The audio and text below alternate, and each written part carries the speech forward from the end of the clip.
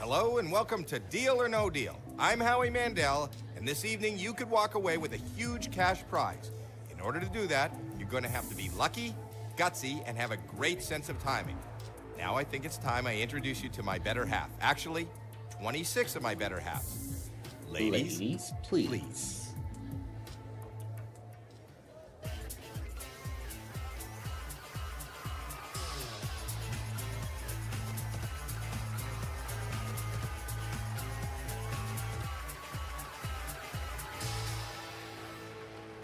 We don't know what is in each of these 26 cases. We do know that the biggest prize amount in one of these cases is $1 million. $1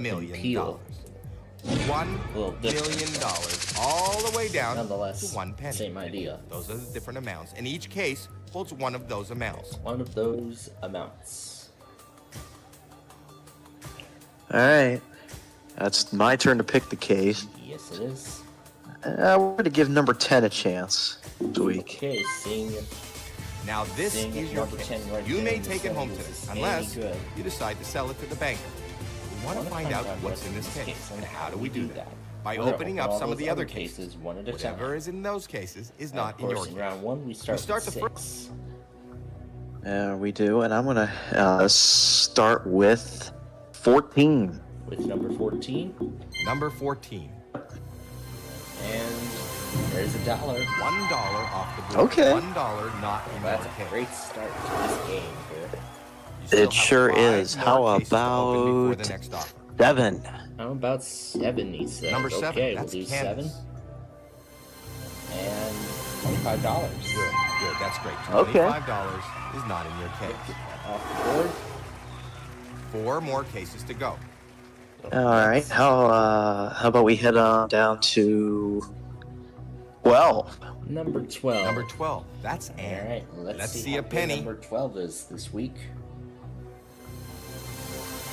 $500. 3 small amounts in a row. That's very good. Very good.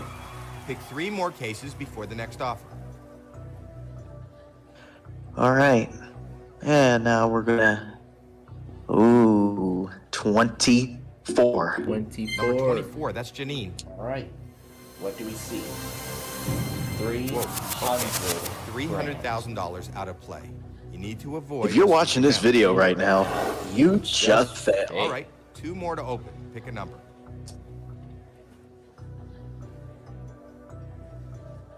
If you All knock right, out the million, the how offer's about gonna go way 18? down. Going number 18. Number 18. $5,000. $5,000 off the board. $5,000 not in your case. Okay. Pick one more case before the next offer. All right. And that one more case is going to be none other than. If you keep the I million don't in believe play, it. You know how many the there offer's are? gonna go up. One. Number 1. That's Elizabeth. Yeah, that's one I forgot to mess around with talking ginger on last night. There's the All right, penny. a penny is off the board. Hey, one for a What about penny. the pesky penny tonight? Hey, look at Okay, you. the Over first here round is solving over. puzzles. You pick that Congratulations. case, You and got now it. it's time for the banker Good to make the stuff. offer. He's not your friend. Yep, we're He doesn't really want you getting to win. hyped. He We're is really reading your hyping every up for move, the and he new wants you out of upcoming here as soon as possible. Big John's Wheel of With as Fortune little money series as that possible. I'm looking to start production on in the new year. And there he is on the phone. And I'm sure Banker Hello? I'm Una's getting very hyped pleased up. by I'm these getting news. hyped up for that new series. Okay. Yes, and Banker Una's I'll very tell him. pleased about this news. This is a very fair offer, but Very pleased it about is the very news. early. I know all of my Offering you favorite Big John's quotes will probably be on there. $18,000. Oh, you So- bet they will. But anyway, 18 grand is the first offer. No deal, Banker. Of course, I'm not taking that. Yep. Yep, I went ahead and got ahead of myself there. Now for round 2. Next round, and we open 5 cases. $1 Cases. million. Let's start with my least favorite driver then. Number 5. Number 5 Number is 5. least favorite. That's naughty. Please show us a low number. Yes, we want to see a low number. No, $2/4 of $1 million That is not gone. good. 750. Yeah, I'm not going to say anything. I'm just Is going to off let the the board. sound Sound effect gets speak for It's not itself. in your case. Insert sound effect. You here. still have 4 Was it more any cases better? to open Really? before the next offer. Yeah, was it any better? Really? Next case. If you keep the million in play, 20. the offer's gonna go Hey, up. how about 20? Yep, Number 20, $75,000. $75,000. Whoa. Off the board. All Hopefully right. that won't hurt you too much. Hopefully that won't hurt us too much. All right. Let's 3 more to do, open. Pick a number. Time for you to do a little pass. Take that. The amount and then Then times times it by it 2. by 2. By 2. And you get $5 $5. off the board. $5. not Okay. in your $5 is off the board in this 2 round. more cases to go. All right. 16. 16, sweet 16. Number 16. Will 16 be sweet in this case? Yes, it will. $1 grand gone. $1,000. Still a fairly low amount. Okay. Gotta keep those low numbers Still off the have board. those low one numbers more off the case board. to open Keep those big before the amounts next there. offer. All right, and then we'll do. Ooh. $1 $20 million is still up. 26, Number right 26. up there at Show the us top in that something corner. good. Let's see, $10. Okay, $50,000. $50,000 off the board. Grand. Okay. Not in your case. Yeah, we'll take $50,000 any day. That was okay. Wasn't great. Not horrible. All right. Let's see what the banker Does thinks. the banker, what's Banker Una, I should say, have to say now after this round? Hello, Mr. Banker. Well, let's find out. Right. Okay. I'll let them know. The offer went up, and this is a very nice amount of money. The offer is $60,000. $60,000. It's all on you. No deal. No way. deal. No way, Jose. All right. I'm now going to ask All right. Now 5 what? huge amounts are still up there. Let's do my favorite driver, number Number 9. 9, his favorite. Number 9. That's Maria. His most favorite Let's driver. see a low amount. Yep. Let's see something low. Oh, There goes $400,000 gone now. That's a You have 3 painful, more painful cases to open. bankrupt. Pick a case. A painful, painful bankrupt. But anyway, 4 huge amounts are 21. available. 21. Number 21, What that's do we Blair. see Yeah. in 21? 25,000. $25,000 off the board. But We're actually still in decent Pick shape. two We more still got cases half a before million, the $1 million next offer. on the board. Let's. Yeah, we still got those out 4 there. huge amounts Yep, are just steer set. away from those. We gotta try to. How about 13? 13, lucky 13. Number 13, that's Ashley. Show Come us on, let's see lucky $10. 13. Hopefully $10. $200,000 gone. Ooh. That'll hurt. Well, how about that? There are none of those One in this more puzzle. to puzzle. open. Congratulations. If you how I knock out the slowed it million, down the into offer's time going to and go news. way down. Anyway, we still got one case left to open in this round. Yeah, I do. How about 3? 3. Number 3, The almighty tree. And there's $100,000 gone. Not coming None back. of those. Next player. back. That was okay. Wasn't great. Not horrible. Let's see what the banker thinks. Yeah, it was okay. But again, wasn't the best. Hello, banker. Okay, I'll tell them. This is a very It is nice a very offer. nice offer indeed. And the offer Let's is see what it is. $75,000. $75,000 now. No deal, No banker. deal. Absolutely not. And we're gonna spend 19. You need to open Going 3 to more. 19 Number 19. now. $75. That's good. $75. A low amount out of the way. Okay. All right, 2 more to open. And Number- 22. 22. Number 22, that's Alexis. What do we have? $50. That's good. $50 off the board, left side of the board. And 8. You have And one number more 8 case. to finish Number up 8, the that's round. Jamie. What do we have? Half a $500,000 million bucks. off the board. Not in your case. Wow. You fool! That was okay. Wasn't great. Not horrible. Well, Let's see what the banker thinks. I'm not sure how horrible to say it as, because that million Hello? is all on its own on Okay. the right-hand It's side. still up of there. The board. I'll tell Yep, you. but the million is still there on the This is board, a very nice and offer. it is a very nice The offer is indeed. What is it now? $85,000. $85,000. Nope. Nope. No No deal. deal. Absolutely nuts. Okay. Now we continue on.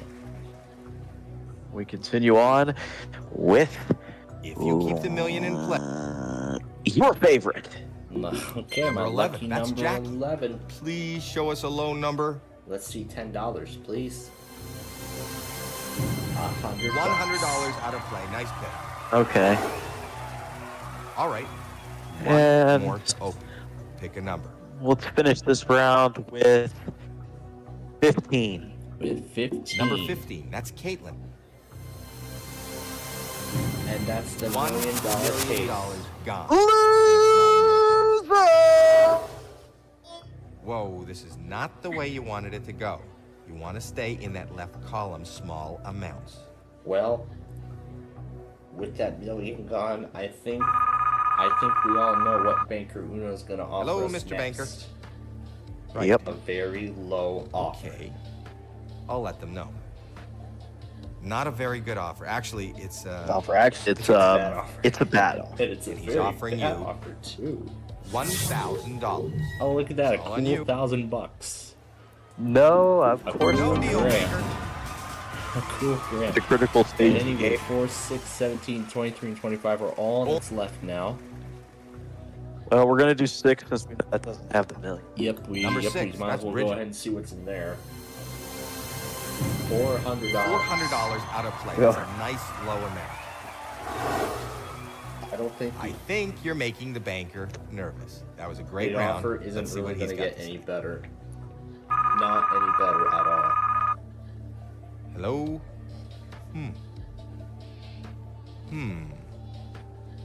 Okay. Those picks really hurt you. A very low offer. It's gonna And the be a offer very is? low offer.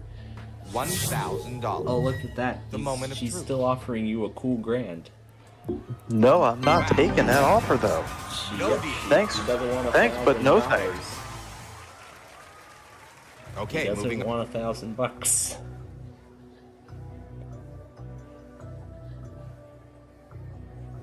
So what case is it Alright. gonna be now? It's gonna be 17. 17. Number 17. Let it be a small amount. Yeah, let's let it be low. $750 off the board. $750 not in your case. I think the banker's getting a little woozy. This board is your board. Well, it's not the best board. It's not Hello, the banker. best board considering we've just been offered $1,000 Okay, twice. And I'm still not taking it, no matter Not a what very it good is. offer. Actually, it's a bad offer. Yep. But hey, No matter It's what more the heck my than what you favorite came Dumpy here girl with, huh? offers you now. the offer is And speaking of which, that offer is now $2,000. $2,000. So we doubled. No, I'm not taking No your deal. deal, bunker. He doesn't want that cool $2,000. He wants to go for Okay. the 25 words or less money. Or the Scrabble money or whatever.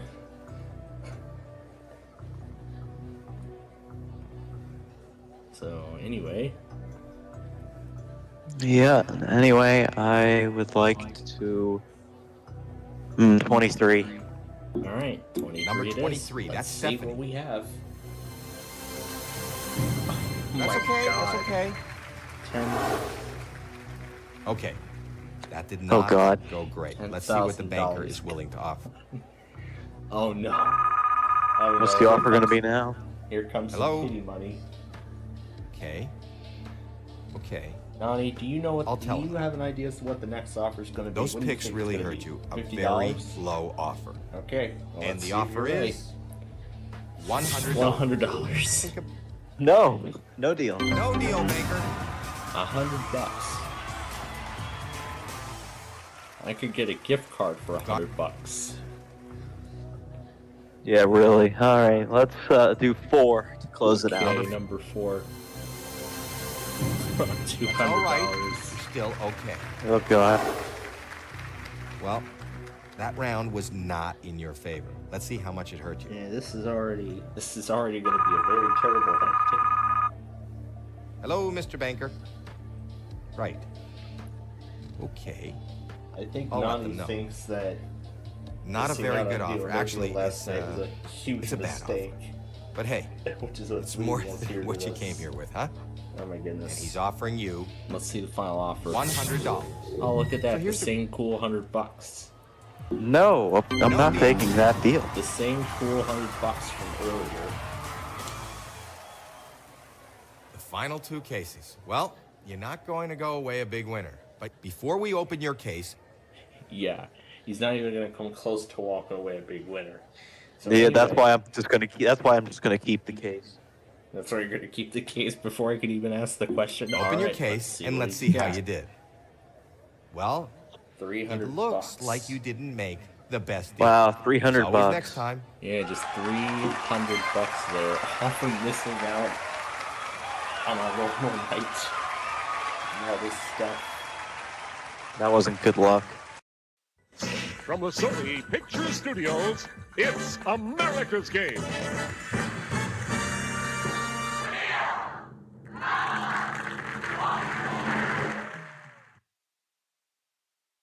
Wax up the skis and get your earmuffs on because it's Winter Sports Day here on Wheel of Fortune. Here to get us started, Vanna White. Thank you, Charlie. Welcome to Wheel of Fortune, everyone. Let's get going. Yep, let's get going. Let's get this game started. Where's the first puzzle? Let's take a look at our category. It's a Proper name. Okay, start things off. You get us going, player one. Who does that? Uh-oh, lose a in a bad way. turn. Sorry. Player two, you're up. I'd like to spin. Let's see that big one.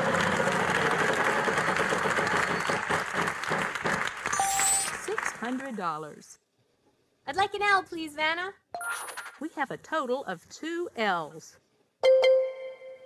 I would like to buy a vowel, please. Are there any A's? There are no A's. Single Sorry. A. You're up, player 3. I think I'll spin, Vanna. Let's go. Let's see some money here. $550. How about an S? A pair of S's. I think I'll buy a vowel here, Vanna. I'd like an O, please, Vanna. A pair of O's. I'd like to buy another vowel. I'd like an E. I'm gonna go with the U. There are no U's. I'm sorry. No! Player 1, over to you. All right, here we go.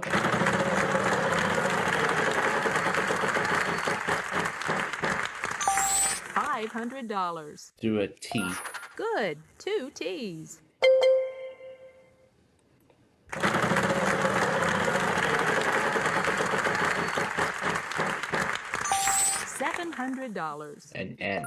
A pair of N's for you. And that just gave it to me.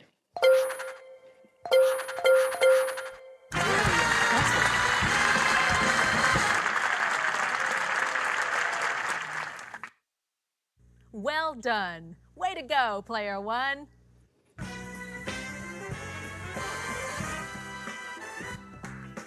That's it for this round. Let's see how all our players are doing.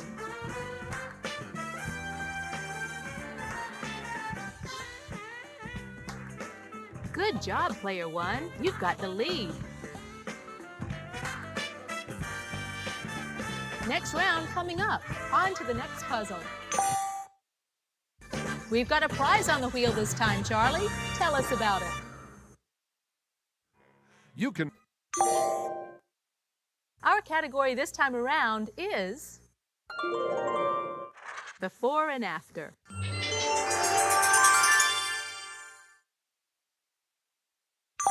This time, player 2 goes first. Okay.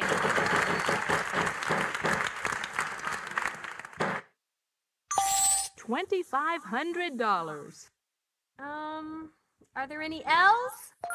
There are 3 L's. All right. I'm gonna buy a vowel. Are there any A's? Just 1 A. Woohoo! I love it. I'd like to buy another vowel, please. An O. Okay, 4 O's as a matter of fact. That's what I like. I'd like to buy another vowel, please. I'll take an E. Yes, 1 E. Show us where. Yes. I'd like to buy another vowel, please. A U? There are no U's. I'm sorry. Oh, why me? You're up, player 3. I'd like to spin, please. Okay, big money, big money. Come on, money. Here's your free spin. Let's give this a spin. Okay, come on now.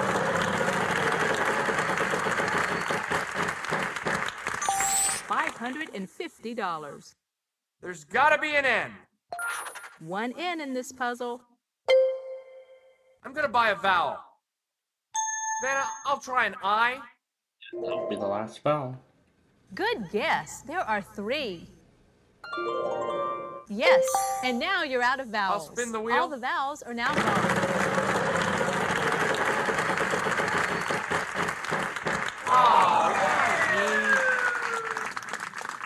Ooh, that hurts. I'd like to use my free spin, please. I'll spin.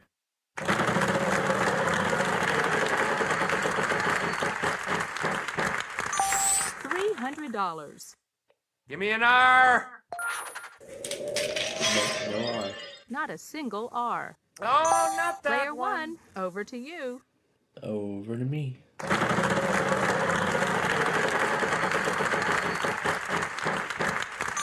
$450. Let's try a T. There is a T. It's the 1. And I believe... Oh, no. Oh, lose a turn. Too bad. Too bad. It's your turn, player 2. I'd like to spin. $300. How about an H? Nope, no H's. No H. Sorry. Player 3, on to you. Let's give this a spin.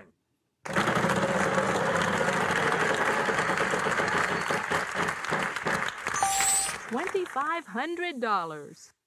Let's see, W, please? No. No W's. Sorry. Player 1, over to you.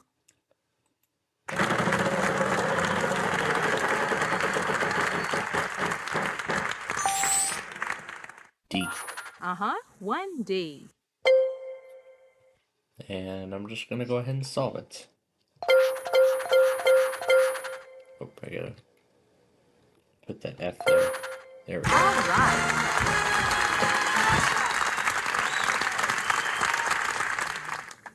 All right, there you go.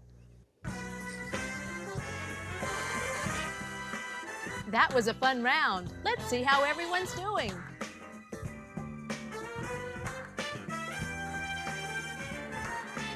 You must be a wheel watcher, player 1. Yes, I am with 11,505.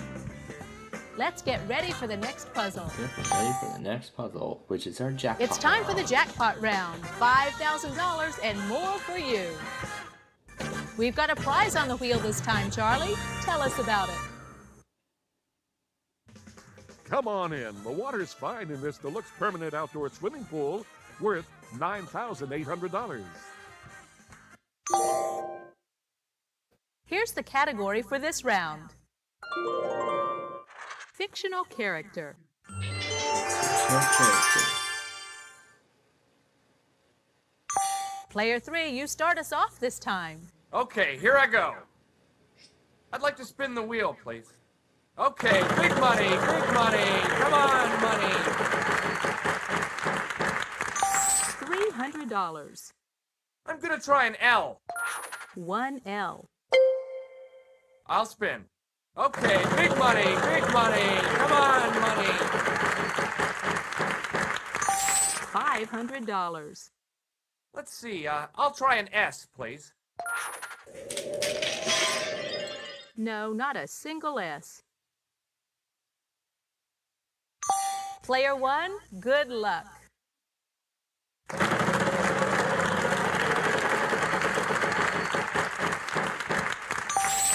$300. Do an R. Yes, there is an R.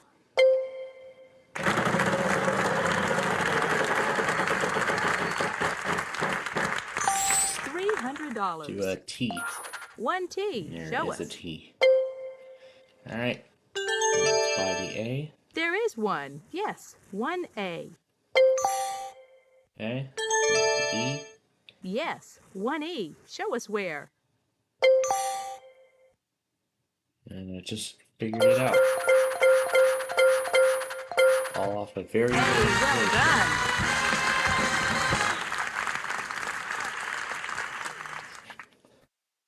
Wow, very impressive, player 1. Let's see how everybody's doing after this round.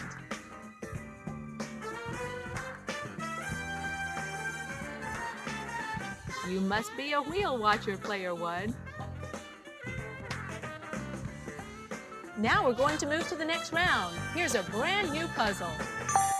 We've got a prize on the wheel this time, Charlie. Tell us about it. Head 'em up, partner. It's time for an all-expense-paid trip to the famous Calgary Stampede in Calgary, Canada. Valued at $4,760. Let's see what our category is this time. Thing. Ding. Okay, start things off. You get us going, player 1.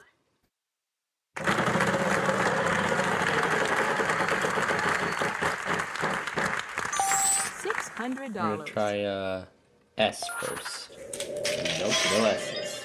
No, not a single S. It's your turn, player 2. I think I'll spin, Vanna.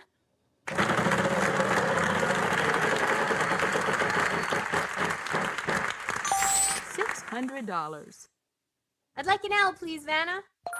1 L. I would like to buy a vowel, please.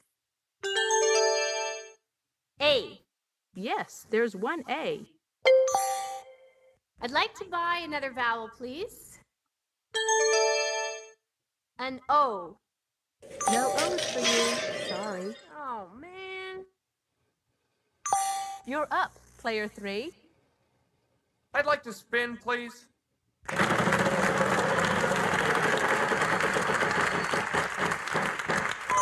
Oh, well, at least you didn't lose too much. Player 1, good luck.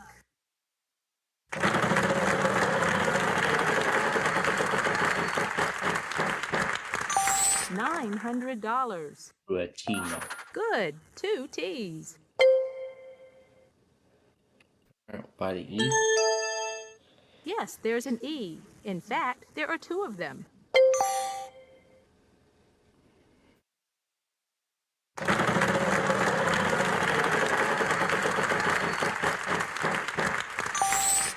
Try an R. We have 1 R for you. Alright, so I got that prize. I'll go ahead and buy the I now. There are 2 I's. Pair of eyes.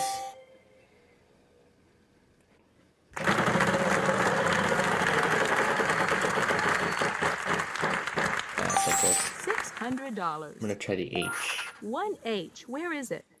Yep, that's gonna do it.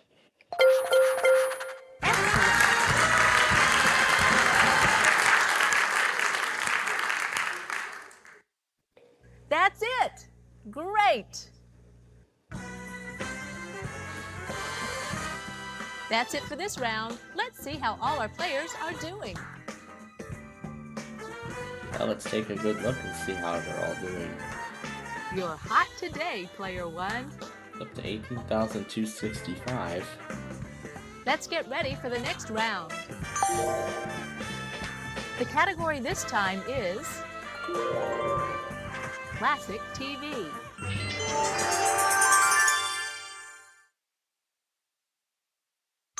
This time, player 2 goes first. Okay, here I go. Let's give this baby a spin. Come on.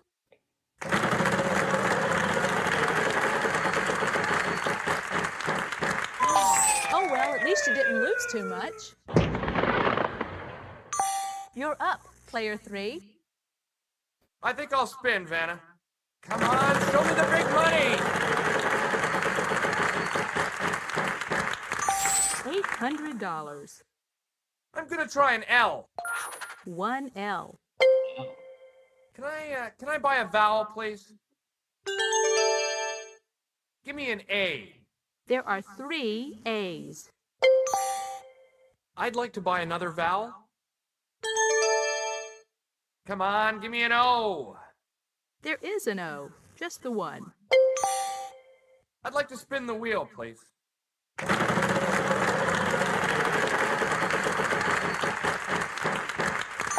$900. S. A single S. Can I buy a vowel, please? I'm looking for an E. This should help. There are 3 of them.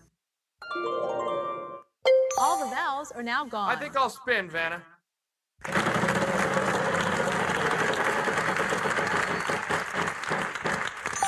$300. I'd like an N, please. A single N up N. there. I'll spin, Vanna.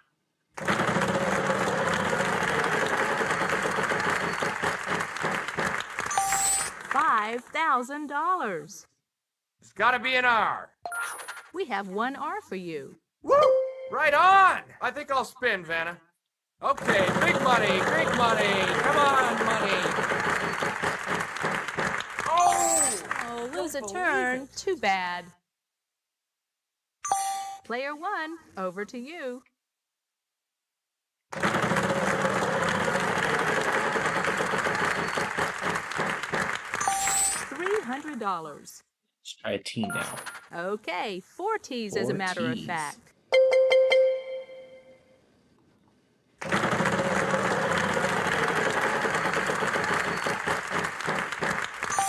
$300. Let's do the K.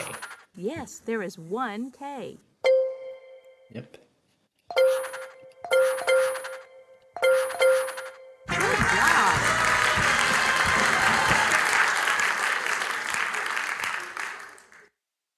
Congratulations. Outstanding. Let's see how everybody's doing after this round.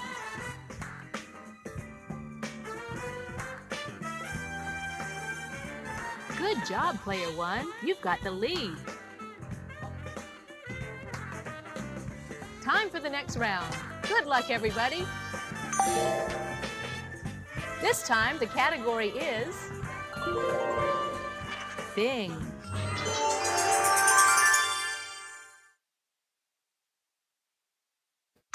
Player 3, you start us off this time. Okay, here I go. Let's give this a spin.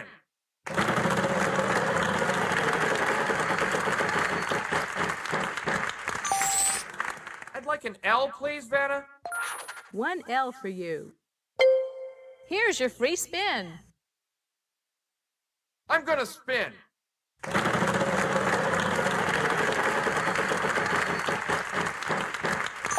$900. How about an S? No S's. There are no S's. Sorry. Oh, looks like a good time to use my free spin. I'd like to spin, please.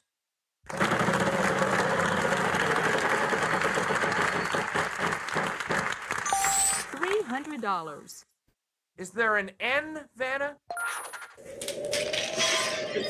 No, no N's. Sorry. Oh, not that one. Player 1, over to you.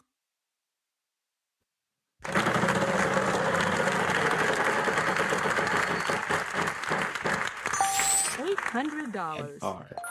1 R in this puzzle. Okay.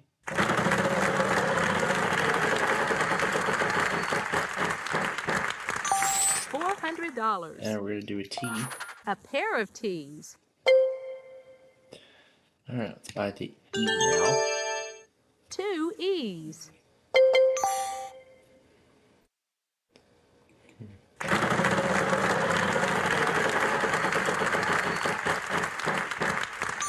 $1,000. Try a B. No B.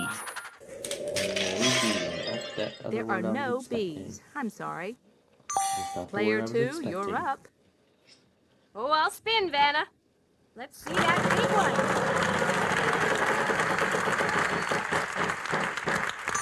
$550. H. 1 H in this puzzle. I'm gonna buy a vowel. An A. There is one. Yes, 1 A. Oh, I'll spin, Vanna.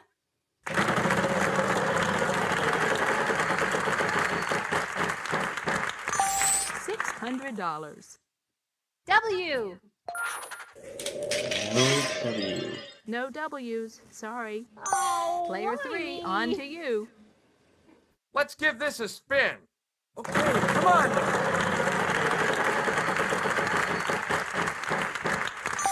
$350. Is there a C, Vanna? 1 C. Can I buy a vowel, please? How about an O? Yes, there's 1 O. All the vowels are now gone. I'll spin. $600. I'd like an M, please, Vanna. No, not an M in sight. Player 1, over to you.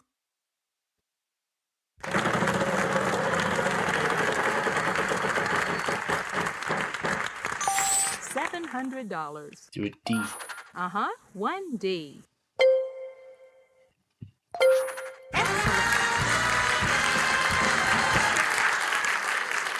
That's it! Great!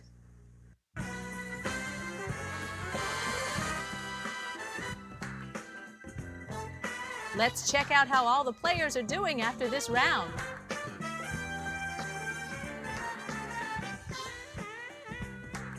You're hot today, player one.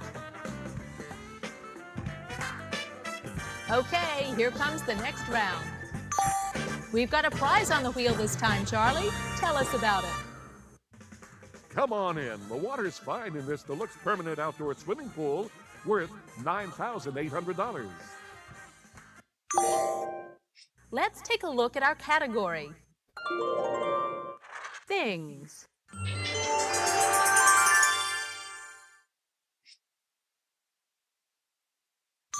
This time, player two goes first. Okay, here I go. I'd like to spin the wheel.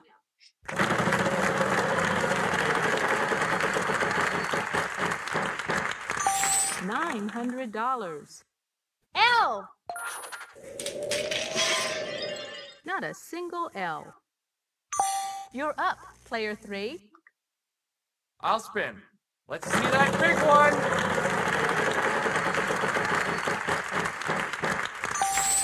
$300. Is there an S? No, sorry. No S's. Oh, jeez. Player one, over to you. It's over to me now. Yep.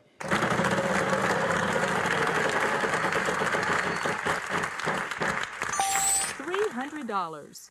They're trying to R. We have two Two R's. R's up there.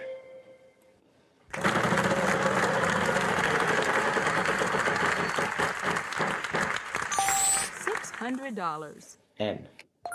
One N in this puzzle. And just that one. Alright. Let's go ahead and toss some vowels now. Two E's. There's two E's up there. Now we'll do the A. There are no A's. No A. Sorry. It's your turn, player two. I'll spin. Okay, come on now.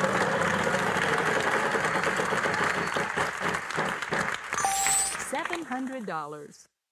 Is there a T? Yes, there are three T's. I think it's time to purchase a vowel. I'd like an O. Uh-huh, two O's. I'd like to buy another vowel, please. How about U? There is one U, yes. All the vowels are now gone. I'd like to spin the wheel.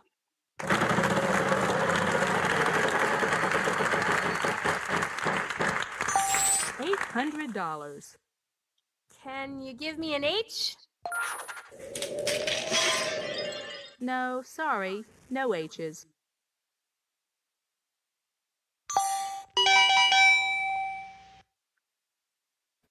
We're running a bit short on time here. I'm going to have to give the wheel a final spin. One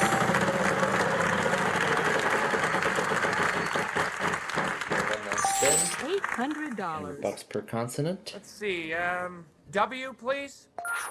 Seriously, W. Not a single W.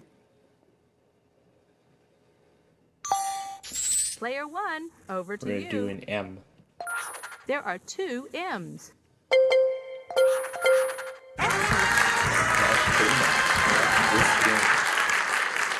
That's it! Great! Let's see how everybody's doing after this round.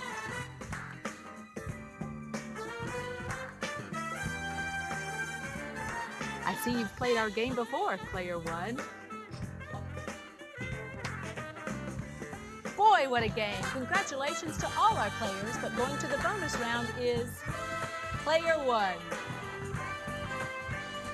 It's the bonus round. Start by picking one of these cards, and we'll see if we can't add to your total. We're gonna do the W. This time around, our category is Thing. Thing. Here are the letters R-S-T-L-N-E. Now pick 3 more consonants and a vowel. Could this be that easy? Here's your bonus round puzzle. Just as I thought. That's it! Congratulations! What have they won, Charlie? I wonder what I won. Time to load up the truck and move to Beverly Hills, that is. You just won the use of a mansion in beautiful Beverly Hills, California for 1 month. This lush Golden State Manor comes equipped with the latest in furnishings, an Olympic-sized pool, and a full household staff. Naturally, you'll want to go on a shopping spree to look the part. So how about an additional $10,000? This fantasy prize package is valued at $70,000. Yeah, no kidding, considering how expensive that mansion is. Final total is Congratulations, Player One. You really $94,115. racked up a big total today. Come back soon and play our game again. Bye-bye.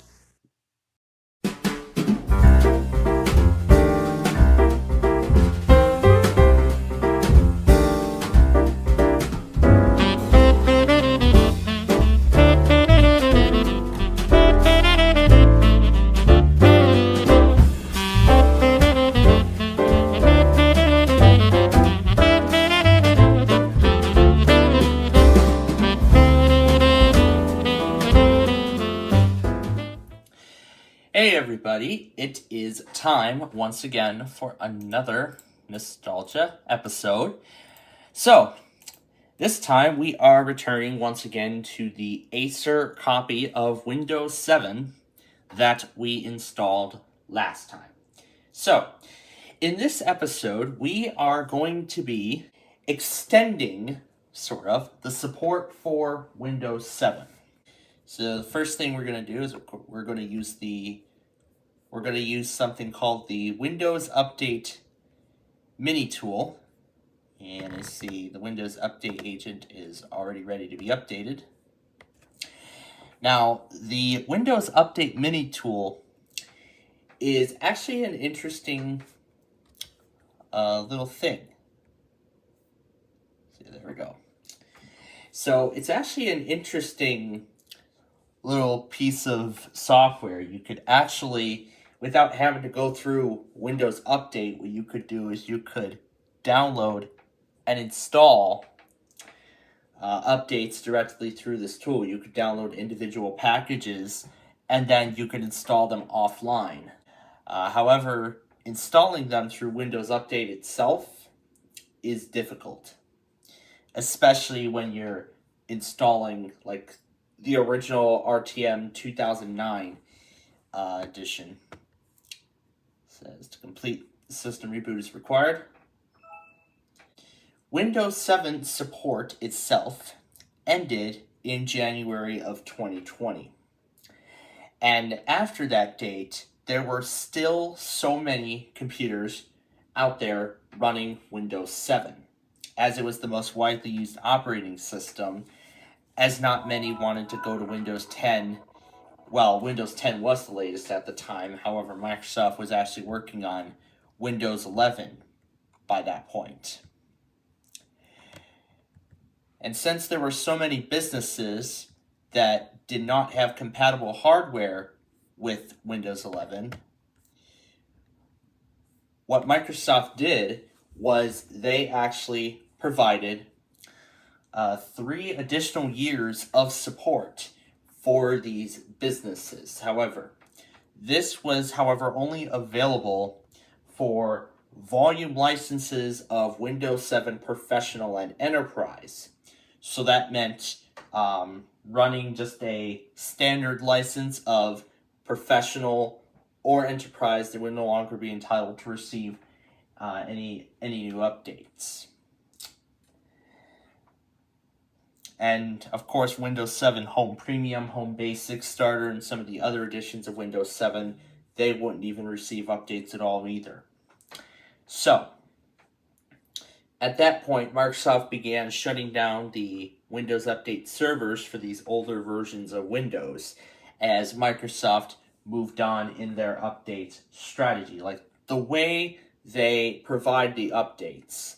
Because as of now, you only get updates for Windows 10 and Windows 11 since Windows 8.1 support ended earlier this year in January of 2023. Alright, so it says that the mini tool failed with an error. I'm assuming that is because of the Windows Update servers. However, we can actually fix that as I've created a flash drive of all these patches. So, these are the two updates that we're going to need to install. First is KB 3020369. Yep, that is the first update we're going to install. And the other KB is 3172605. That's the other KB article that we need. So, once Windows 7 support ended, as I've mentioned already, many businesses were still running Windows 7, as many of those business computers could even run Windows 10. Well, not really the operating system itself, but many of the business's software wasn't even compatible with the newest Windows release at the time, which was Windows 10. So, Microsoft offered 3 additional years of extended updates where businesses paid hundreds of dollars to Microsoft for each year of additional security updates. And that was per device. Hundreds of dollars per device. And of course, the amount will double each year. And each year, that number would double. So we're saying if there's like a network of like 30 or even 100 devices, maybe talking thousands, could be talking thousands of dollars. I think about if, like, let's say a business has like 75 different devices, and then they give them all the extended support, and then they would be paying like $7,500 to Microsoft for just all of those devices alone. So after that, then the next year it would jump up to like $15,000, and then it would be over $30,000 for year 3, which of course ended in January of earlier this year, in addition to support for Windows 8.1. I'm sure many of you have heard of the POS Ready hack with Windows XP back in April of 2014, when Microsoft ended support for Windows XP after 13 years. So when that happened, of course, XP no longer received updates, and it had its support for the longest amount of time because not many people enjoyed Windows Vista within its first few years. However, those problems, and it was because of they were not getting what they saw in the ads, among other things, like NVIDIA drivers were the primary causes of crashes on Vista, and also that when they bought a Windows XP computer with a Vista-capable tag on it, they thought they were going to get all those fancy arrow effects. However, that was not the case, because the edition of Vista that the manufacturer provided was, I believe, Windows Vista Home Basic. Some even chose to send over Home Premium. However, none of those Vista installations ever got what they were going to expect from the ads. So, okay, now that we fixed Windows Update, let's go back to the Windows Update mini tool, and now it should find updates. So it found all of the updates that were released with Service Pack 1, and then it found, why is it saying there's Service Pack 1 again? Because this is Service Pack 1. Oh well, we're going to go ahead and we're going to install them. Alright, so it is now the next evening, and I have finished installing all of the updates for Windows 7. So, now that all the updates are installed, we can now proceed. with the extended patch. The next will be, I believe all these updates are post end of life. So we're going to install these next. Okay, so it looks like a lot of the post DOLs are already installed. Okay, that's already installed. I think all these were installed already by Windows Update. Alright, so 786 is not applicable, but we'll delete these two since they're already installed. 449 is not installed, so let's install that. Okay, that is installed. So we'll delete that now that it's installed. 538, 483 is next. So Internet Explorer 11 was installed with this package, so we do not need it.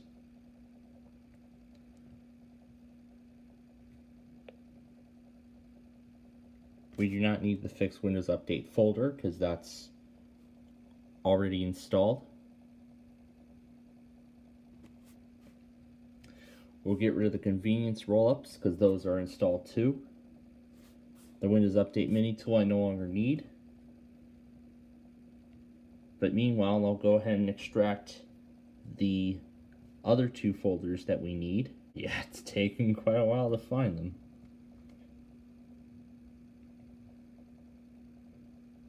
But we'll go ahead and we'll add this entry to the registry.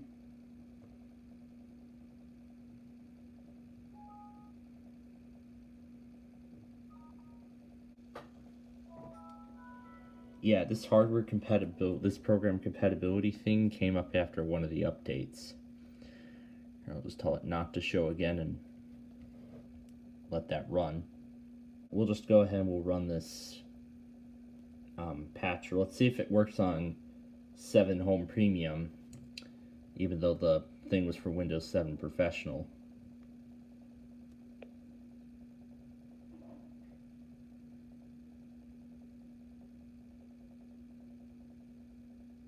Okay, so we're gonna do the entire thing, so 1, and that is it. We'll just go ahead and we'll hit any key, and now the system is ready for extended updates. However, we're gonna install these remaining updates here. Yep, we still get the error. So I'll have to look up that KB article so I can see.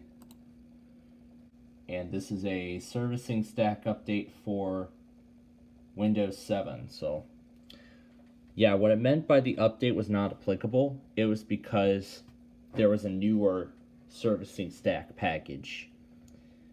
So next up is 453-8483. This update is the Extended Security Updates Licensing Preparation Package from February. There are actually multiple packages. There's actually multiple preparation packages. There was one that was released on February 13th of 2020, so about a month after Windows 7 support ended. And then an updated one was released in May of 2020. And so far, it's going well. It looks like we don't have to update the edition or anything. We don't have to update to 7 Professional. We can just do it all on Windows 7 Home. This one requires a restart. Alright, so now this version of Windows 7 is ready to receive extended updates. So we'll go back to the post EOL folder and we will delete the licensing preparation package. We have 3 more updates in this set to install. The next one is KB4575903, and this is another licensing preparation package tool. This is from July 30th of 2020. So I believe the rest of these are going to be extended licensing preparation packages. It looks like this one requires a reboot too. However, we will not do that right now. Yes, we will install the servicing stack. This is the last update that needs to be installed. And then we will be all set.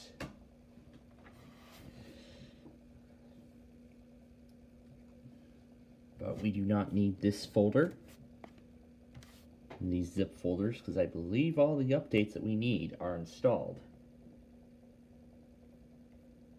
Okay, and it's done. It's ready for a reboot. So that should be all of them. That's all the updates that we need installed. So we do not need this anymore.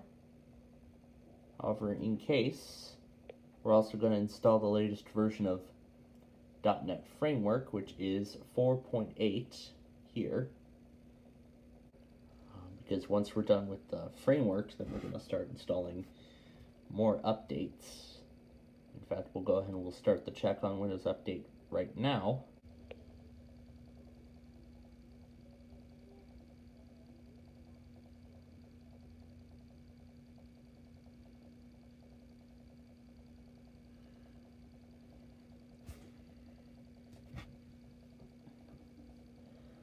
So the check just finished and it found 13 updates, and there's this other one, and yep, here are all of them.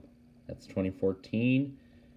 There's the 22, 10, and 12 quality rollup for Windows 7, and there's the 22.1 update for Windows 7. So let's go ahead and install those. And then at this point, we are getting ever so closer to having a most secure Windows 7 OS. Alright, and all 14 of those extended updates are done, and it is ready to restart. And that's it for the first round of updates. And there is the Edge browser that one of the updates installed, which of course was Microsoft's intention to surpass Internet Explorer. There's the end of support message, but this system is technically not out of support, really, because we just applied the ESU. It says there are no more updates, but we know there's more. Well, I was completely wrong. It looks like the servicing stack was all the OS needed. So we are done. This system is now entirely up to date. However, not just yet. So really the last thing that we have to do is install the latest servicing stack update for Windows Embedded 7, the Embedded 7 counterpart. We're going to do both the servicing stack and the security monthly quality rollup. We're going to do both of them. Now, many of you remember the POS Ready hack from Windows XP. This is exactly similar, except it partially involves registry keys, but it actually involves more than that. So yes, we want to install the security monthly quality rollup for Windows 7. Because essentially, Embedded Standard 7 and Embedded POS Ready 7 are both the same as its counterpart, this counterpart, Windows 7. The thing is, Windows XP did not have an embedded version until 2009, which was like halfway through the OS's life cycle, and that's why people were able to get updates for Windows XP until 2019 with the POS Ready 2009 registry hack. And that package is done. However, we will not restart yet because there is one more update to do, and that is the latest servicing stack. Both the security and bug fixes. Well, security is definitely required, but bug fixes are also optional. So what I'm actually going to do is I'm actually going to install both of them for the maximum security possible. And then I believe this update will require us to restart as well. However, Edge will not update to version 105, because I remember when I tried updating Edge, because when I tried updating Edge on another Windows 7 computer, it updated right away to Edge 105, and for some reason it wants to do Edge 88. So we are just about done. There is one more update to install. And then after this, we should be all set. So we'll tell it yes, and it is done. So if we refresh the update history, and there it is. A very important update at that. And that is it. We have just activated another year or two of security updates and bug fixes for Windows 7. So while the extended support for Windows 7 ended in January of 2020, and then its extended security update program ended 3 years later, support for Windows 7 technically is not over yet. So we have just activated another 2 years of security updates for Windows 7. Well, not really 2 years now, but these security updates should last for at least next year. So these should last through next year and possibly into early 2025. So, I mean, because I know many people want to stick with Windows 7, so that's really how you could patch Windows 7 and make it 100% secure, as equally secure as a Windows 10 or 11 computer today. So, in another episode, we are going to be trying to activate supposedly extended updates for Windows 8.1 that'll actually last until 2026. That is a very long time. So that's another 3 years of support for Windows 8.1, especially after its main support ended earlier this year. But until then, though, in the next episode, we are going to be trying to put some of my older systems against Microsoft's latest creation. And I'm talking Windows 11. Not Tiny 11, not Rectify 11, Microsoft's actual Windows 11 itself on unsupported hardware, even though Microsoft does not recommend it. We're just going to see how it performs against one of my Windows 11 laptops, including this one here. But we'll see how that all goes. But until next time, thanks for watching, and we'll see you in the next episode.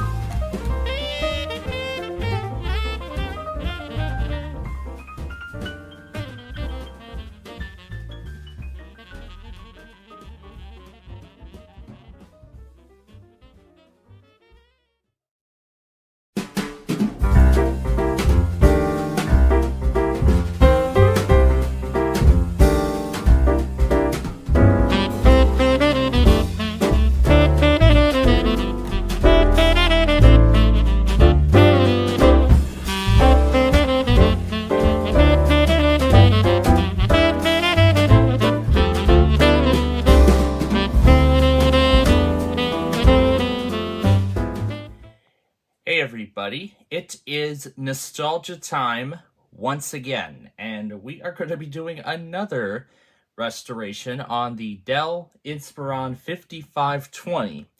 As you can tell, it is running Windows 7 Professional. It's been running 7 Professional for a while. And last time we tried running Windows 11 off of a USB flash drive, and which from those results with the ThinkPad, we only got to the boot screen and it was stuck there for like 5 minutes and I just gave up. With this, we were able to get much farther. We were able to get through setting up devices only for it to restart, and then it no longer detected the flash drive in the BIOS, which then forced it back into Windows 7. So, we're going to replace this copy of Windows 7 with Tiny 11, which is a slimmed down version of Windows 11. But what I want to try and do first is I want to see if I can upgrade Windows 7 to this release of 11. If not, then I'll just do a clean install. So really what Tiny 11 is it's a slimmed down version of Windows 11 that removes all of the bloatware, like Spotify, Instagram, TikTok, that kind of stuff that usually comes with it. And then it also removes TPM 2.0 and some of the other stricter requirements. The question is, can we do a direct upgrade? Probably not, but let's find out.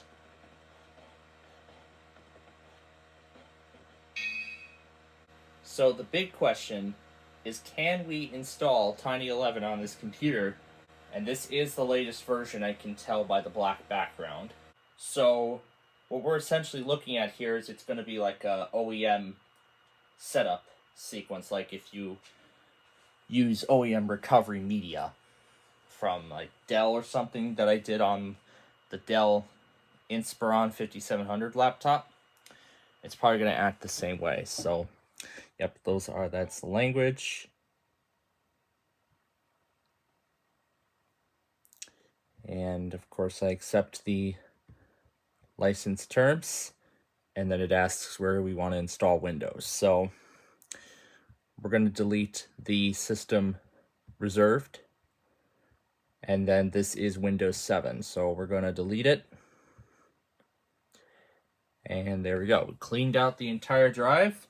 Windows 7 is gone forever. And now we are kinda upgrading this computer to a slimmed down variant of Windows 11. Yeah, there's the startup sound, and that's a pretty slow animation, but overall, I am impressed with the way this is acting. This is, I believe, a 2012 i5. This had Windows 7 on it, and now let's see how well it runs Windows 11. So, of course, this is the typical out-of-box experience. Yes, we are, of course, in the United States. This is the right keyboard layout. We're going to skip it. And since there are no drivers, we can just tell it we don't have internet right now, because we do have the drivers on here, and we are going to install that after we set this up. So I am going to set it up as a local account for the time being. And we are not going to apply a password. However, I may end up doing so later. I'm going to keep the location on, just so I can get weather conditions and stuff like that. But I'm going to turn off all of the optional telemetry that Microsoft likes to do. That's what many people were concerned about with Windows 10. Almost there, and we are at the desktop. So, as I have said, this is just a plain old Windows 11 install, and look at that. A lot of the bloatware is gone. I mean, look at that. We don't get the we still have the Microsoft Store, but I mean, this is as slim as it can get. I mean, look at that. There is not much on the system. There's no calendar, there's no Outlook. I mean, we could install a bunch of stuff in the Microsoft Store, but we could do that separately later. So, now we're going to install the drivers. So, if 2012 era drivers can run on Windows 7 and Windows 10, can they do so on Windows 11? Well, let's find out. This is the Turbo Boost software that we're going to install first. And because it is Tiny 11, there's no rounded corners or anything of that nature.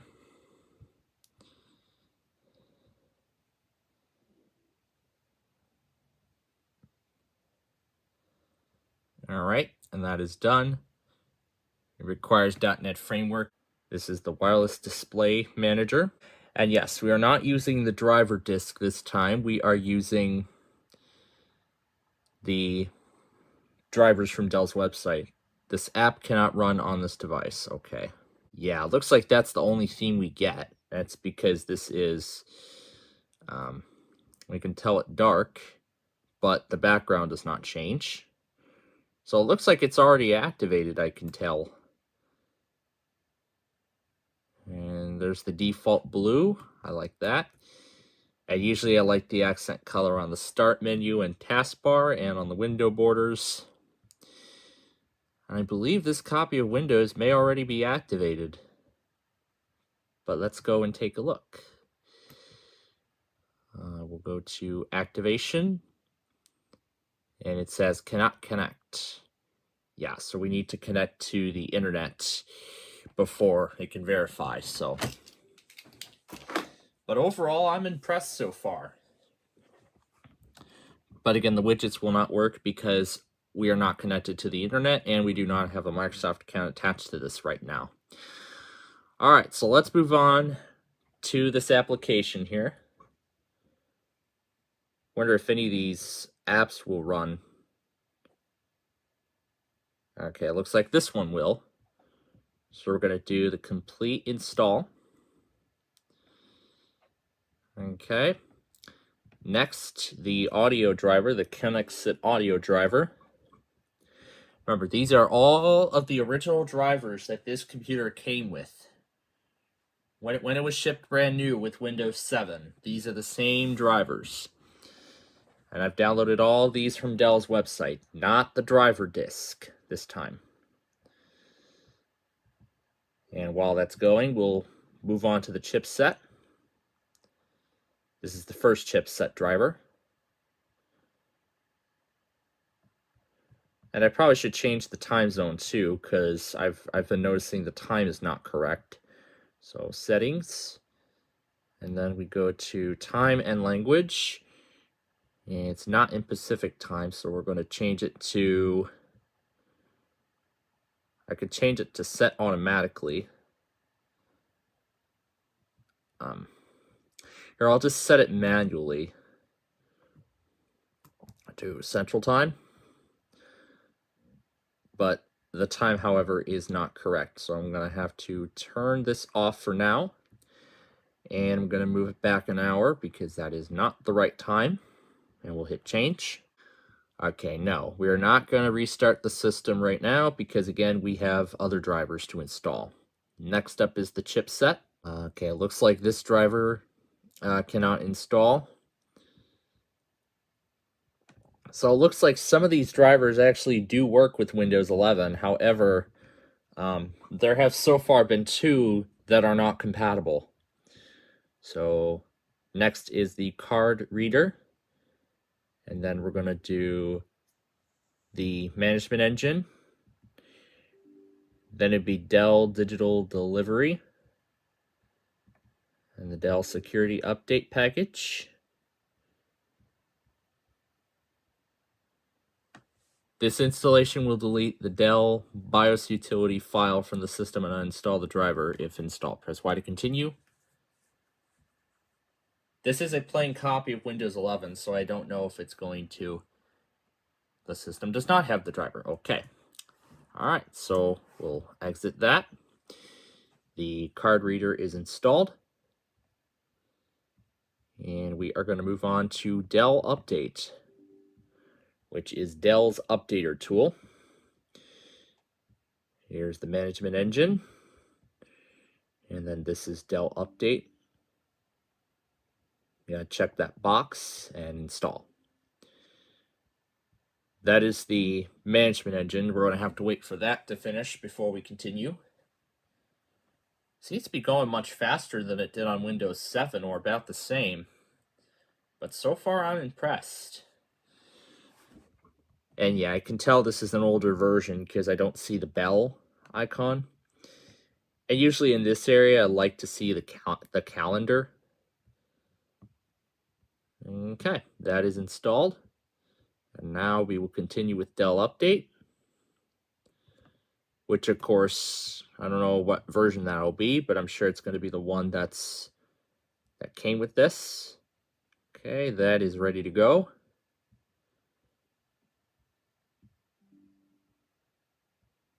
And there we go. We're already starting to see notifications from it. Tell me that it has been installed. Next is the Atlantic touchpad driver. We're going to skip the A7 BIOS because that is already installed. Let's see if this WiMAX works.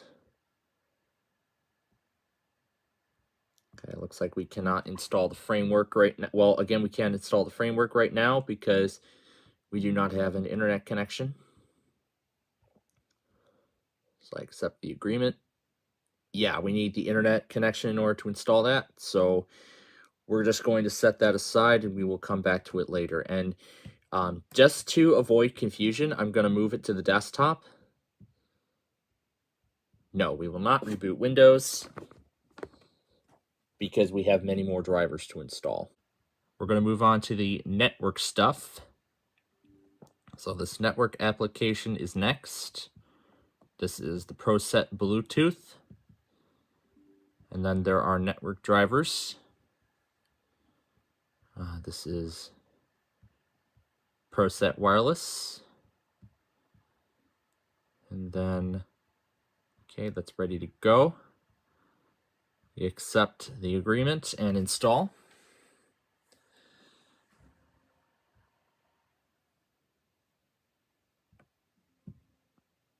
Okay. It looks like this is asking for the framework as well. So, what driver is this? Bluetooth? I'll cancel that for now. Well, we got what we needed, so. Alright, was this that driver we just did? Want to take a look and see. Because I want to be sure that this is the one we just did. Okay, it looks like we did not do this one yet. So, actually there are two copies of the same thing. So here we go. This is the Ethernet controller. Alright, so this is what we'll try again with later. And we are going to install. I see the display driver actually installed. Yep, I can adjust the brightness now. Yay! However, we have another problem. Now I have to go on a scavenger hunt for Windows 11 keys. Yay! Because I didn't know this was going to come with 11 Pro instead of 11 Home. What was I thinking? So that's great. Now I'm going to have two Windows 11 Home laptops, a Windows 10 Home desktop, a Windows 10 Pro laptop, and now a Windows 11 Pro laptop. This is going to be great. So now I'm going to have to go on a scavenger hunt. So now I know this won't work.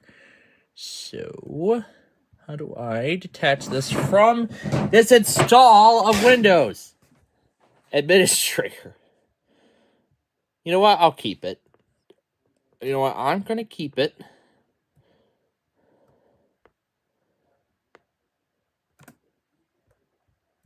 Oh. Sign in with a local account instead. Yes. Windows needs to verify your identity.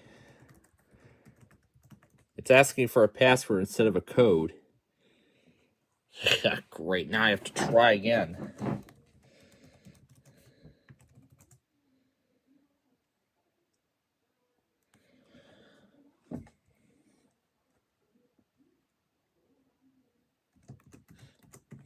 Let's see if I remember.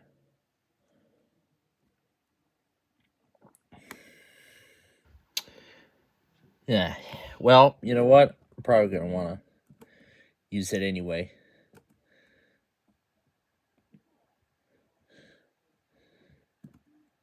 Edge wants to update. Let's see about the other updates for Windows.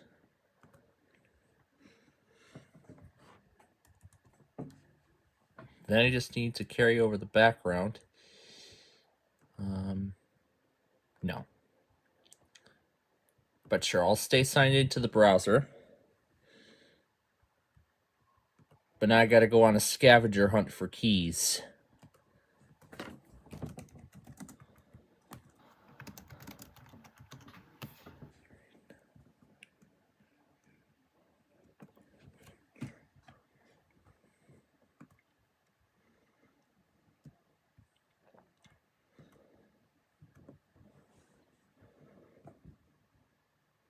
So we want 11 Pro.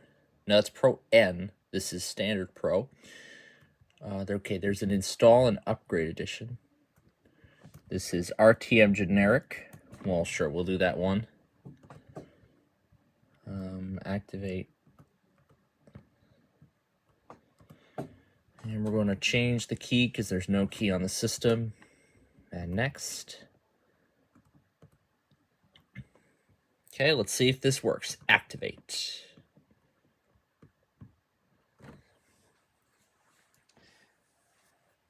As you don't have a valid license, you don't select troubleshoot.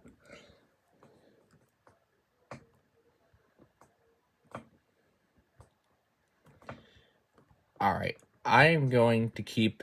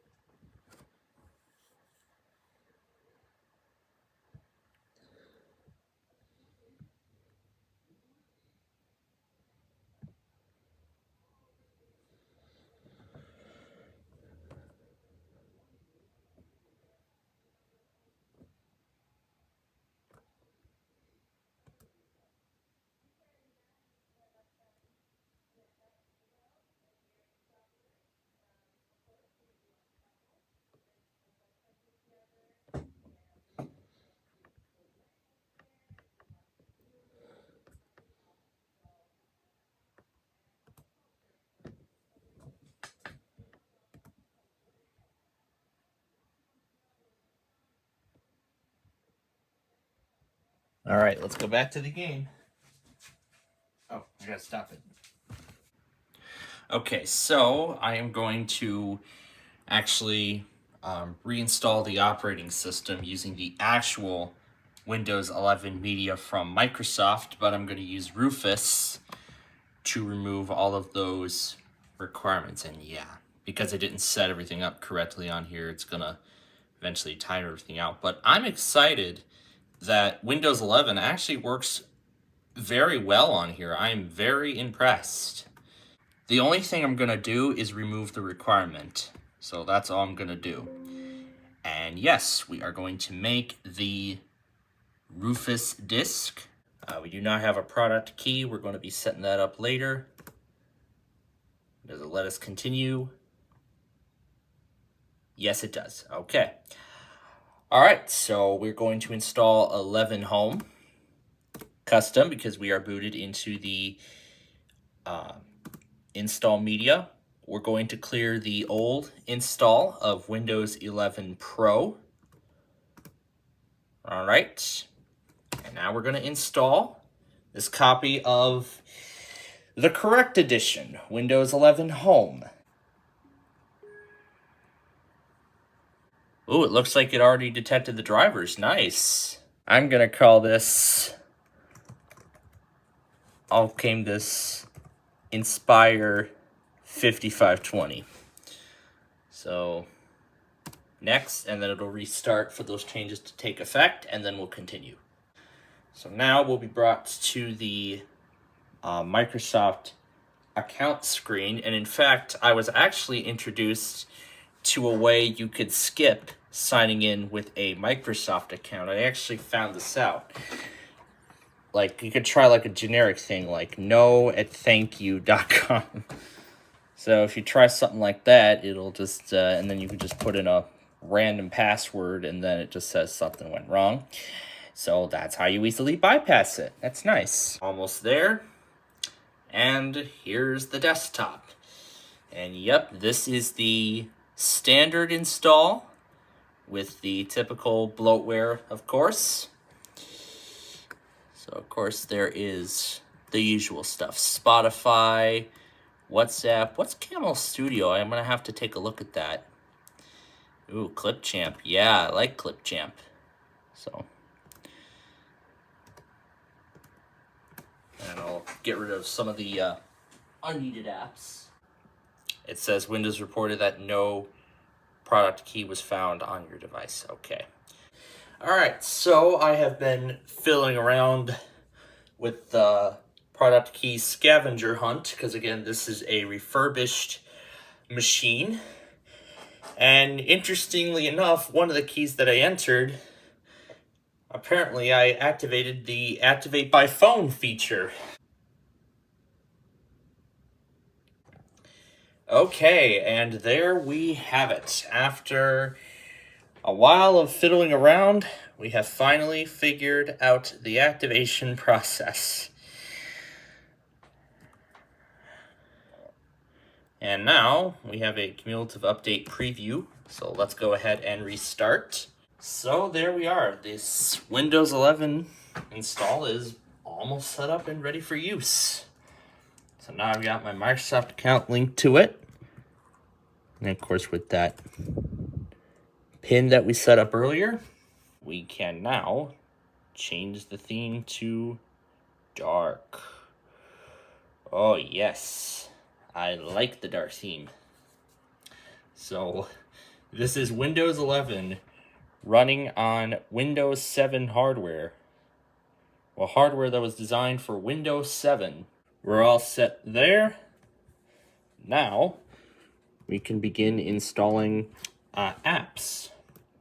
So I'm going to take a couple of them from my computers. So we're going to be installing Audacity and its FFmpeg library. And let's install VoiceMod with the built-in microphone, because why not? So let's see, VLC, Audacity, and then of course we need an antivirus. So of course our antivirus of choice is Kaspersky. And we're going to go down, we'll find the older editions. And we want the latest Kaspersky Total Security. So this is Windows 11 on old hardware, and boy is this exciting. So this is an old i5. This is 8 gigs of RAM and a 64-bit system. But my goodness, it is doing amazing on this OS. Just amazing for old-fashioned hardware. But why are my apps not starting? Okay, there we go. All right, got VLC to start. Now we're going to launch Discord. We need Audacity first before we can open everything else. So we'll start the installer for VLC. We're going to install everything. And now that Audacity is installed, we can now install the FFmpeg library, which will allow me to convert movie files and other extensions for use on the program. And there it is. These are all of my folders. Okay, VLC is installed. And we'll go ahead and we'll start the install process for VoiceMod. Yeah, and I'll have to put the blue back on the window bars, and I'll do that later. So we'll accept, and we'll do all this and install.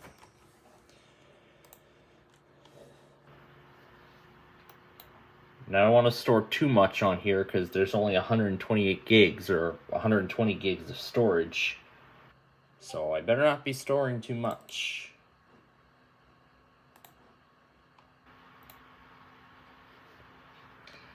All right. We do not want to take a tour. It looks like an extension was not found.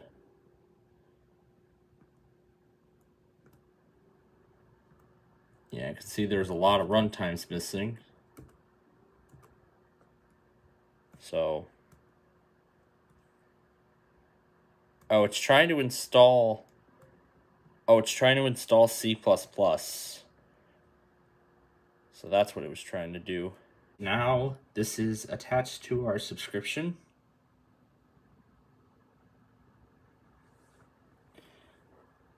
And now we can let it run its download.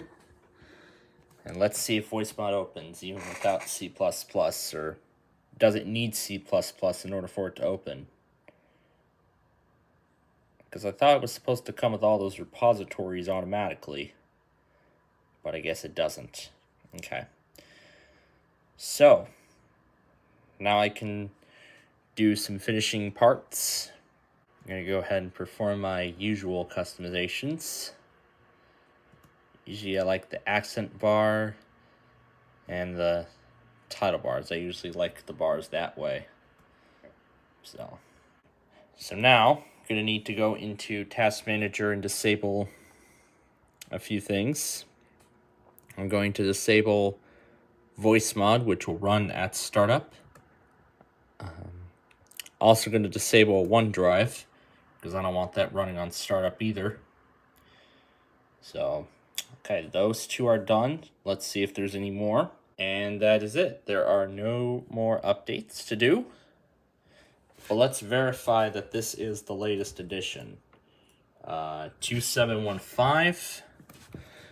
And on here, it is 2792. So I suppose there's a newer version. And yeah, this is the... They're still running the November cumulative update. However, this is the one that we just installed, the cumulative update preview that was released on Monday, the 4th. So Camo Studio is essentially like a camera application. So,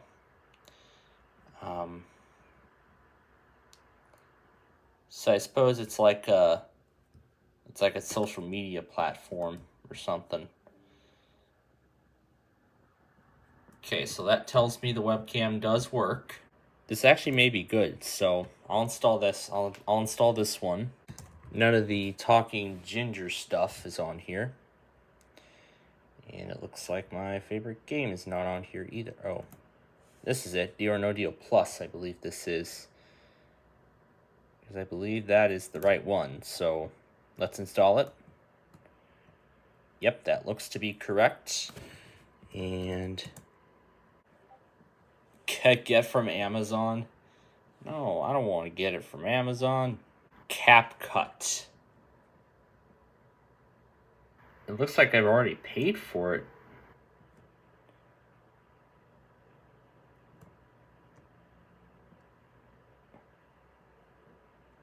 So it seems like a lot of these apps, after I created this, it looks like a lot of this stuff looks like it told me I've already paid for a lot of it. So that is interesting.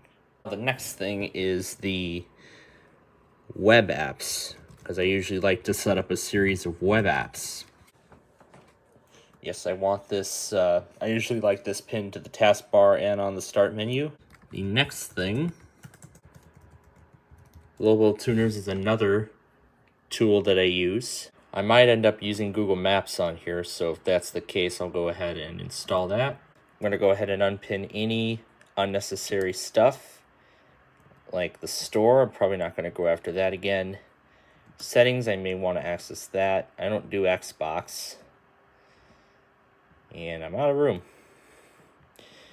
But we'll go down the bar and we can see the apps that I wanted are installed. Yep, that's exactly the one I requested.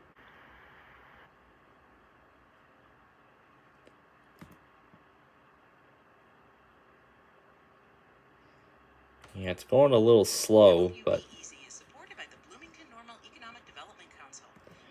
So I believe it's taking feeds directly from live streams, I'm guessing. Environment testing. Your graphics card driver version is too old. It's strongly recommended that you update your driver. So now I can start creating my own stuff. I could do script to video. It's like everything I could do generated by AI. My new show, we'll call it Old Technology. Let's see what this thinks of it. So, yes. Let's see what artificial intelligence does. Are you tired of watching the same old shows? Yes. And then we can hit generate. And we can just generate it from materials.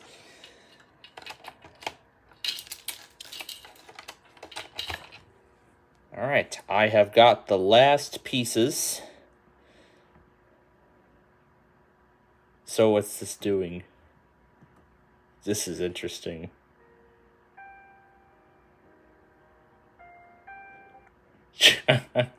That was not the greatest. So we just need to make some final customization settings and we'll be good to go. And there you have it. That is Windows 11 set up on this Dell Inspiron 5520 laptop. So to wrap things up, we're going to do a little boot comparison of this Inspiron that we just set up and the Inspiron 7600, which I upgraded to Windows 11 about 5 months ago. So we're going to do a boot test between the two and see which one's faster.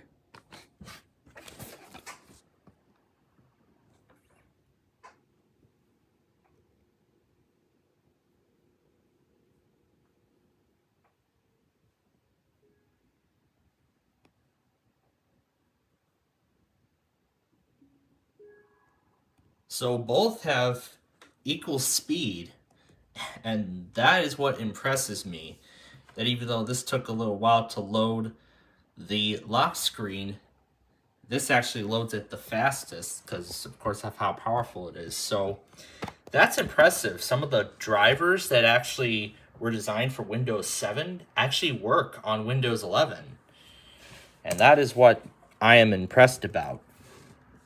Even the login response time is fast. So that is what makes me happy, that even though this piece of hardware is not supported for Windows 11, it actually works just fine. And boy, am I impressed. So, let's see what this is about. Oh, that was a while ago. So with that is it. So we have done another successful restore on this Dell Inspiron 5520 laptop computer, and then now it'll be in my office along with the Vostro for most likely the foreseeable future. So in the next episode, and probably for all future episodes, so let's see what kind of OEM we'll take a look at next, and if so, then you'll see that next time. But until then, thanks for watching, and we'll see you in the next episode.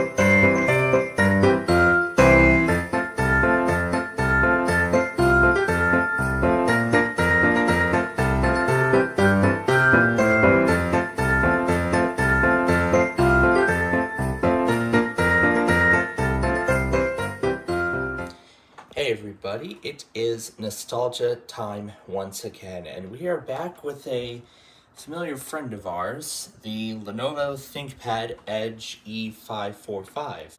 Now this is actually a very different look than the other one. There are several differences. This one actually has the proper ThinkPad label on the cover, and when we open it up, we see we have the proper track point. The other one didn't have this, except I just had to push it all the way down through here just in order to use it. And now when we turn this on, there's going to be another difference. Not that it has Windows 10, but it has a solid state drive in it, which is exactly how I wanted the other ThinkPad to be. Now this is still running the school's installation, which I am going to be replacing, but I just want to take a look through the installation before we go through what we want to go through with it. So how they set this up was that they just had a bunch of random pictures changing every 15-30 seconds. Let's go into personalize and actually see how they set it up. So when we go there, it's actually under a network device, and it says it changes pictures every 10 minutes, but clearly it doesn't do that. It's changing every like 30 seconds. But if we go to system and if we go to the about page, it is running, yes, it is running 22H2 of Windows 10 Education. OS build 3448. And they really simplified this. So we just have the news bar here. We have a smaller taskbar. Don't see any Wi-Fi options. And then of course this is how they set up the start menu with Microsoft Office stuff. Of course they have that Chrome browser. And then they just left some of the Windows 10 apps alone. And they have this splash top thing, which I actually don't know what this is. So it actually just gives some information like special domain settings and whatnot. Now, as I said, I don't want to get rid of this installation. This is the audio driver. Not sure if it's for this specific system. I don't know what the Windows 10 Update Assistant is doing on the start menu, but this is actually quite a unique setup. But if we go to Explore now, so it doesn't look like there's a network device connected, and this is only a 120 gigabyte drive. Now over here, in addition to that laptop, I got 3 other solid state drives. This one is 480 gigabytes, and then these 2 HPs are 512. So I'm looking to expand the storage of this computer along with keeping this installation for archival reasons. But more importantly, let's see where all those backgrounds are. And they are right here inside of this folder. Yep, this folder, these are all the backgrounds, and they're all cycling. Yeah, I see a little burnout on the screen, but you know what? That's no big deal. I have another ThinkPad, and it's in perfect condition otherwise, and that's what's good.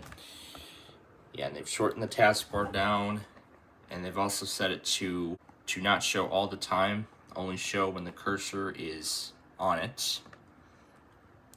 And then they've also disabled Cortana, which basically no one uses anymore, and also most likely it's because of the group policy they set up.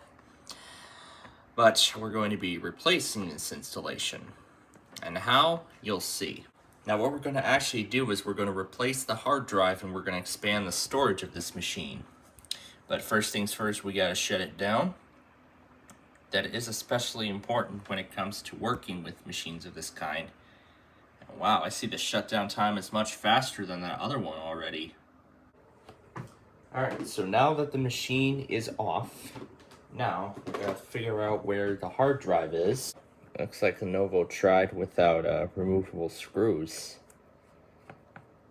like in many other products at the time.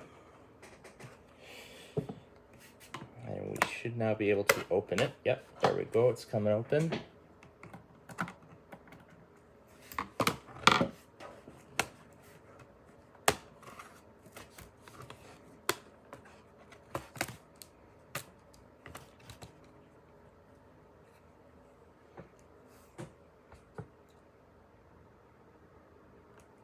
Yep, there it is. There is the hard drive. So we need to remove the other screw. And there we go. Here's the internal components of the system. And there is the hard drive that we're going to replace. So we're going to remove these screws.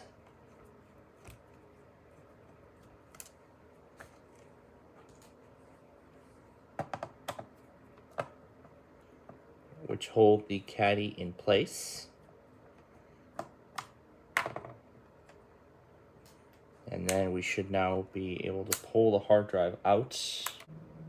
Yeah, let's just try removing the entire assembly. All right, let's see what happens now.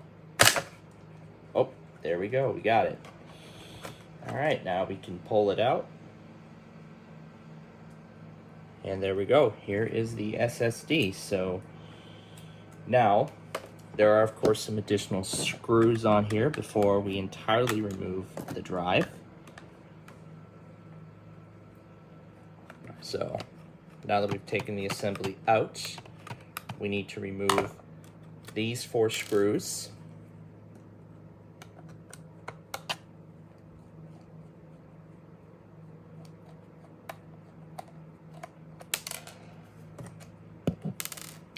And I got to make sure I keep the screws.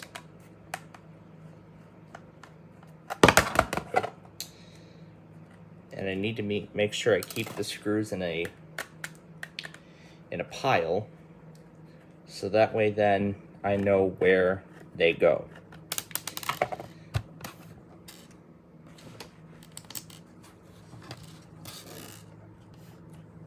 So now with all 4 screws removed, we can now go ahead and remove this SSD.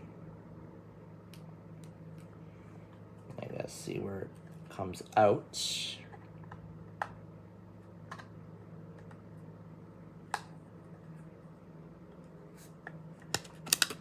All right.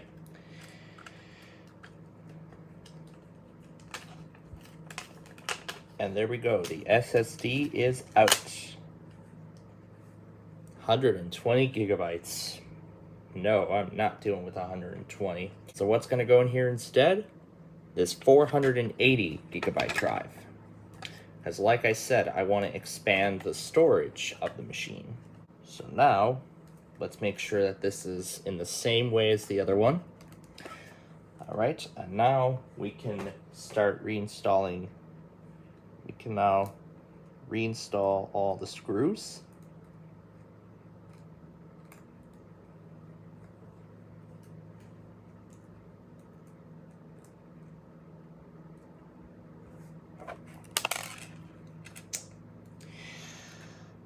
And in fact, since I got two additional SSDs, I'm actually also planning on doing the same thing with the other ThinkPad, which actually will then also bring up a project that's long been envisioned, the eventual restoration of the Acer TravelMate 2700 from 2005.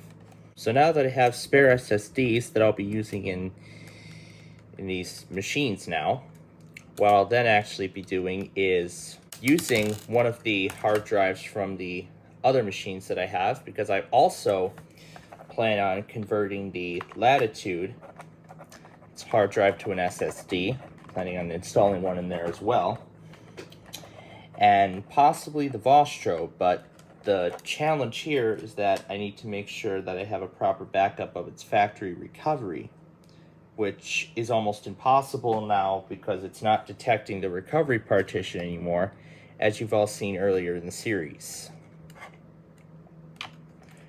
Yeah, as such, even as I put it back on Windows 7, it's no longer detecting the recovery drive. So as I continue to reinstall the hard drive, I'm now creating the Windows 11 installation media using the latest version ISO that was downloaded. We're going to use MBR because that is a 2012 machine. And now let's make sure we get other settings. Yep, we're going to remove the requirement. We're going to disable data collection and encryption. Yeah, this is a USB I use for college, but I'm going to use it for the purposes of the setup. There was another blank USB. My father took it and he never gave it back. He took that blank USB for no apparent reason and he never gave it back to me. There's just so many backdoors you can do on Windows 11.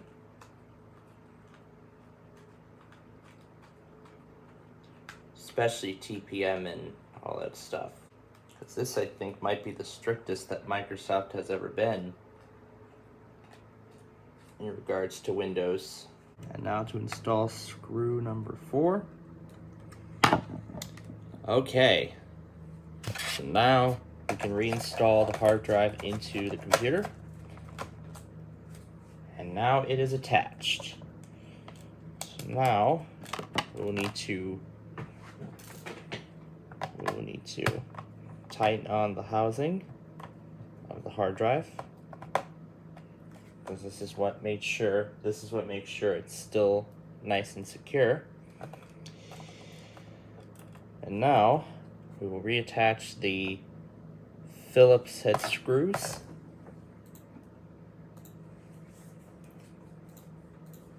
That's right, I want to miss my cue.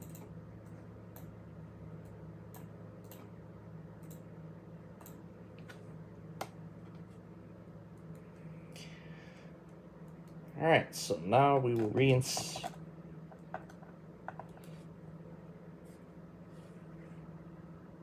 Alright, now we need to reinstall the screws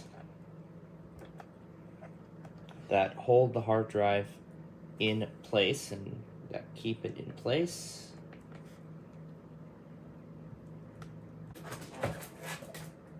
Now we can now reinstall the back cover. Make sure that's fully in there. Alright, now we can reinstall the back cover.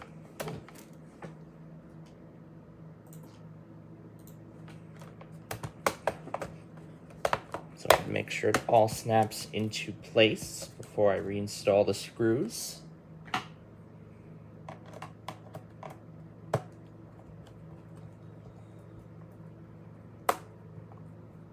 Yep, there we go. So now we need to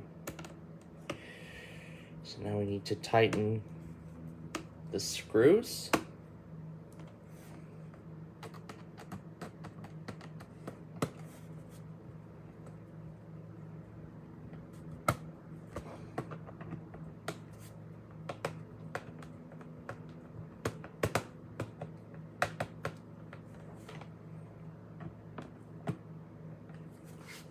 I guess that screw didn't apply. Alright, now we can reinstall the battery. Alrighty. And now we are ready to install Windows. And the reason why I say we're going to install Windows is because there is no operating system on this drive, as it was wiped with a Windows 10 installer. Now let's hit enter. It says configuration changed, reboot. Yeah, that's because I changed out the hard drive. So let's first make sure that it is detected, and this also has a BIOS lock. But in any case, we are now ready to install Windows. And in fact, we're going to install Windows 11. So F12 for boot device, and it should detect my USB, which it hasn't. But it is detecting SATA SSD, which is a good sign. That's strange, because it was detecting a because it was detecting a 3.0 USB on the other one. There we go. There we are. Now it's detecting the USB. And there is the Windows 11 logo. So we have correctly reinstalled the hard drive into the system, which is great. And now we're ready to install Windows. And this is, as of the time we're recording, the latest version of Windows 11. Windows will be activated later because there is a product key on the system already. And let's hope Windows 11 takes that key like it did on Windows 10, because after the last time we used the other one, I installed Windows 10 onto it, and it actually still took the license key from Windows 7 and 8, even though Microsoft is no longer accepting keys for those operating systems. Now, because this computer came with Windows 7 and 8 Pro, we're going to have to install the Pro edition of Windows 11. So this will officially be my first Windows 11 Pro machine, because mainly all my other machines are running Windows 11 Home. And of course we're doing custom because there is no operating system, and yes, the drive has been detected. I mean, it's only showing up with 40 gigabytes less, which I find kind of weird, but I guess that's the way it goes. So anyway, now here we go. We're installing Windows 11 onto this ThinkPad. Now, of course, this is going to take a while because it's running on older hardware, so we'll just skip right to the out-of-box experience once this is done. Wow, I'm impressed at the install time. Even though this was on a solid-state drive, this only took like, what, 15 minutes? That was honestly pretty fast. And also, while I'm at it, I'll just remove this Energy Star sticker. Yeah, because I don't see any reason why this would be here in the first place. And now we are loading into the out-of-box experience. They really need to update these circles, these dots. Well, that's kind of a slow video. But really, we'll only be seeing it once, just for the out-of-box experience. Well, a little slow, but performing pretty decently otherwise, so far. So, of course, we'll go through the usual setup. So that is, of course, our region. This is running on 2012 hardware, so it's a little newer than that other one. So I think it's performing the same way right now. We're going to skip the keyboard layout.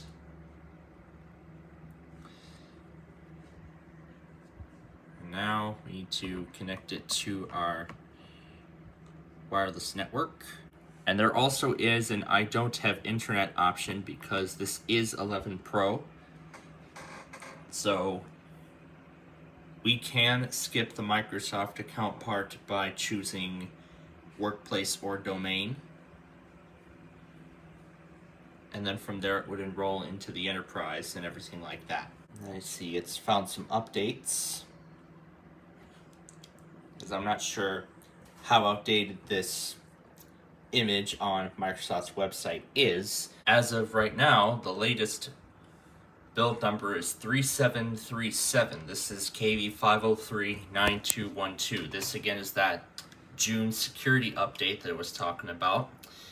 And of course through 22H2 and 23H2, this explains all of the patches and improvements that are being made in this update.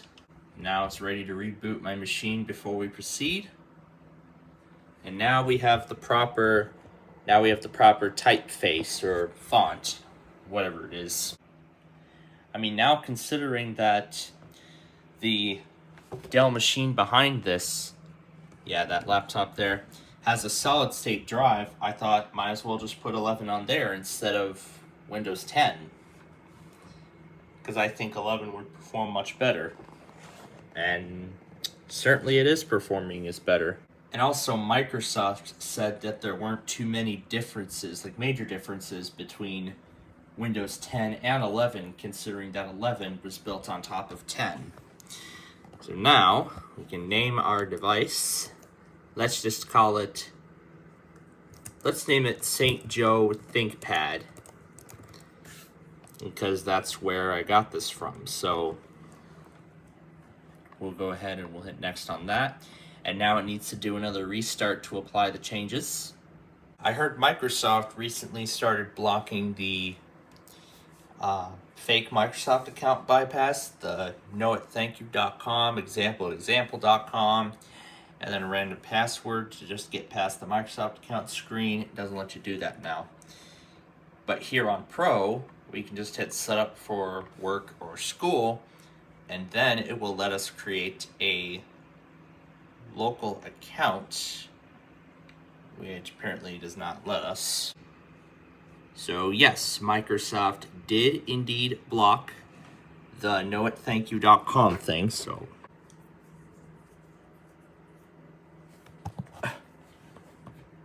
Did I just see the desktop for a split second? And now we have a white screen.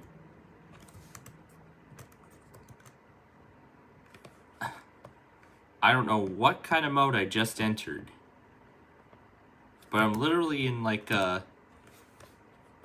sort of interesting developer explorer mode or something. You know what? Let's just attach my personal account like they want. Restore from your last backup. That's my old machine, but we're going to be setting it up as a brand new device. There were some other devices that I had. So we're just going to set this up as a brand new machine. Sure, we'll create a separate 4-digit PIN, although I will actually be creating a local account later. We're just going to skip these recommendations for now. And now, on Windows 11, you can pair your iPhone to the OS using the built-in phone app. You can keep your phone's photos safe with OneDrive, but no, we're not going to do that. You can bring your favorites over. As I said, this is going to be a brand new installation, so we don't want any stuff coming over. Yeah, you've landed a free trial of 365 Family on Windows 11 Pro. Sure, I'll take work with Excel on the go. No, this is just about Office and get your first month of Xbox Game Pass. No thank you. No thank you. Alright, so now it's going to do one final check. Alright, and now we're off to the desktop. We're getting things ready for you. Almost there. And here's the desktop. Of course, it comes with all the Windows 11 bloat. Just lovely. And I can already see it found a lot of the drivers already.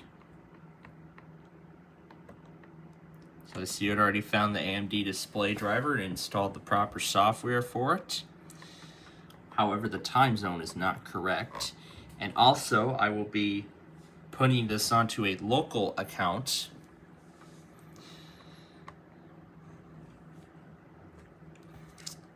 And I see the track point works right out of the gate. That's good to hear. Alright. So, we're going to do a couple of things here. First, we're going to change the time zone to Central Time. Central Time, US and Canada. There we go. Now the time is correct. Alright. And then the other thing is to switch this to a local account. Sign in with a local account instead. Are you absolutely sure? Yes, I am absolutely sure. If you want to continue with Windows Hello, you will need a password. And now we sign out, and then the local account will be ready for us. Alright, it's been a few minutes, and AMD wants me to set up the video driver a little further.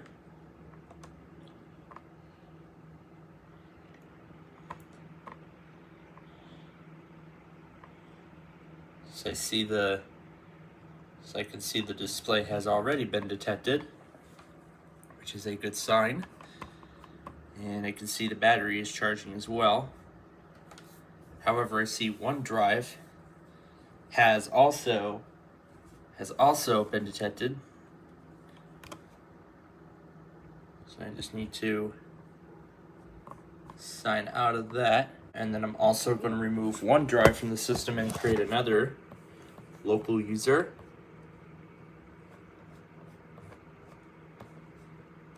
Then create another user account. Here we go. Add another user.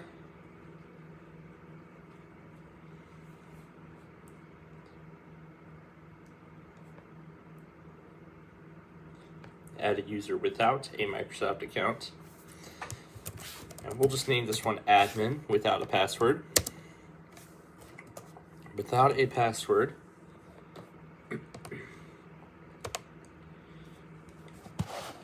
And we're going to make this one another administrator. All right, and now we will sign out of this account. All right, so now we're in the temporary admin account, as I like to call it. Now we're going to head back to that page we were at before, and we're going to remove this account from the system. And I can see that a lot of the proper drivers have already been detected. So that really simplified the setup process even further, which is amazing.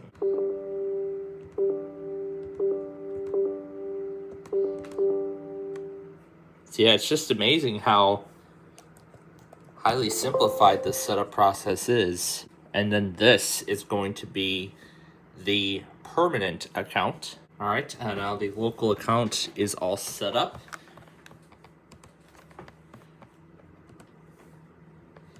However, now this AMD thing is still asking for stuff. Okay, now the permanent user account is ready to go. So now we will head back into settings and we will delete the other one. And we'll also mostly get started with the setup of programs. We're going to be doing it a different way this time around, using a tool called Dev Home that was recently released. It's still in preview right now, so it's preparing. And meanwhile, let's head back to the other accounts option. Yeah, I forgot to assign this as an administrator. However, it's currently signed in. So we have to go back to the admin and then sign out there. Now we can hit remove. And now we can erase that account from the device. Update app installer. We can use this tool to install applications. So then we're going to install all our programs with this tool. However, not every single one is included yet. So I'll just do what we can and then we'll have to do the rest manually. So here is the app installer. We'll update that. And then we need to restart Dev Home. Build 2861. So it's a little bit of an older build of Windows. So we're going to need to go to Windows Update and run a check for updates. And then we should be getting the June 2024 monthly security quality roll-up. And meanwhile, I'll go ahead and plug in my flash drive, which actually contains the factory backgrounds that I carried over from the Windows 7 factory installation. Usually what I like to do is set the settings thing to dark. Oh yeah, I love dark mode. And I like the accent color on just about everything. Ooh, let's see what high contrast looks like. Yeah, it's gonna try to open Microsoft Store to do the latest version. And then because we're running a local account, we're not going to be able to see any of the widgets on the side. But that is no big deal. We can go ahead and set other things up in the meantime. So here's the Edge browser. We're just going to do no data.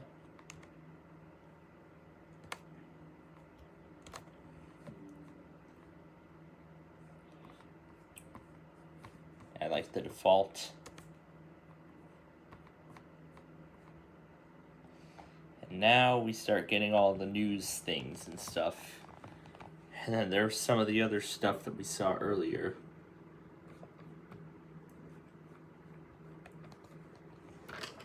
And then there's that bar on the side with all these things.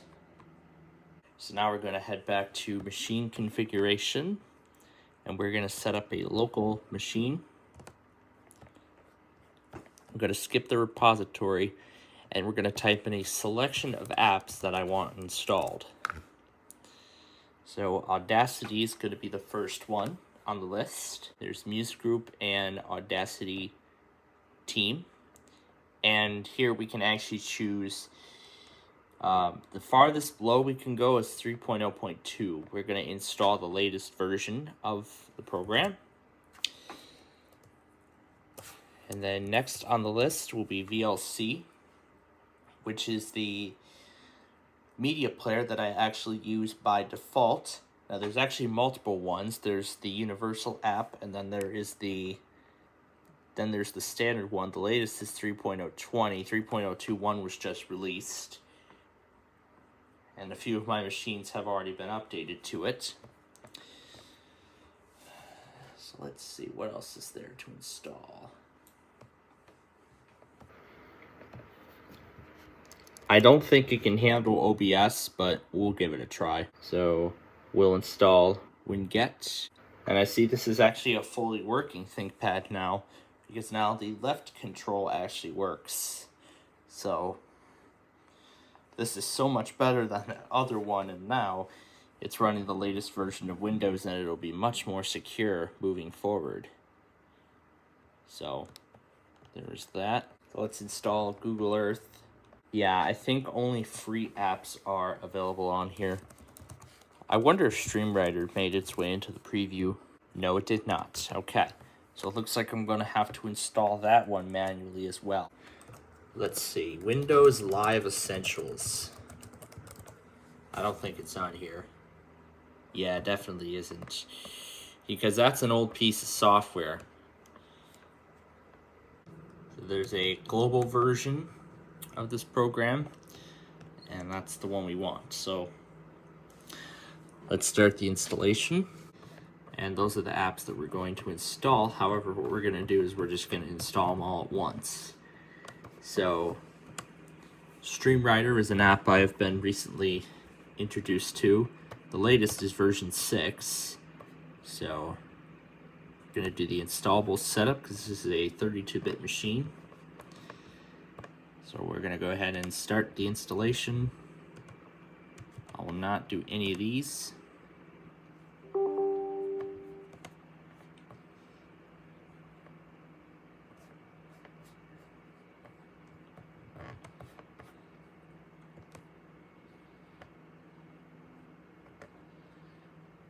Make sure you trust StreamWriter. Yes, I trust it. So keep that. And we will start the installation of all those apps. And then we will just let it all go.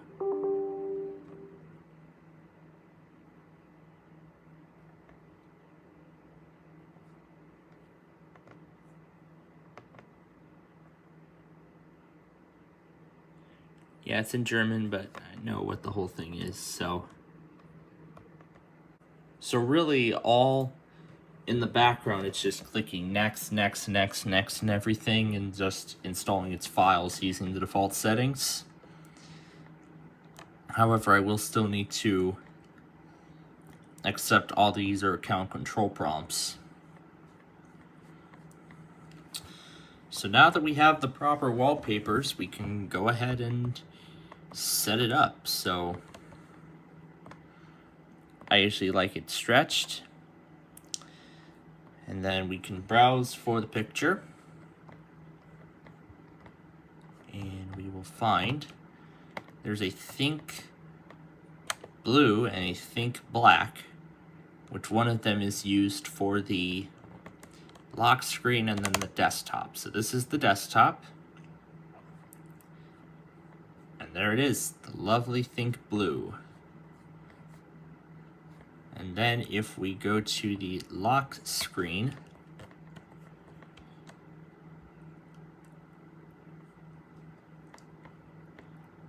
we'll change Spotlight to a picture.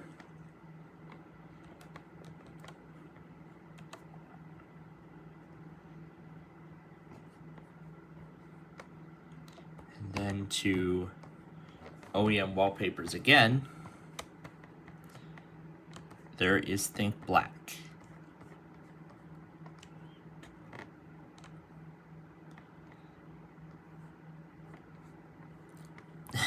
Waiting for Windows Installer. Windows Installer is busy installing other applications. So, that pretty much completes the setup. So, this is it. Another ThinkPad E545 restored. Now it's running the latest build of Windows 11, which is absolutely amazing. So now I can continue to run Windows on this thing for the foreseeable future, which is amazing. So with that, that's basically it. So that's the first computer getting an SSD treatment of many. Because there's actually another ThinkPad downstairs that's going to get the same thing. And I'm also planning on converting the Latitude to solid state as well. And I'll be giving that one Windows 11 also. So a lot to look forward to with these machines as we prepare them for the future. So, in our next episode, we'll actually be taking a look at another one of these new machines that have been added to the collection, or specifically another HP laptop. We'll take a look at its restore process and we'll look at its factory installation. So until next time, thanks for watching, and we'll see you in the next episode.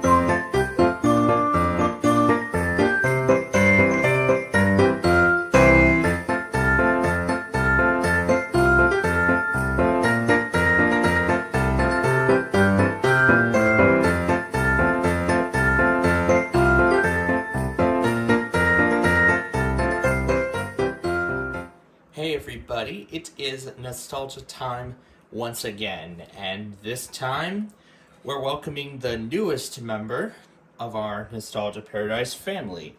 It's this HP laptop right here. Now let me show you around it before we open it up. So on the side there's the Ethernet port, HDMI, VGA, because this is a laptop from 2011, and there's two USB ports. There's the microphone There's a microphone in, port, headphone jack, SD card, and hard drive indicator. On the other side, a DVD drive, 2 more USB ports, and then that is I believe that's a modem port for a phone jack. On the side there is the charger. And then of course on the back, there's the St. Joseph sticker, because that's where all the laptops initially came from, and of course there is no doubt. So, now we're going to go ahead and we're going to open it up. This is the HP ProBook 4530S laptop, which was released in 2011. So it has a Intel Core i5 processor in it. It has a fingerprint reader, which I didn't know came with many of these computers back in the day. Now, to be honest, I'm very surprised that this ended up coming with a fingerprint reader. And the most important part about all this is that this thing still has its original factory installation of Windows 7 Service Pack 1, which, of course, lost support several years ago, so that's a shame. You know, I would have still loved to see Windows 7 supported to this day, considering that it's still in use on millions of PCs, but of course times change. And that's the same truth too for Windows 10, as there's literally less than 2 years of support left as it ends in October of 2025. But luckily Microsoft will be extending support for it to everybody if they pay. But enough of that story. Now what I want to do is I want to show the original, installation, how you were to get this if you were to take it out of the box and set it up for the first time. But what we're going to do here is we're going to restore the system to the original factory settings, because there is a factory recovery partition on the system already. And I just want to show how different this is compared to some of the other HPs. So here we have the Windows 7 automatic repair environment. And then this says, welcome to the HP Recovery Manager. And we'll click next. And then here's the warning that says, your hard drive is about to be restored and that this process could take over an hour. So here's the warning saying that once the process is completed, you will not be able to go back. And check the box to confirm, and then we click next, and the restore process begins. So this goes through multiple steps. Of course, the first step is to format the hard drive, and then the second step is, of course, restoring all of the operating system files from the partition on the machine. Yeah, this interface is not as graphical compared to the recovery environment on that HP I have over there. That's a little bit older than this one. That actually is an HP Pavilion Entertainment PC DV4, which was manufactured sometime in 2008, as it came with Service Pack 1 of Windows Vista. This one comes with Service Pack 1 of Windows 7. The addition on that one specifically is Home Premium. This one, because it was mainly aimed at businesses, comes with Windows 7 Professional. Now that is actually very similar to the Dell Vostro over there, which also came with Windows 7 Pro, and we took a look at it earlier in the series. Now, in the last episode, you can see over there, that's the Lenovo ThinkPad, one of the updated ThinkPads that I got. So what we did on that one was we expanded the storage on the device by putting in a much larger capacity hard drive and then installing Windows 11 Pro onto the machine. And so far, Windows 11 is running pretty well on it, and I'm impressed. Now, of course, initially after I got this, it took me 2 weeks to get this all figured out. Now that's because the charger the school provided is in absolutely terrible condition, and I'll show you it right here. Now, this is not what this machine came with.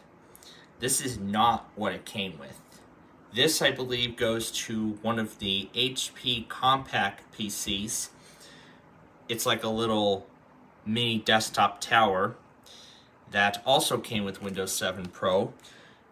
I'm not sure if that also came with RTM or Service Pack 1, but that's all I know for sure. Now, it's in terrible condition because you can tell there's all the electrical tape right near the power brick. And then, if I pull it a little further, you can see all the wires exposed. Yeah, that poses a very serious fire hazard if used even once. And there's even more wires being exposed here too.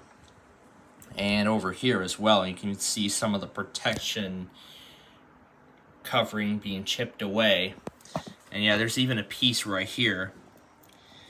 So yeah, it is very slowly falling apart, which is definitely not good. So, as a result of this discovery, and you know, considering that I wanted to actually use this for something, and like I said, that's the charger that it did not come with when it was new. So when I had discovered that, I did some research on this specific machine to see what it actually looked like when it came at brand new. Now that's why I confirmed that that was the charger that it did not come with. So, after doing some research on the unboxing stuff, I went on eBay and I bought the charger that it comes with.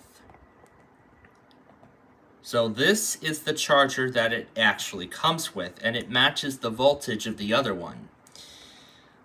So, yeah, this is what the brick looks like when it came brand new. And you can tell it's in much better shape than the other one, which is really good. But also, what's even better is that it also came with a adapter. So it came with this little adapter, which is also compatible with some other HP machines. More specifically, this HP Pavilion laptop, the other one I have right there. So yeah, that HP Pavilion laptop that I've had for a whole year. And now that I've finished my first semester of college officially, it's been serving me pretty well. However, the charger has seen some abusive use. So, when that charger someday ends up in the same condition as that one, I luckily have an adapter for this so I can use it for such. Now, I'll show you proof that it does fit. See? Look at that. So it converts the power from this cord to this end of the charger. So what I'm doing right now is I'm storing the adapter because I will end up using the adapter at a later point. So you can see that is all of the files for Windows 7. But then over there, I still have the two solid-state drives. And I'll explain what we're going to do with both of those a little later on. So for right now, let me get you all into a good position so you can watch all the files restore on the system. And then we will return once we get to the out-of-box experience.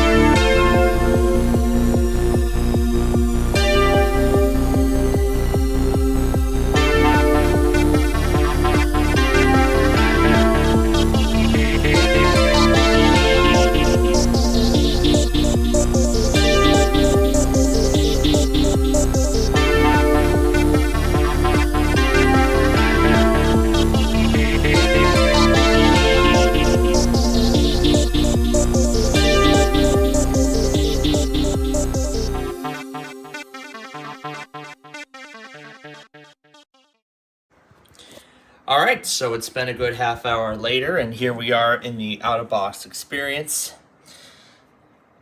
with a much more familiar sequence to the Dell, except this shows up here at the end of the installation.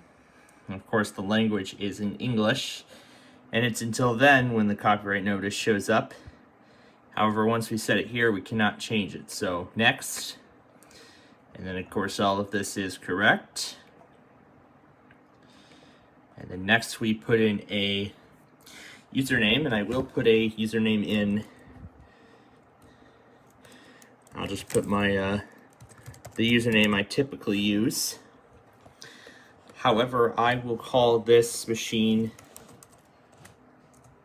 I'll name this machine St. Joe HP, because that's where this came from. And now it says to set a password. Now, there is a reason why I'm going to set the password, and it does involve that fingerprint sensor. So here's the license agreement for Service Pack 1 of Windows 7 Professional. And then that is the agreement for HP, the manufacturer. We'll go ahead and use recommended settings. Why not? The time is not correct as of the time this is being recorded, so to set this back by an hour.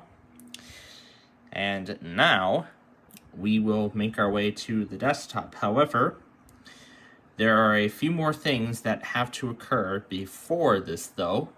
But the thing that sets this apart from a standard OEM installation is that they didn't put a special custom manufacturer wallpaper on the logon screen. They didn't put a special wallpaper in that regards. They didn't do anything like that. So they just left the Windows 7 default lock screen background and just left it as it is. Lenovo sets their custom wallpapers, like we saw when we checked out its semi-factory installation. Dell, of course, set their own when we checked out the Latitude and Vostro's factory installs. And Acer, of course, does their own wallpapers as well, but of course every manufacturer does their own factory wallpapers, but nowadays they don't do that on Windows 10 and 11, but they do only end up doing that to the background. So there's some final steps in terms of software installation that have to be done post OBE, and then we will arrive at our desktop.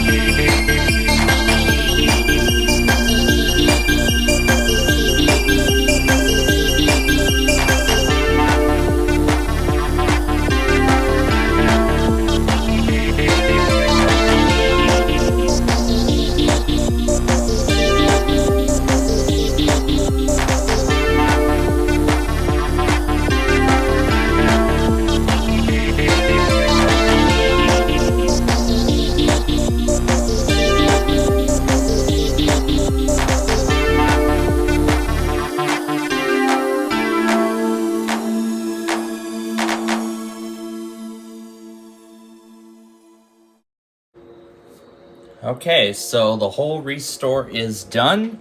Took about 50 minutes, and now we are on the final screen, which is the sort of manufacturer's out of box experience.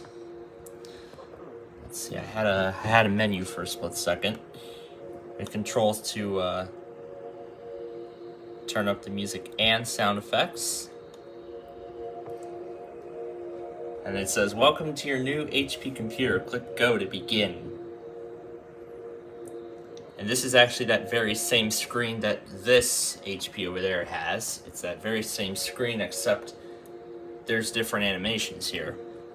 So of course, the first thing we get is the registration card, which this is an old computer, so unfortunately no. Keep your PC running smoothly. Do you want to receive updates for an old machine? Well, sure. You want an experience program? No. Don't want to take part in that program, because it probably doesn't exist anymore. And already yes is selected by default, as HP recommends activating 60-day trial before you use the internet. Well, I don't know how secure it would be. And then get connected. Well, as much as I would like to connect this to the internet, no, I'm not going to do that. And these are the final steps. And you can return to any of these at any time. And then we can click finish. And now we will now be taken to the desktop. And this already looks like a pretty neat background, a very neat background. You can see there's a bunch of drawings and patterns of shapes and lines. I'm not sure how to say. I think this is like a generic background of sorts. There's no like manufactured logo or anything like that, which this HP over here has. However, I do not have it set up like that at the moment. In fact, yes, we will actually get to that HP computer in a later episode. But for the time being, what I mainly want to focus on is I want to get those other computers up and running, get much faster hard drives into the ones that are currently in service, and then finally put an operating system back onto the other one that doesn't have one. And there's the personalized settings. Yeah, that's probably a burnout of the screen. Where's that part of the background? Yeah, it looks to be a part of the background. But it could be something more, but then again. And anyway, here it is. Here is the desktop of this brand new copy of Windows 7 Pro. And I will show you that it is professional. So, closed. So, we go to Properties, and I can already see a few gadgets coming up. This is Windows 7 Professional Service Pack 1. It has, of course, a Core i5, and it has 4 gigs of RAM. And there's my computer name that I set earlier in the setup. It is part of the work group. It's the default work group, and there is no domain involved. This was on a domain previously, like those other ones. Now over here, there are 2 special toggles. There's a toggle to enable and disable internet connectivity, and this toggle here actually opens up Internet Explorer, which it should be Internet Explorer 9 pre-installed. And just like on those Acers, it comes with a Bing bar pre-installed as well, as a pre-installed toolbar on the browser. And it also comes with Skype, which I don't think even exists anymore. It's now called Teams, but either way. Now there are some special toggles on here, just like those Dells. This one puts it to sleep. That controls the brightness. This, I believe, is projection. Yep, this is the projection menu in Windows 7. That locks the machine. And this toggle, this battery toggle, F6, function F6, and I'll explain that in a moment. Volume controls, music playback controls, and then that function F6 opens up HP Power Assistant, which helps manages computer battery consumption, which comes standard with laptops. And as you can see, as expected, it is not finding a battery because of how old it is. And then these are the system settings set by default. So, and then we can go to advanced and we can see all the settings. So these are all the display, USB, power buttons and lid. Those are the default actions. These are the sleep settings, wireless power saving. That's hard disk, processor power, battery action, which is by default. So by default it hibernates, and then low battery will just display the notification. And then these are the full specs of the machine. It has a 500 gigabyte hard drive in here. And for screen, that's the brightness information. And then this shows all the services, including Arrow. And you can also save a copy of the report. And then there's a schedule. Here's the history. You can collect power data to HP if you'd like. And then these are some preferences for the program itself. Now, in regards to that fingerprint scanner, so there's a special gadget here. This is for HP Protect tools, which will actually provide those options here. So here, this is where we can manage passwords, set up credentials, and we can check status of security apps. And here's this is CompuTrace. So CompuTrace is similar to Find My, which if you install this on the machine, this won't install to the hard drive. It'll actually be embedded straight into the BIOS. So what'll happen is if your computer is lost or stolen, then you can still track it even if the hard drive is formatted or replaced. You can even remotely lock or wipe the data on the device. This also comes in a Pro and Premium version, in which the software recovery team can work with law enforcement to retrieve the system and return it to its owner. So that's pretty unique for the time. And of course, Windows 11 and Windows 10 now have very similar functionality of such. So these are some password managers. So we can add a logon method. Open the logon screen of a website. This is not a logon screen. So yeah, you can essentially add authentication methods for lock screens, and on iOS and Windows, it's the same thing. So you can set up credentials for face. You can also set up a face recognition, which actually is now part of a whole new thing called Windows Hello, which has been implemented in Windows 10 and is still used in Windows 11. However, it only works on certain devices. In my case here, this Dell Inspiron 7506 I've had since Christmas 2020, it actually has a special dedicated fingerprint sensor, which I can just use my finger, just hold it on the power switch, and it will sign me in to Windows. Now on Apple devices, they have similar functionality too. However, these have been phased out in favor of Face ID, considering that they've been removing the home buttons from newer iPhones and iPads going forward. So we can set up face recognition from this screen, and we can also set up fingerprints. So this will stop other users from going into HP Protect. Now, I have a Windows password already set up, which we set up during the out-of-box. So you can enroll a minimum of 2 fingerprints. So I can enroll this finger here. And then to enroll, you swipe your finger as shown, like this.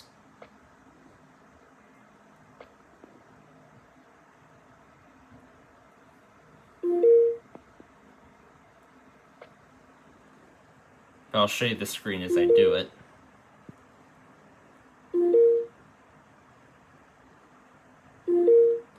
So that's how it's done. So that's one fingerprint. As another finger, I can also enroll my thumb as well. So we repeat the same process. So there we go. It has been enrolled. So we will save. Now I believe we can use those same fingerprints to log into the system. But also it comes with a file sanitizer program, which if you click it for the first time, it puts an icon on the desktop. So essentially what this does, it's essentially their version of File Shredder. What it'll do is it'll use military-grade encryption to destroy a file, which will then make it very difficult to recover. Certain antivirus software actually has similar functionality. In fact, our Kaspersky suite has this function. However, I rarely even use it. And there's also a device access manager on here as well. This is about Privacy Manager. So that's what this is. But now the question is, does the fingerprints carry over to the login screen? Well, we will find out. But let's take a look at the rest of the stuff that's on the system. So there's a software setup tool. So we'll look at that first. We'll see what that is. Please select the type of software. So we can take a look at all of the stuff. So it looks like everything has been installed, but essentially what this tool is you can install you can install drivers from this tool. So you can use this tool to install some of the remaining drivers. Now, these aren't installed by default. You have to go into this utility to install the remaining drivers. So, now we'll take a look at some of the other stuff. We have Total Media Suite by ArcSoft. So after we accept the agreement, it is what it is. It is a DVD, CD, photo viewer creation tool. So it's a CD, DVD manager program. You can also create slideshows with these things, and you can also watch movies through that.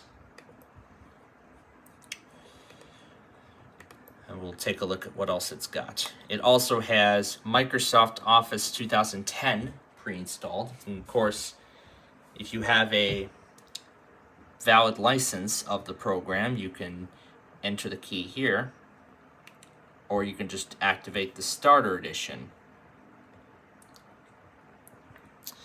And there is that theft recovery tool, the CompuTrace that we were explaining earlier.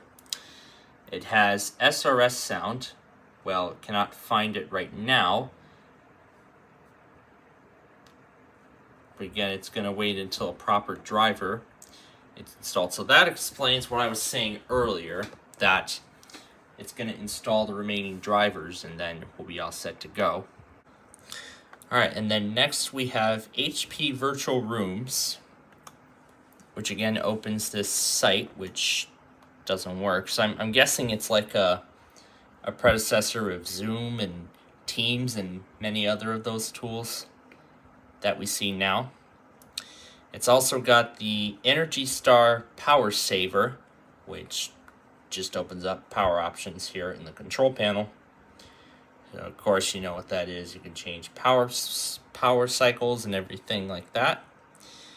It's got Evernote, which again is not pre-installed. It's just really an installer. And then we'll accept the terms and conditions of Evernote. However, you have to sign in. So you see this icon, you can use your fingerprint to log into the program.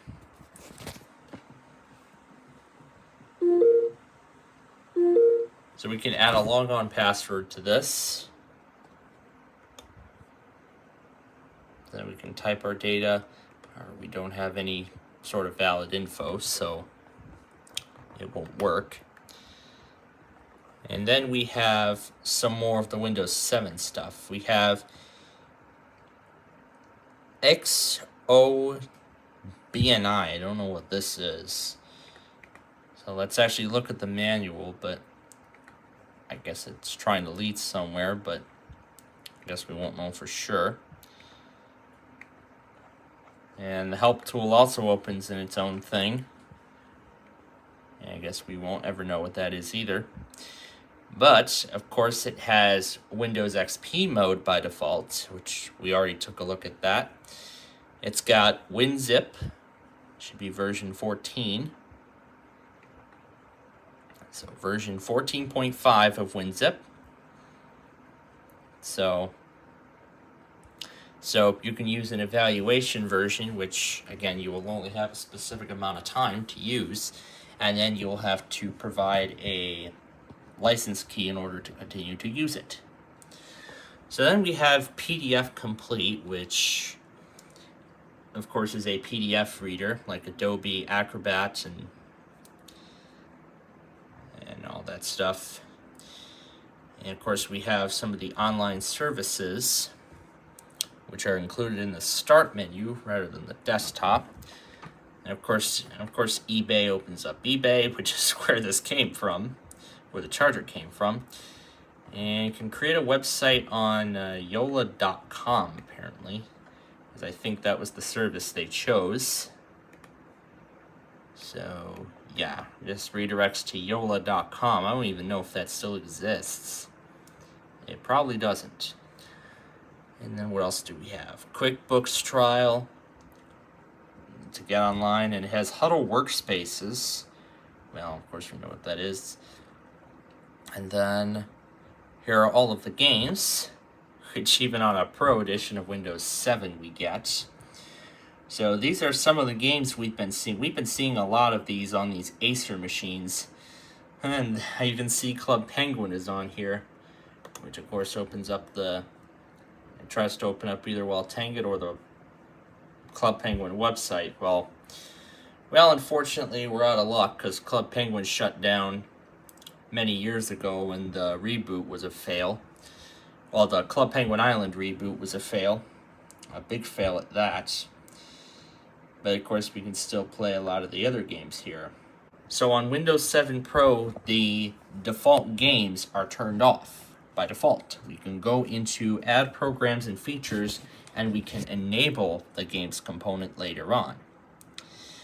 But now the problem is there is no recovery software. There is just the partition. I did some research to see if there was recovery software already on the machine, and apparently there wasn't. Okay, so now that all the drivers have been installed, when we hit continue, it's going to reboot the machine immediately. So unlike in Windows 10 and 11, the fingerprint sensor does not work on the login screen and is mainly reserved for specific services inside of Windows. But yeah, we've almost checked out everything. There's still a few more things we gotta look at. I just saw Live Essentials. Yep, it's got all the Live Essentials on here. Movie Maker, Photo Gallery, it's got all that.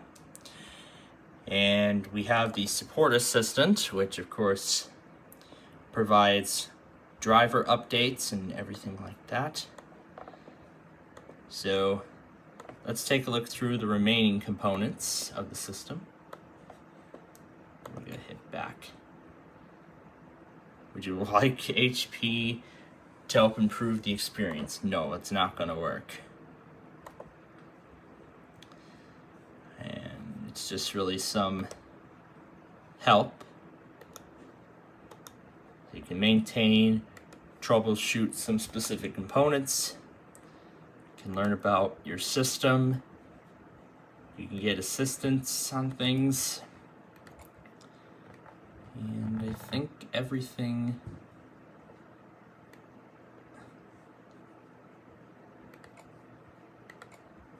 and these are just some optional software, and you can check for software updates through here. So yeah, it's not going to work.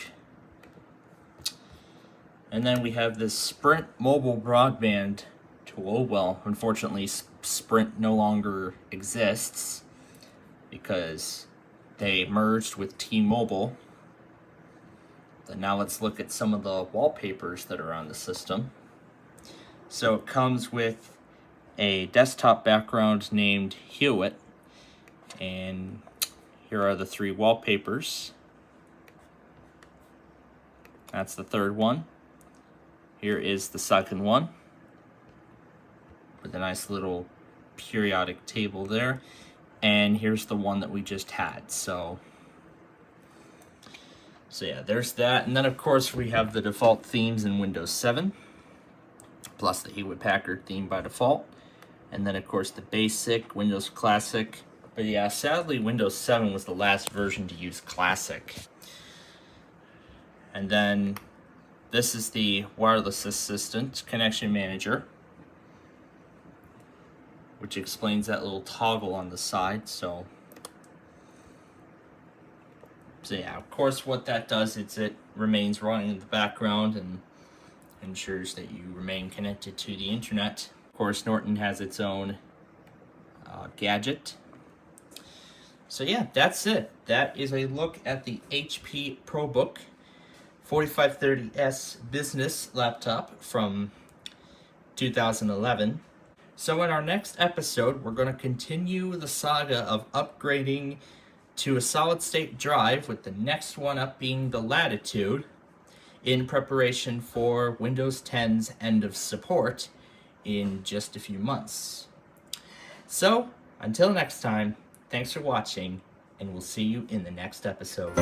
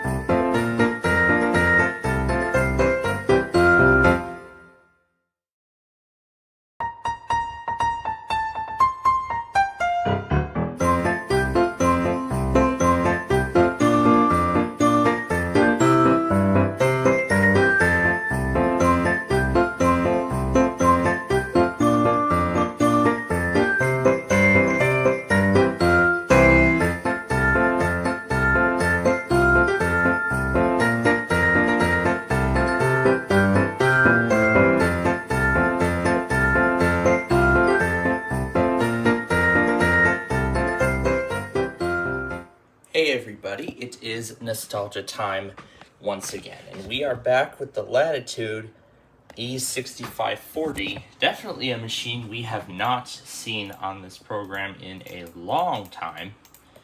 In fact, since the very beginning of the series, actually. So, in this episode, we're actually going to be giving this machine a big upgrade.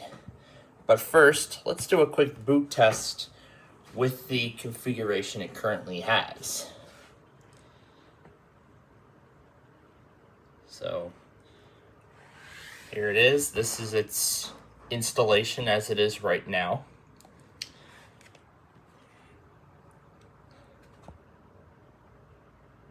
Yes, this thing is on Windows 10 Pro. And yes, this was left unchanged since we upgraded this from Windows 7, essentially its factory installation. Well, that's lovely. It took 45 seconds for the machine to start up. That's definitely quite a bit fast, but not quite. But you know what? That's all right, though. So anyway, in this episode, we are about to give this machine a big upgrade. We're going to be converting this mechanical hard drive into a solid-state drive. And yes, November 2023 apparently was the last time this thing was used. But I'm going to let Windows correct the time automatically. Yeah, it's not going to work because apparently the CMOS battery in this machine is also dead. We're going to be replacing that mechanical hard drive with another one of these solid-state drives. This one is 512 gigs, and I believe that mechanical hard drive is in there is also 512, but we're going to take a look. Now, interestingly, on these Dell machines, it looks like the parts are actually labeled. So here, with the icon, that is the hard drive. So we're just going to go ahead and open it up. I think it should open up just that individual component. And I believe it slides out like so.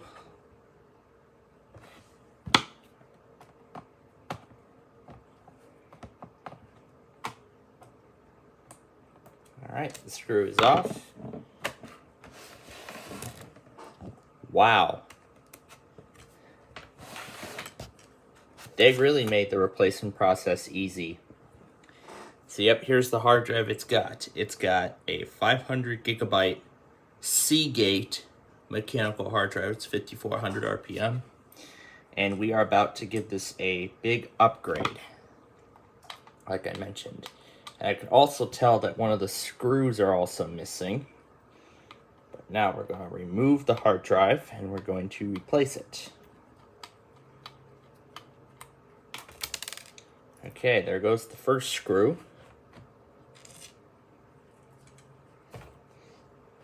Is that it? Only one screw?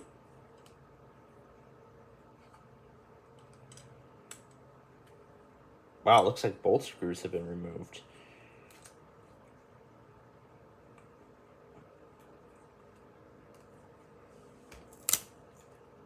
That's it?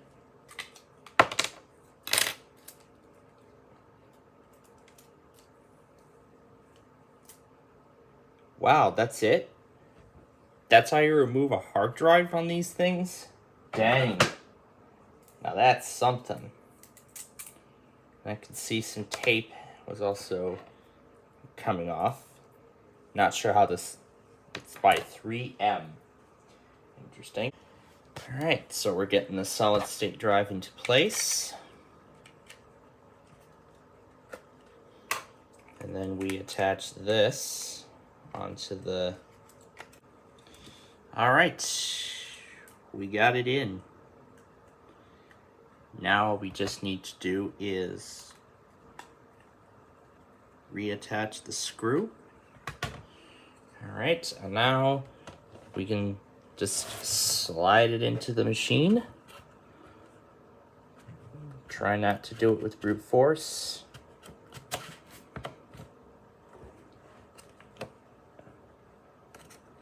Uh-oh. Is it not going in the right way? Alright, so we're finally making some progress in terms of hard drive reinstallation. So what I'm making sure is that the cover is correctly aligned. Okay. And now we can just push the drive into the machine. While Dell actually made it very easy to, remove and replace the hard drive, honestly, I have to say this was quite difficult to get back together. I mean, I'm being honest here. It was so difficult to get this guy back together. Yeah, this is really the only way I could get the drive to fit into the computer. It's just not making use of this screw. So we're going to hit F2 to go into the setup. Yeah, it says no boot. No, yeah, it says no boot device found because there is no hard drive on the system. Yeah, here we go. F12 for one-time boot menu. And let's see what it reads. It says CD, DVD. So it isn't detecting the solid state. Okay, so I have tried everything in relation to the solid state drive, and I believe this thing is too thick for this computer. So it looks like this is not compatible with this kind of hardware. Considering that the mechanical hard drive that's inside of this is thin, and I believe the caddy is also that same size. Yep, this is still its original installation, because it still has the Windows 7 startup. So yeah, unfortunately we cannot give this guy the treatment I always wanted it to get. I really wanted to put a solid state drive in this, put Windows 11 onto it, and make it more useful for the future, but unfortunately that is not going to be happening.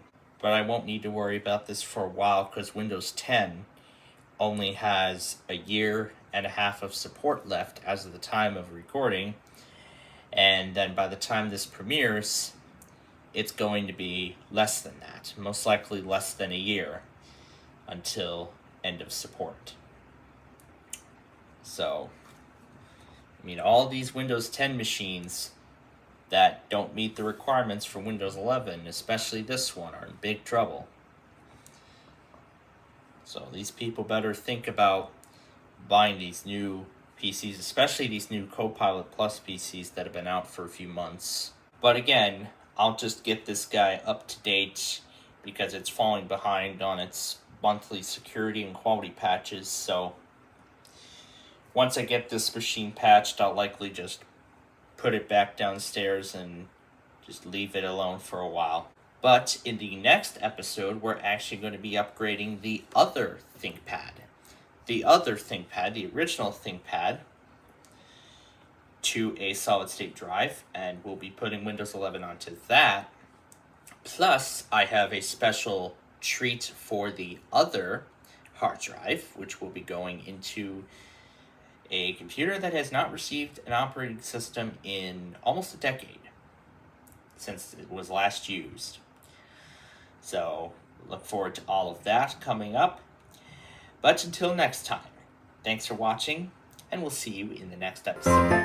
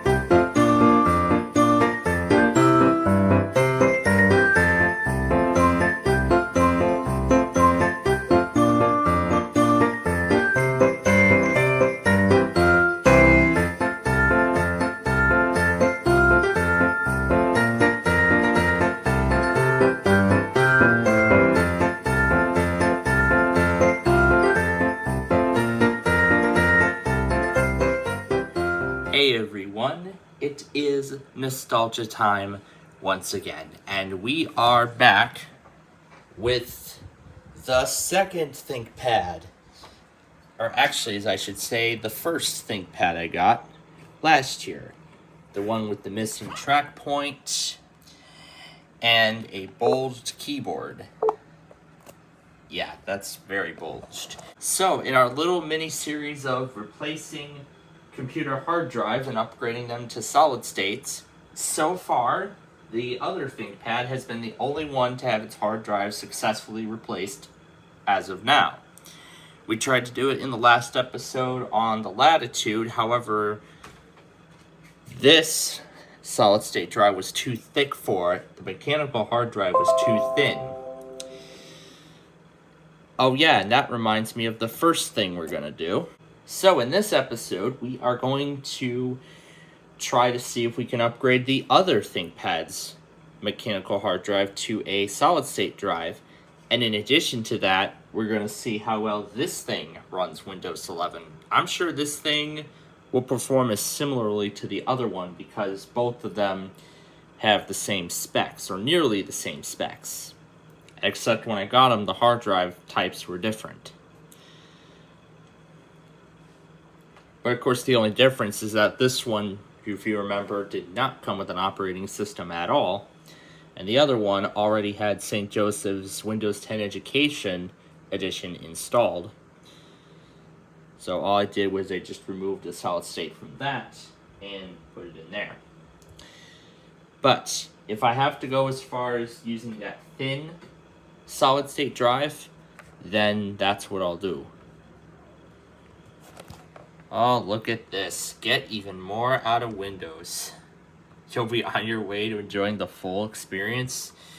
Well, we won't be enjoying the full experience on this thing for much longer. So, before we get to work replacing the hard drive, the first thing we're going to do is we're going to remove this machine from our antivirus subscription, which actually will no longer be renewed after this year. So yeah, these are all the drivers that I downloaded from Lenovo's website. So we're going to go ahead and remove this program here. This is so we can implement the first stage of detaching this from our subscription before this hard drive is transferred elsewhere. I'm not sure if its VPN counterpart's going to uninstall along with this as well, but we're going to see. So this is the full screen override that Kaspersky does when changes are being made. So it says, are you sure you want to remove it? Yes, I would like to remove the program. Now that full screen override was the first step in preparing the removal. So this here is where you would save your activation code. Well, I already have that saved. Yes, we're going to clear the license information. So we're going to hit next. And yes. So we are completely removing the program. And I believe, just like with the installation of this program, this will require a reboot. And now if we open up the start menu, everything should be disappearing. And there we go. Now Windows security defaults back to Microsoft Defender because Kaspersky's has been removed. Let's see if we could still try to open the main program while it's removing. I'm curious. Ooh, is it saying it's going to try to load while it's removing?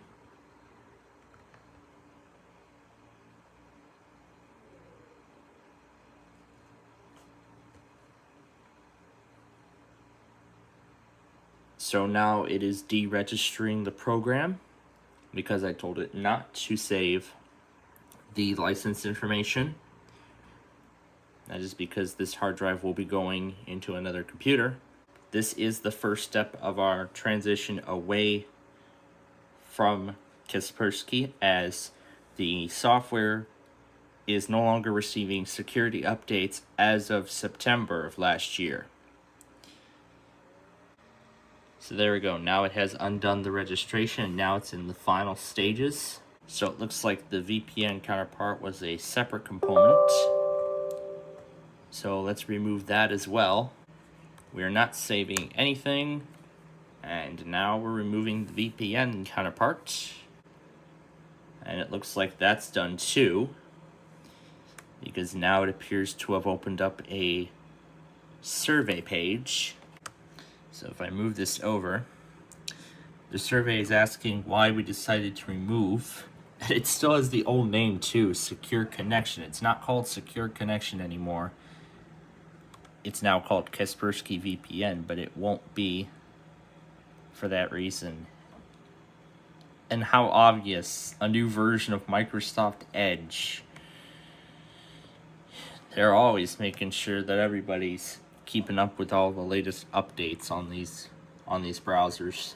Both components have been removed entirely. We're actually not going to be rebooting. We're actually going to be shutting it down because now it's time for the main event. So first thing is we're going to go ahead and pop out the battery for good measure. Now, let's see if I remember where the hard drive is. Oh my goodness, these screws are even more rusty than that other one.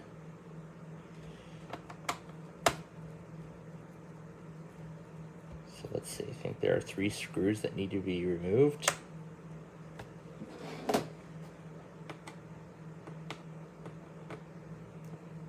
So let's see, this should be where the hard drive is. Everything that's in here is still original. So there we go. The cover has been taken off. So let's hope we have better luck this time with that HP solid state than on the Latitude. But more importantly, we need to keep the screws together.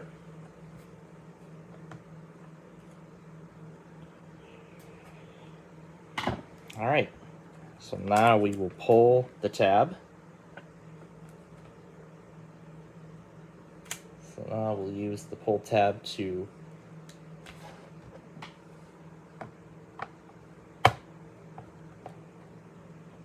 maybe there was another screw that needed to be detached. in order to... There we go. All right, it is out. Let's make sure that the solid state and the mechanical are both the same size. So, yep, I think it'll fit. So there we go. This is a Hitachi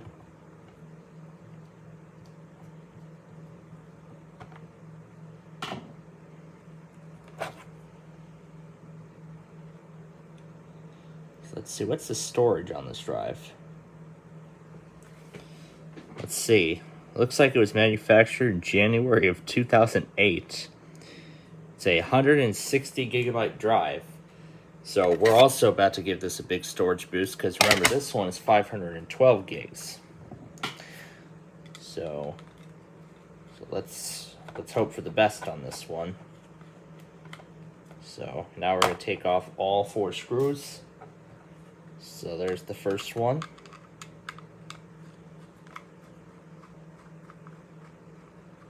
And off goes screw number 2. And we'll go to the other side to take off screw number 3. And there that goes.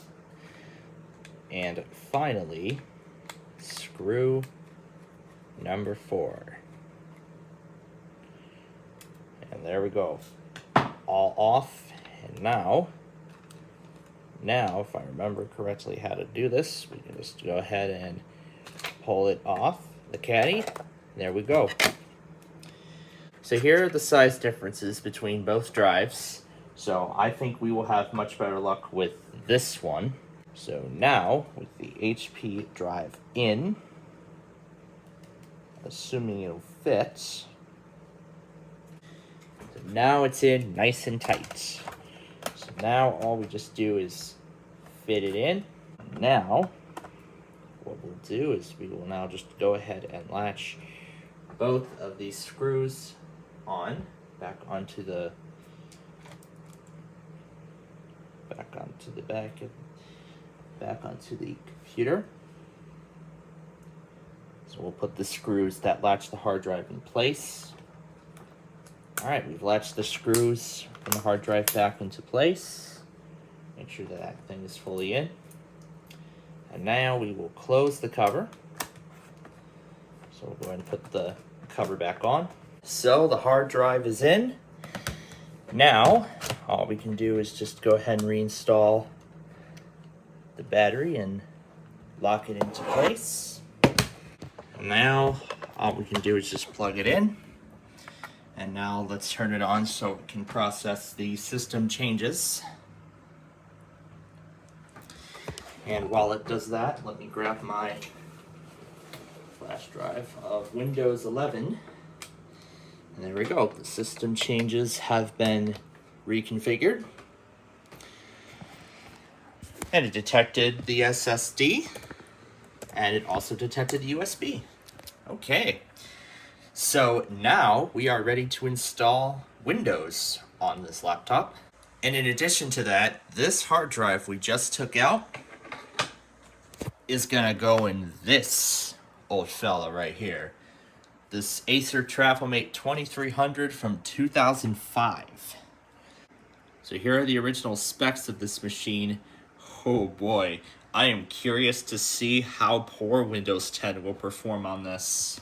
And then in terms of that computer, I actually have several ideas in mind. One idea is I would like to try out React OS, which is actually sort of like a mod of Windows. It's been in alpha development since 1996, and it is still being updated to this day, which is impressive. Another thing I'm thinking is maybe putting Linux Ubuntu onto there so then it can run more safely in the modern age. And it looks like we have an error here. Looks like we've got an error. It says Windows cannot be installed. This computer's hardware may not support booting to this disk. Ensure the disk controller is enabled in the BIOS. So, Yeah, see, this is why. So we can't create a new partition. Okay, so all I needed to do was reboot the system because I must have plugged the flash drive in right after the configuration was changed and the installation utility didn't completely process the changes. And now it is installing Windows. So while we let Windows reinstall, it is time to replace the hard drive inside of this Acer TravelMate computer. Now, like with that Dell, it's actually pretty easy. All you just need to do is remove these two screws and we will gain access to its original hard drive. Alright, the cover is off. And now, out comes our beauty right here. This guy. The Hitachi TravelStar, its original hard drive, September of 2004. Man, this is a pretty old drive. And now with the hard drive back together, all we can just do now is just fit it back into place like so. All right, will it fit?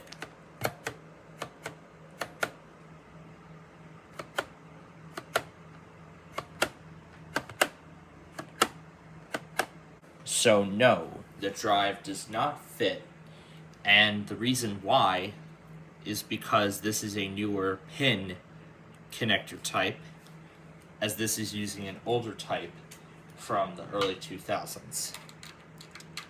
So unfortunately, we will not be able to resurrect this computer, so that is very unfortunate. So until we find a hard drive that fits with the connector types of the 2000s, I'm sorry to say that we will not be able to revive this computer the way I was hoping, which is such a shame because I remember it so much. But at least I have a spare drive and it still has Windows 10 on it, and I'll just keep 10 on there until I'm ready to preserve it for something else. So, anyway, let's set this up. So, of course, the US is our country. And of course, the US is our keyboard layout. We will not add a second layout. And now this is where it's going to ask for Wi-Fi connectivity. And yep, there's the thing there that says, I don't have internet. So we're going to continue with limited setup. And there we go. This is what I should have done. So now I'll just go ahead and put in my usual credential information. And almost there, and here's the desktop. It's not going to load anything because we're not connected to a network at this time. But we are going to go ahead and connect to one right now. Since we do not have the proper drivers, it's not doing the rounded corners. But we will be having those a little later on. So let's go to activation. It should have taken the key. Yep, activated with a digital license. Alrighty, so we are in business with this machine. However, like I said, there are some final things we have to do.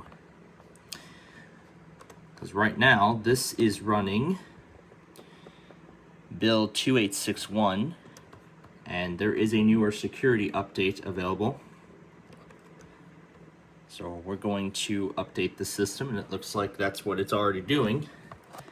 So it's going to scan for updates, install the drivers, and everything else like that.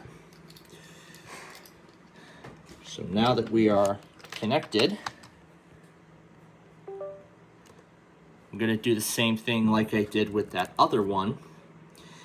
And you've already seen the entire process of that, so I'm not going to make you all sit through that whole procedure again. So the only difference in this procedure is that I will not be putting any sort of third-party antivirus software onto the system, whether it's Avast or anything else for that matter.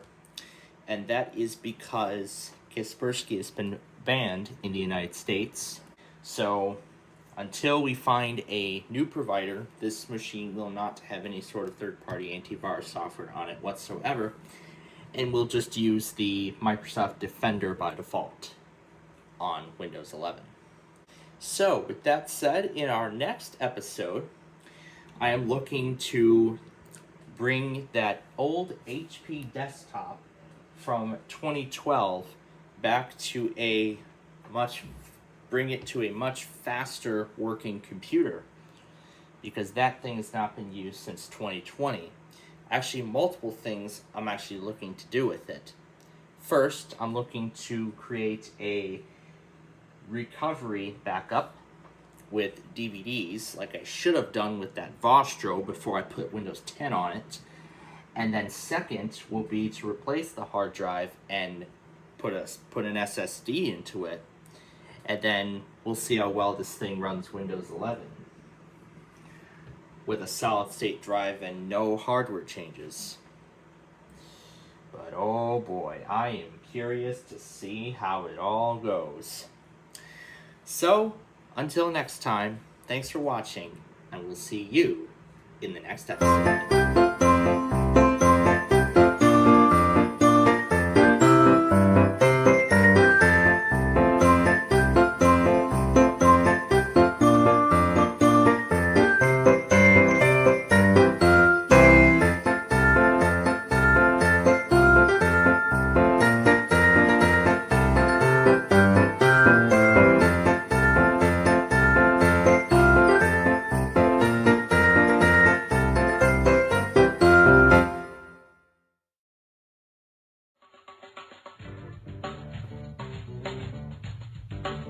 It is Friday. It's the end of the week.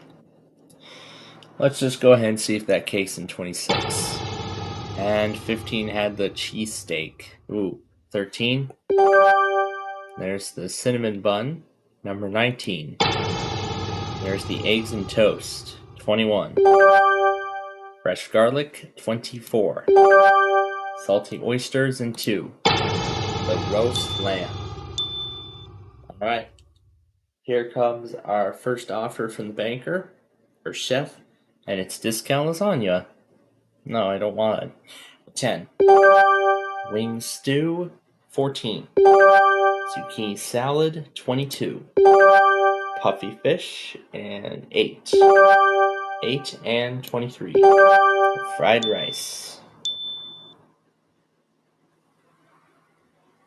I have a strange feeling that cake is going to be in the 26. But let's say no to the custardy bun and open number 4. There's the onions, and it's time for a bonus.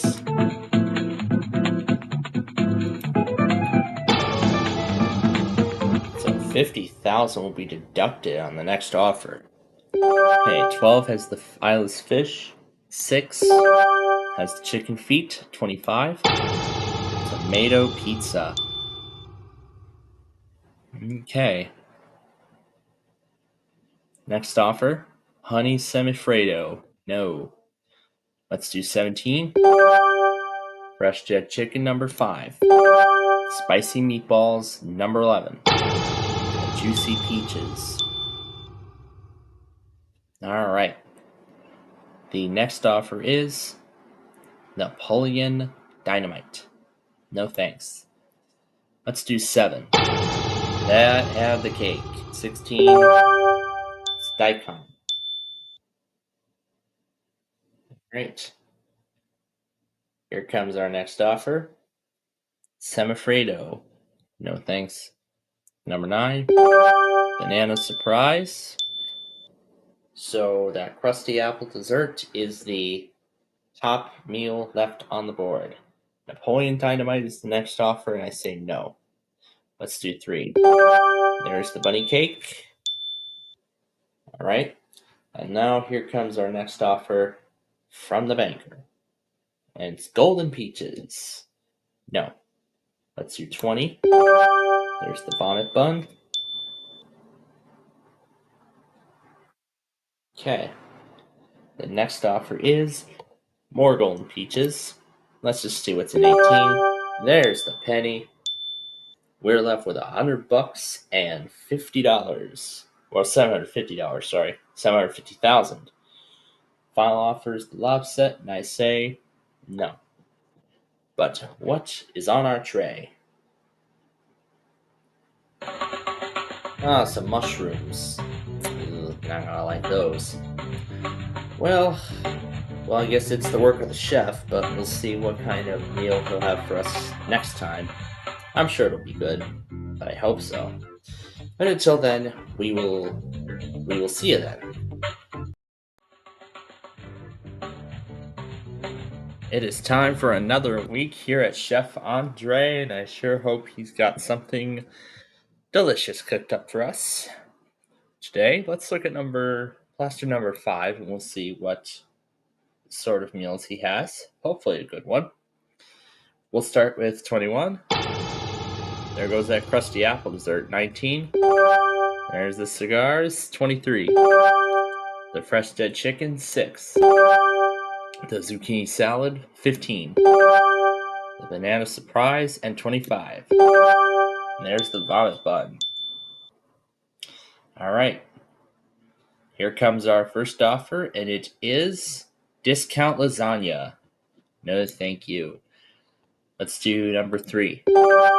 Chicken feet, 14. There's the daikon, 18. The Philly cheesesteak, number 26.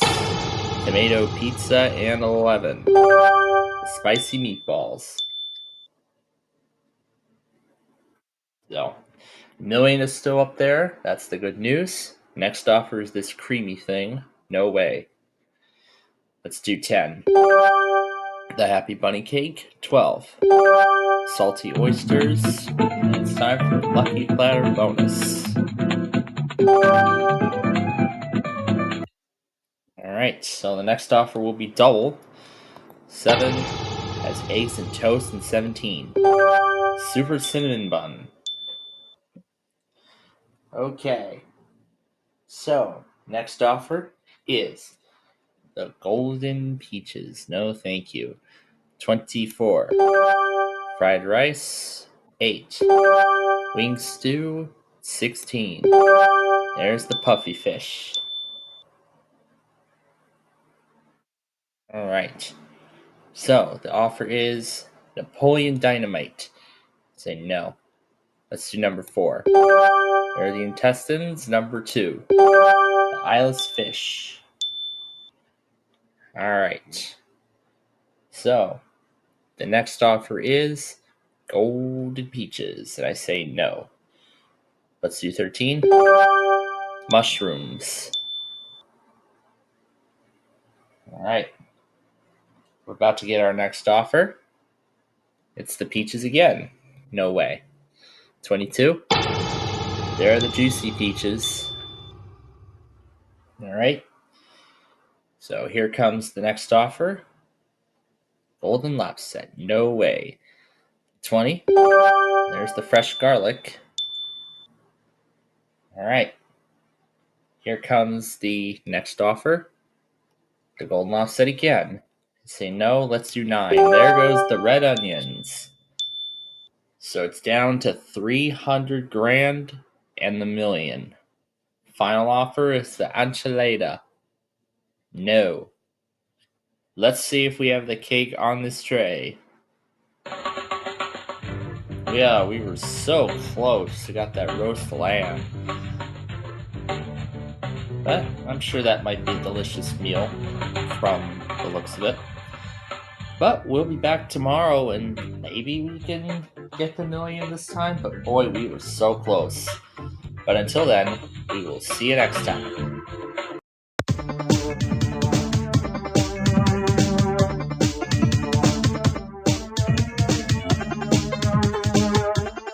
It is Friday. We're only 10 episodes away from 300 shows. And I want to see if we can do better than that 318,372 as we're just 5 days away from Christmas. Wow. Okay, right side number 20. Well, didn't miss out much. We only missed out on $1 on floor number 1, so that's not too bad. Alright, let's go to number 12. And look at the left-hand side. There is $2. Other side is nothing. 16. Let's see what's on the right. $250,000. Otherwise, nothing at all. Number 9 we will do next. And see what's on the left. We add half of our money. Otherwise, $1,000. Alrighty, let's go to number 6. What is on the left side? Nothing there. Other side, 64. Alright, let's go to 18. We're already doing much better than yesterday. Right side of 18 doubles our money to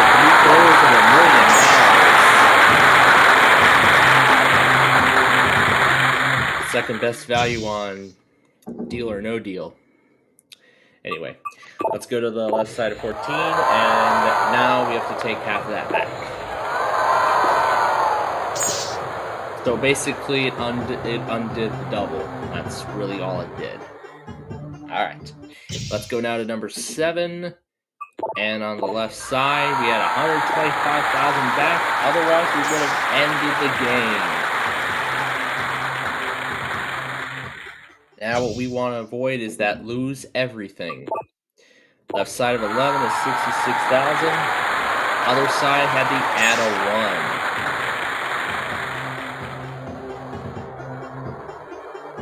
1. Okay. Let's go to 21. And we'll do the right-hand side. There's $500,000. There we go. We did what the add of 1 would have done. Alright, let's go now to number 4. Okay. On the right-hand side, $250. Other side,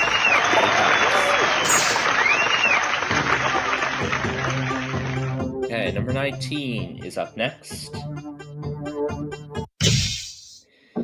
And what's on the left? Round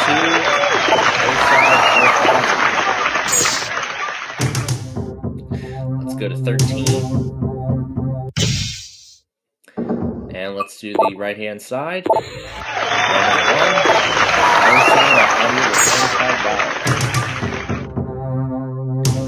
1. Let's look at number 10. And see what's on the left side. Lose 75. Otherwise, we would have added a 0. And lose everything is still out there. We don't want to hit it. Okay, there goes lose 25.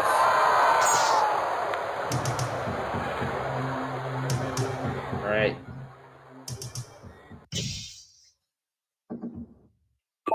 Right side 15 is $4. And there's the 16,000 on the other side. Alright. Number 8. Please be good. Left side. Random 4. And the other side had the millions. Yikes. Let's do the right side, number 2. And there's random 3. What about the other side? We would have lost it all.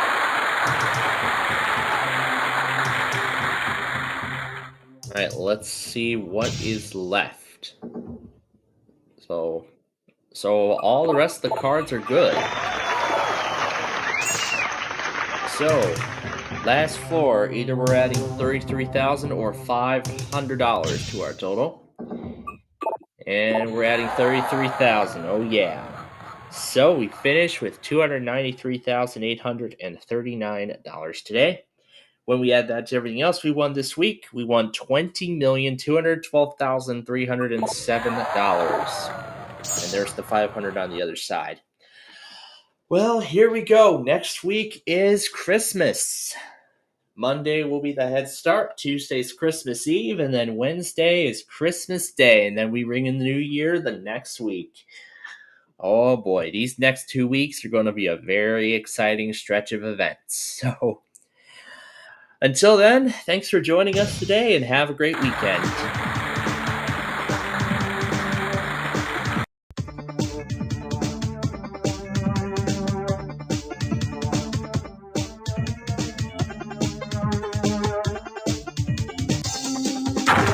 We are just a couple days away from Christmas, and we're also a week away from bringing in the new year, too.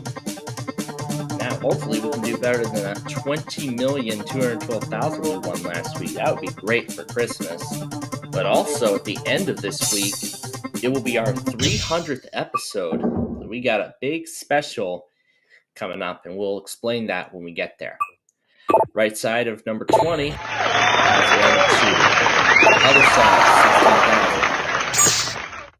16,000. All right, 15. What is on the left? 66,000. Other side has a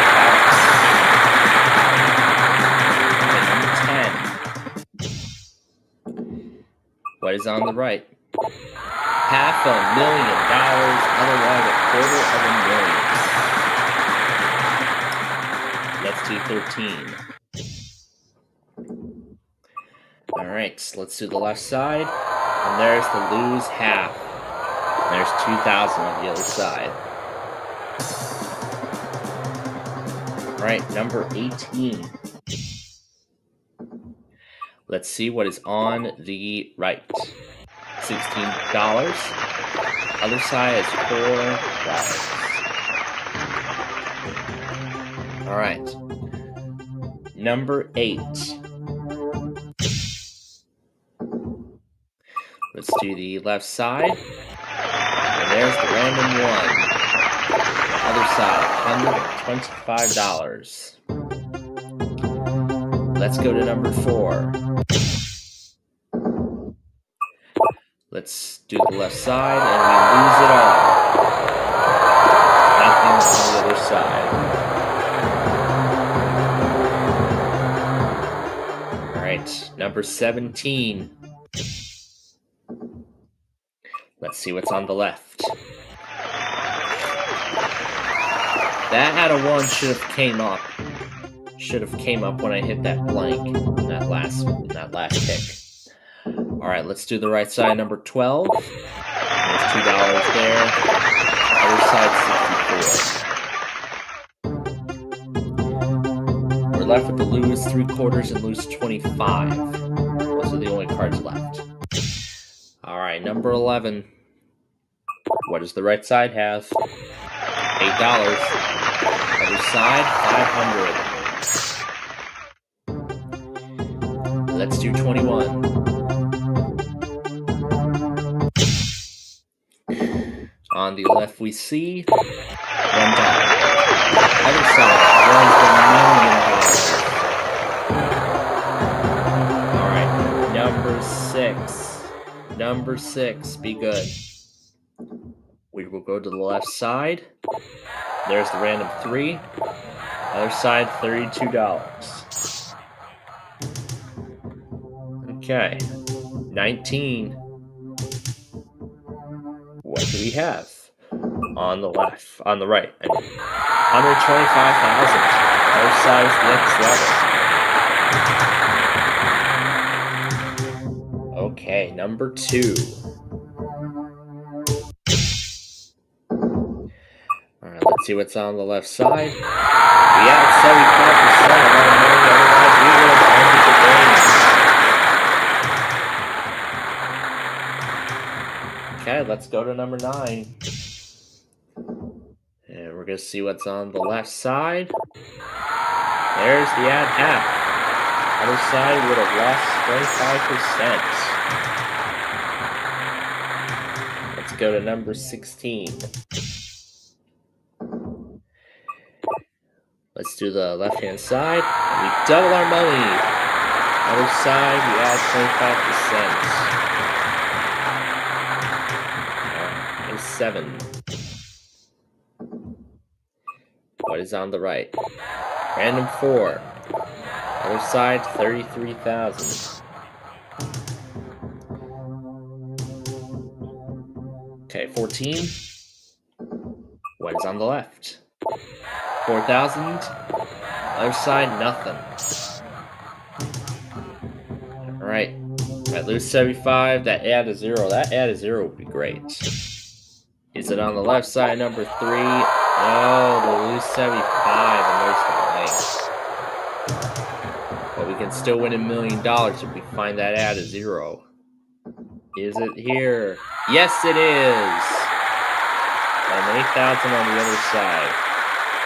The last two are blank cards, so that's not really going to make a difference. So we finished with $1,839,020 today. And just for fun, let's go ahead and open up number 5 and take a look at the 2 blank cards. With that said, that is it. So thank you for joining us today. As Christmas Eve. Until then.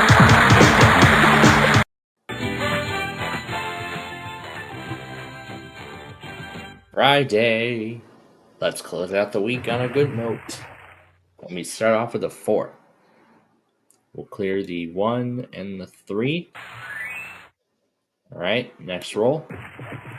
It's a 6. And we'll clear the 6. Alright, next roll. An 8. We will do the 8 by itself because that's the only move. Next is a 9. We'll do the 9. Okay. There's a 5. That's the only way it comes off the board. Alright. What do we have? An 8. Showing up again. Oh boy. The Snowman 8. Alright, well, let's try again. And see if we do it this time. We start with a 3. We'll do the 3 on its own. Alright, next roll is a 6. We'll clear the 5 and the 1 off the board. Next roll is an 8. We will clear the 8 by itself. Alright, the next roll is a 10. 6 and 4 is the only way it comes off the board. Alright, we have a 3. Oh man.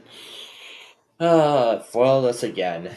Well, Monday is a whole new week, and it's Christmas week too, so hope you all have some good plans for Christmas, and I hope you'll get everything that you asked for this year.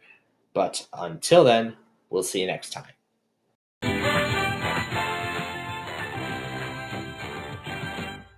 Alright, it's the week of Christmas. The most magical time of the year for some, but for somebody, it's a whole other story. Anyway, we'll take off that 3. Next roll is a 10. We'll clear the 9 and the 1. Get those off the board. Alright, next roll coming up. It's a 7. We'll clear the 5 and the 2. Get those off the board. Next roll. A 6. And it's a double. This is the only way it comes off the board. Next roll. There's the 7. Okay. 8 and 4. Either of those two will keep this game going. 12 will win us $10,000. Let's see. 2 chances. There's the 4. Now we just need the 8 and the 8 only. There's the 6. And there's the 7. 1 off. Oh my. So close. Well, let's try again. Maybe we'll have some better luck this time, but I hope so. First roll is a 3, and we'll take that off the board. Next roll, it's a 9. We'll do the 8 and the 1. There they go. Next roll is a 3 again. Just 3 numbers in, and game 2 ends on a short note. Well, tomorrow is Christmas Eve, and I hope you'll join us then. Till then, we'll see you next time.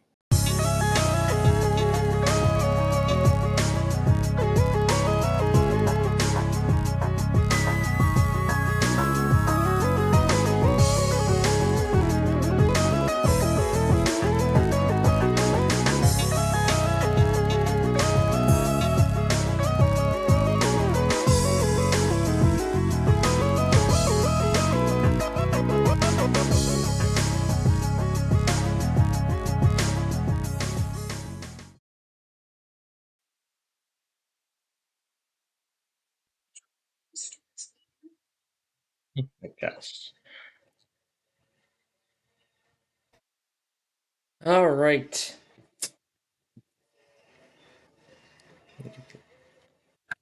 We put the lights on here. And put our weather scan folks over.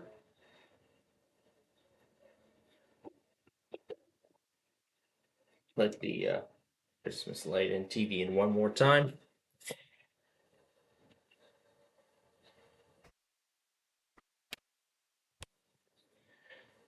All right. So hello, everyone. Hope you're all having a good Monday so far. We are just a couple days away now from the big day. Tomorrow is Christmas Eve, and I sure hope you all have good plans in store as you know we get ready to as we await the arrival of Santa. Well, yeah. All right.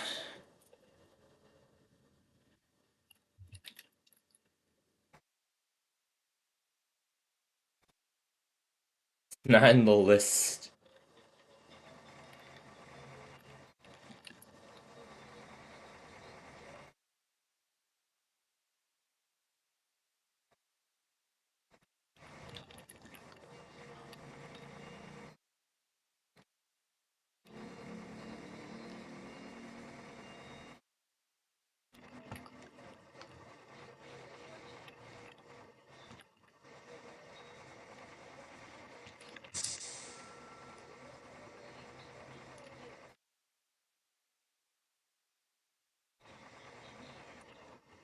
Sauna was the word today. I'm sure that would definitely be a good way to warm up, to keep warm from the cold. Yeah, especially from all the cold that's, all the cold that's, yeah, from all the cold that, a lot of us have been going through for a few months now. All right. So as we get started here with our Minecraft show for today, we're going to be finishing up the river project that we finished digging up the river last time. However, we didn't have enough time to actually do the whole have the time to actually fill it up with water and whatnot. So that's what we're going to finish on this week's show.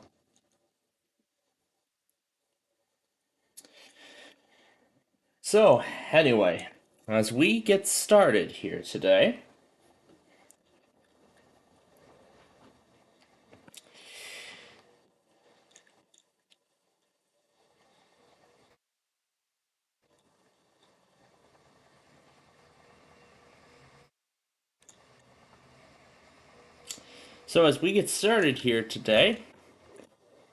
I'm sure you all want to know what happened.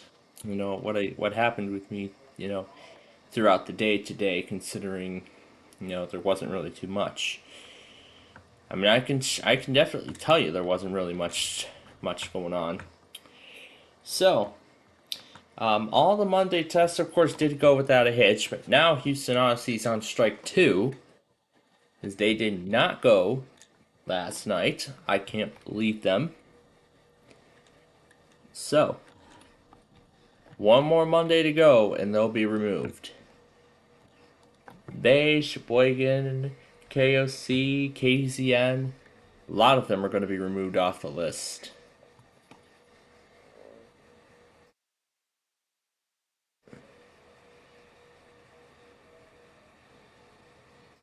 I mean, it's going to be a lot to be removed, that's for sure.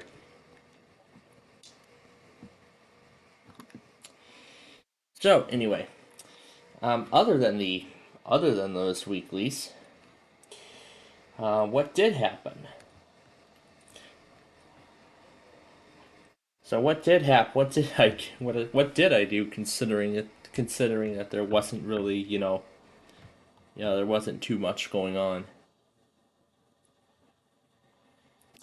Well, I decided to bring back sort of a classic thing I did like about a few years ago or so,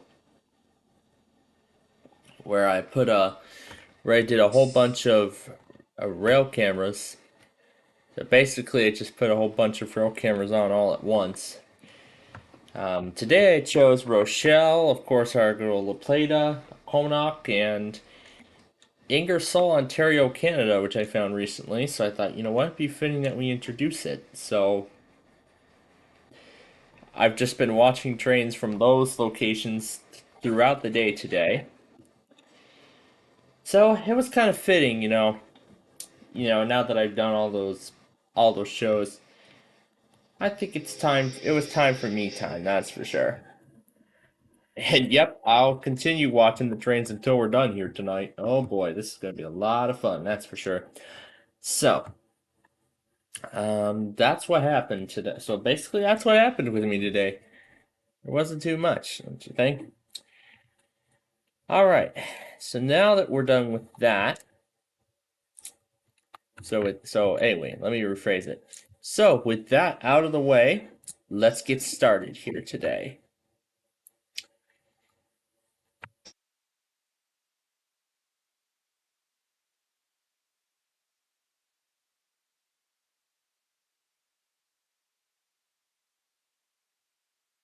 And I'm sure a lot of you didn't get the memo about, I don't know if any of you got the memo on what's going to be happening with our TV networks and radio station tonight.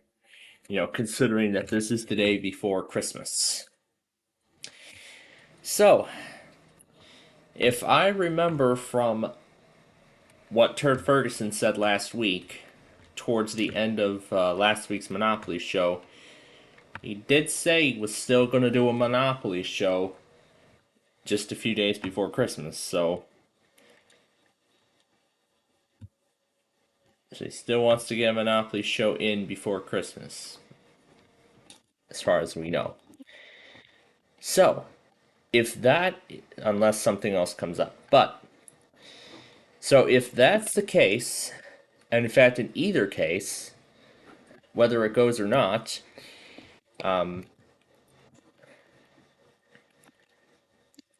this is actually our last broadcast then before we take off for the holidays. So, in such case, no Roblox show tomorrow. We made up a little bit of it, but maybe we can make it up. Maybe we can make it up entirely on Thursday night, while the Bears are playing. We could do that.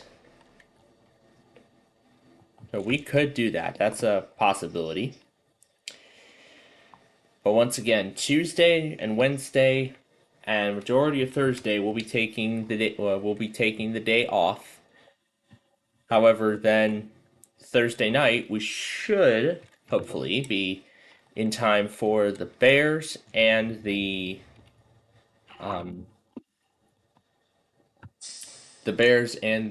next game of the Chicago Bears. So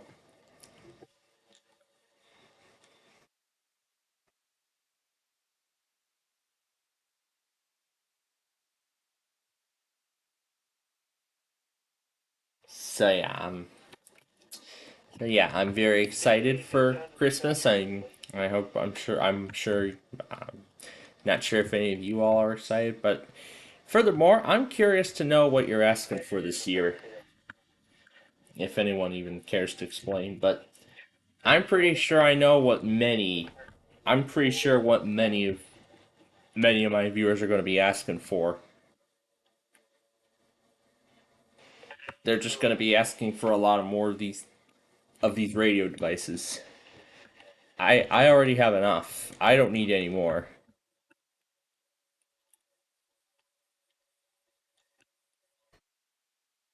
As much as I'd like to get more.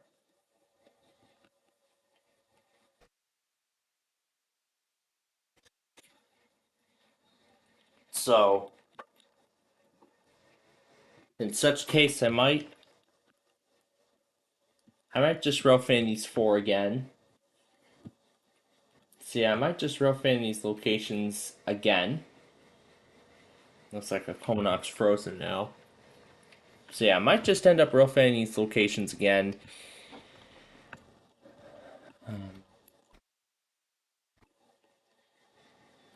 Yeah, but then going back to what I was saying about, so normally right after we end Minecraft, we would normally send our weather scan folks back. However, tonight, because we're going to be taking the day off tomorrow,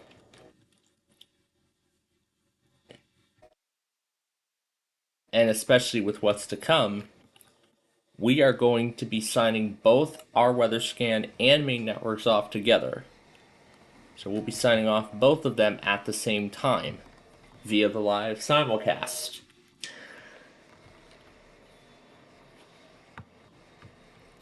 And so, how are you gonna now?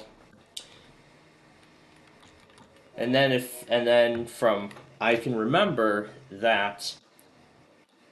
In fact, I can easily recall that despite Christmas Day, everyone still tested last year. Well, not last year, but last time. The last time Christmas Day fell on a Wednesday, everybody still tested as any average Wednesday would. Yeah, as with every average Wednesday. So, with this being the case, as far as I have been told over the weekend, for those who remember,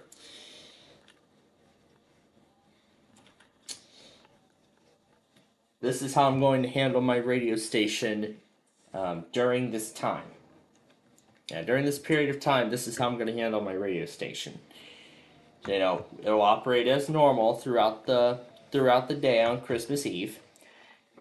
And then just before we get out the door for the Christmas Eve party, I am going to restart my station and apply a special configuration that I was doing testing with yesterday. Yeah, that I was testing a lot with yesterday. Doing some trimming on NWR monitors. So basically, it's everything for Wednesday. So it's basically everything for Wednesday. So all the NWS monitors and everything like that.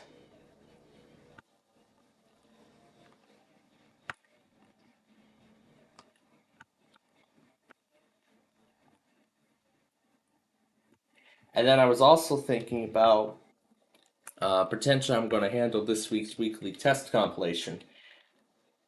I'm actually going to be exclusively for this event, and I'm going to do the same thing next week too with New Year's. We're going to put both the Tuesday and Wednesday videos together. They're both going to be together.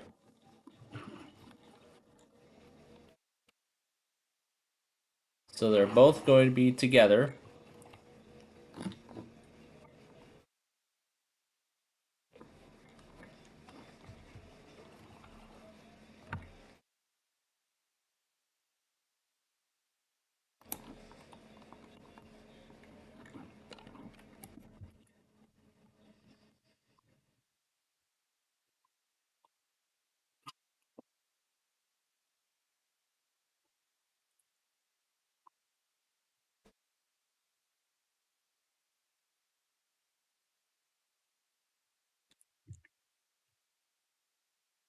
And then I actually don't expect too much that one Monday in January, but we'll talk more about it when it comes.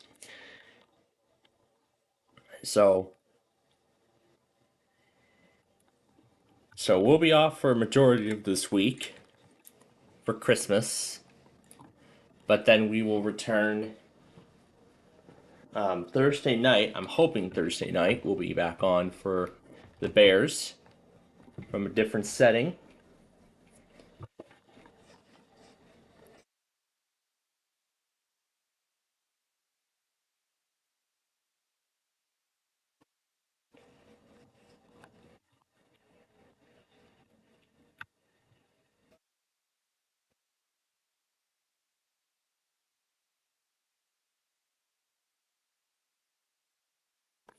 So then with the Christmas Eve config that I put together, that's going to replace everything. It's going to replace everything. However, I may keep some of the stations on my list that particularly, but that depends on how many Verizons go tonight. That depends on how many Verizons go tonight, if any. Otherwise, they will be included in the Christmas Eve configuration. Now, I actually don't need to worry too much because all the autos are actually already in there and all set to go. But I do understand that I'm probably going to be missing out on WPRO and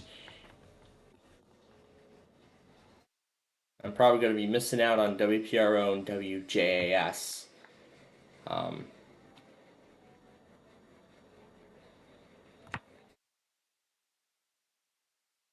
But then, of course, I will do final configuration changes and, I'll make final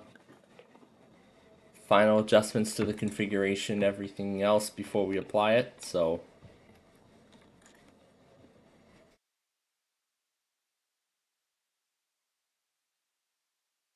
yeah, that's what the plan is. So of course it'll stay running for it'll be running for a majority.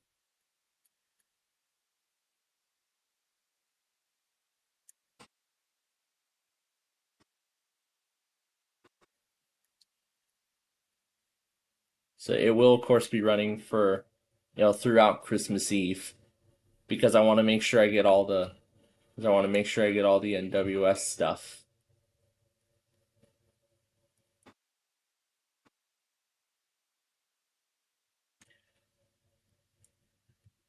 I know it was much easier in 2019, but this is a whole different story.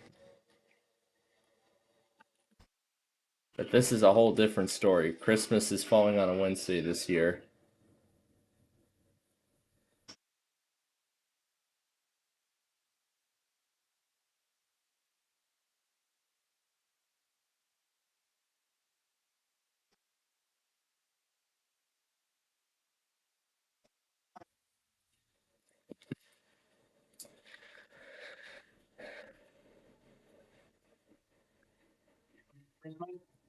Yep, as I said, I am very excited for Christmas, and I was still thinking about what I was going to say next with how I'm going to handle my radio station, considering Christmas is going to fall on Wednesday, and just like in 2019, everyone's still going to test despite Christmas being a holiday.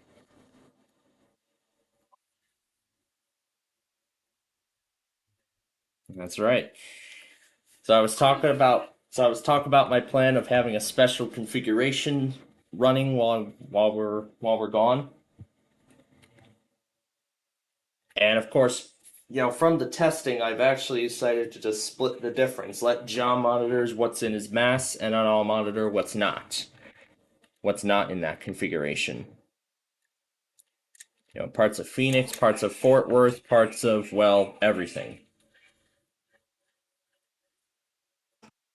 And only one station from each office that we have is on my list. And then, of course, I am planning to go back on the mall Christmas night, hoping to have it all completed by Thursday. And I'm also hoping that I would like to hopefully get around to getting a video of I-80, because this actually might be my only chance to do so. As to be honest, I have not done a real driving video in a while. particularly we're going east. So, but then it's somewhere else after that Christmas Eve. It's actually for a Christmas Eve party that we're going to that I will not go into too much detail on. But I'm very excited for it. And then Christmas night, I'll just put together what's left, or I'll just wait on that till I get back on Christmas night.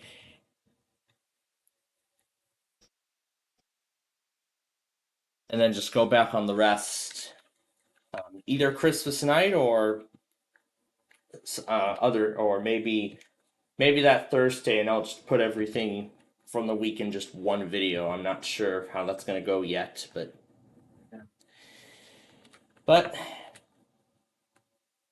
as it all plays out, of course, I will make adjustments as necessary. So again, we will be off for the next 2.75 days, as we should be back for the Bears game Thursday night. That's right, against Seattle. So yep, the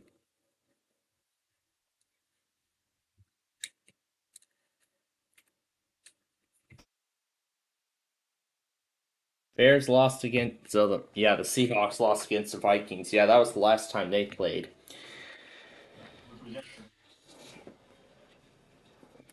Yep, the day before.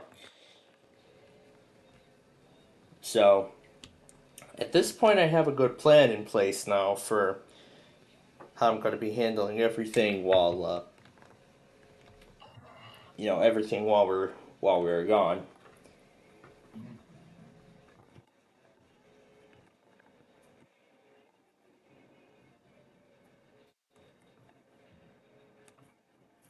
Yeah, whatever doesn't go through my logger initially, I do have year-end masks ready as well. It's that's going to be part of the configuration file. So it's essentially every single ERN station.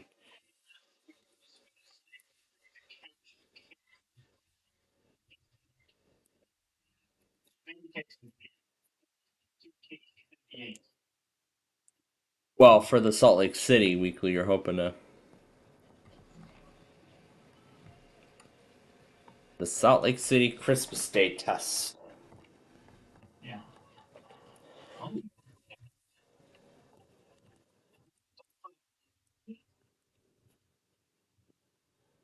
For the past 5 weeks, well, they've been going on time. Well, there were some weeks where they've been going at like the next day after. But some they've been I'd say between 30 and 40 minutes late. So we'll have to see what happens.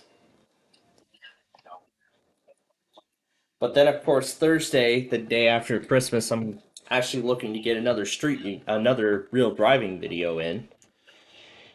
And this time, it's actually 294 North. It's actually going to be a 2025, I guess, remake of an original video of such I made back in 2022. So, but now I'm going to get it in a much higher quality. And now it'll fit in more with my new favorite chiptune that I chose specifically for that section of 294. And I'm also hoping on that same day too to do a rail fanning compilation out of Western Springs. This is if it all goes according to plan. I was talking to my father, because I was talking last night with my parents about potential lunch places. And I was looking a bunch of them up last night, and the Hillgrove Tap in Western Springs was what caught my eye. So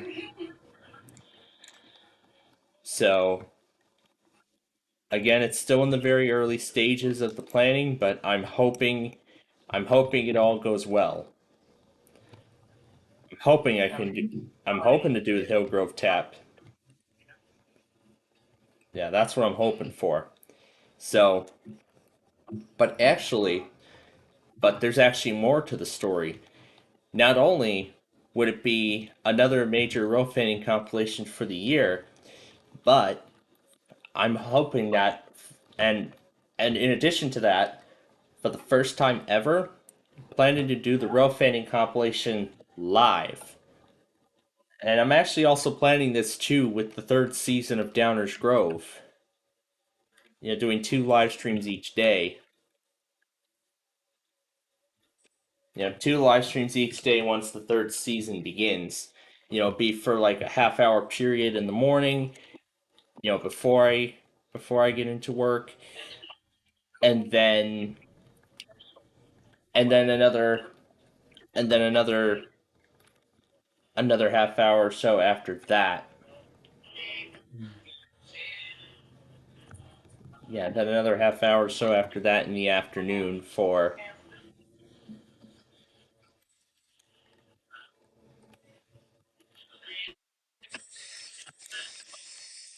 But yeah, then another half hour or so afterward, you know, in the afternoon for the afternoon things.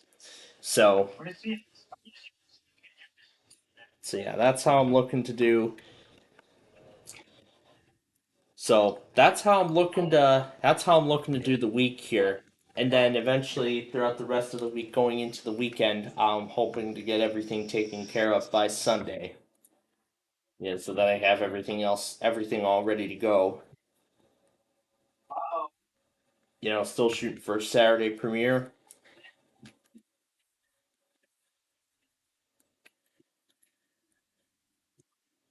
Yeah, the weekly compilation like we always do. So, yeah, that's the plan. That's the plan for this week, for the rest of this week, going into the weekend, and eventually into the new year. And which, speaking of which, we're actually going to be doing an extended Roblox live stream on New Year's Eve.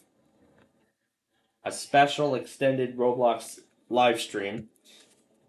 Because not only will we, of course, be playing the Roblox games that you all know and love, we'll also be counting down to the new year across the world like we always do.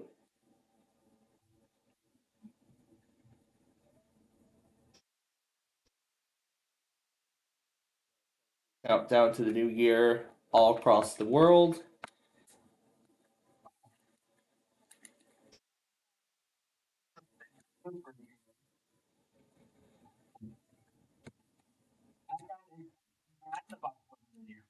It's an AM with Weatherman. Something tells me I've heard of this model before. I remember that Radio Reviews episode documenting it.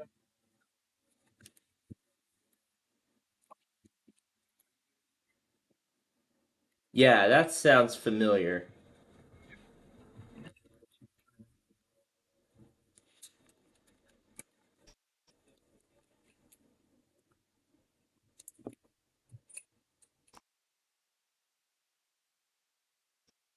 All tomorrow opening my presents. Well, Drew, we won't be here for that. Well, I won't be. Well, I won't be. Well, I'll be at a Christmas Eve party. But maybe when we're on the air Thursday night for the Bears, maybe you all can show what. Maybe we can show what everybody got for Christmas this year.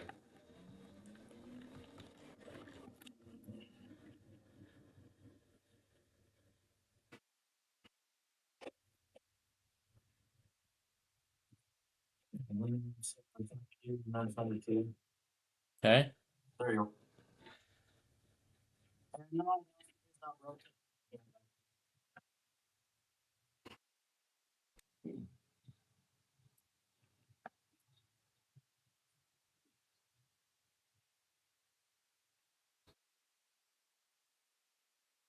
Yeah, Philips Magnavox. I've never seen this one before.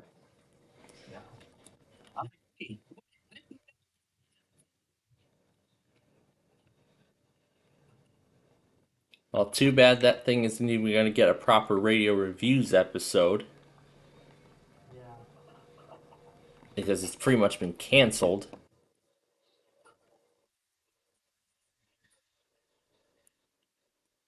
So, essentially, yeah, and there's no one else to run the show, so.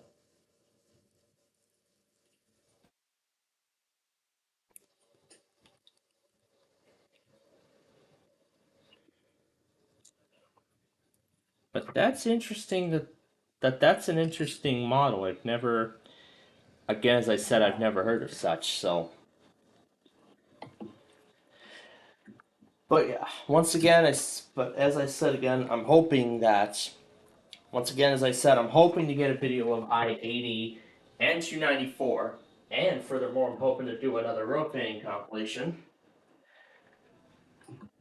So, hopefully 2 more real driving videos, and another road painting compilation, with the first one being live.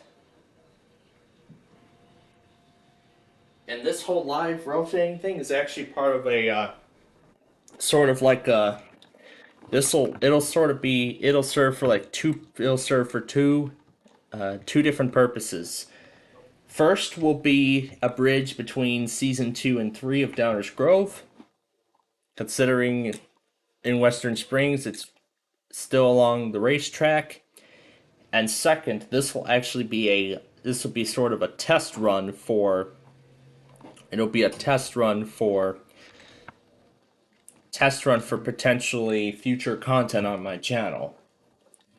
You know, doing rail fanning videos full time and phasing out the whole national, phasing out, ES alerts across the country and whatnot. So,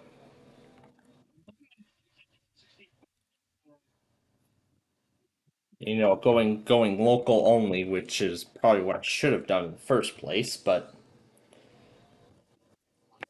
I mean that doesn't mean EAS videos will be completely discontinued. I mean it'll go local only moving forward.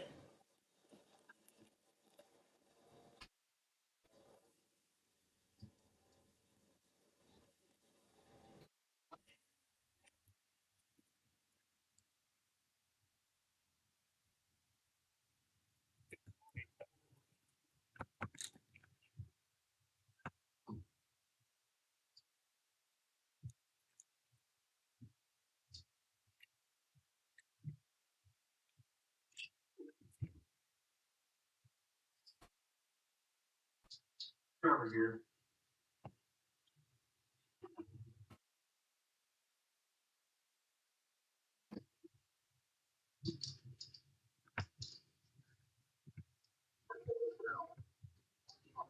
Not? What were you having up with Scott? My sand jam. Oh, my sand jam, you get into 160.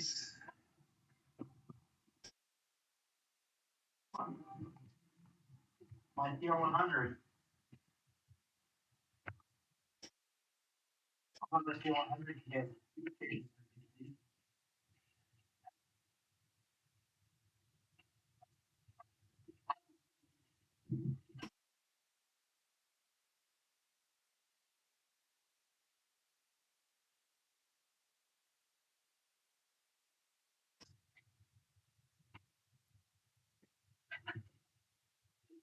Let's see.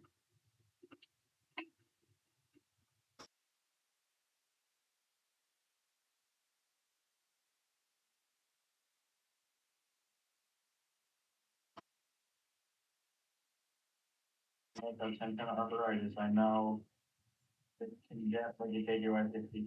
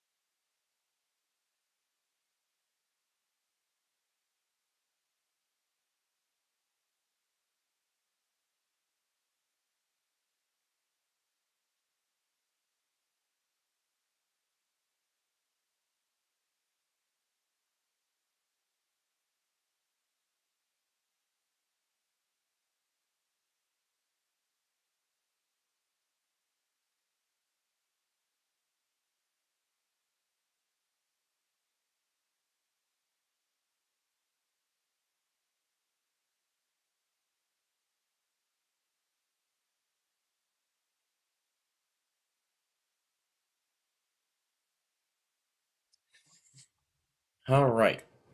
There go one of the next scheduled Via Rail stops in the Ingersoll camera. And I can tell from the time that it is just about time for Wheel of Fortune here tonight. We couldn't get to see it on Friday. We didn't get to see it on Friday night because of the South Bend game, and we won't be able to see it on Christmas Day either because of basketball. So both Jeopardy and Wheel of Fortune will air on Christmas night.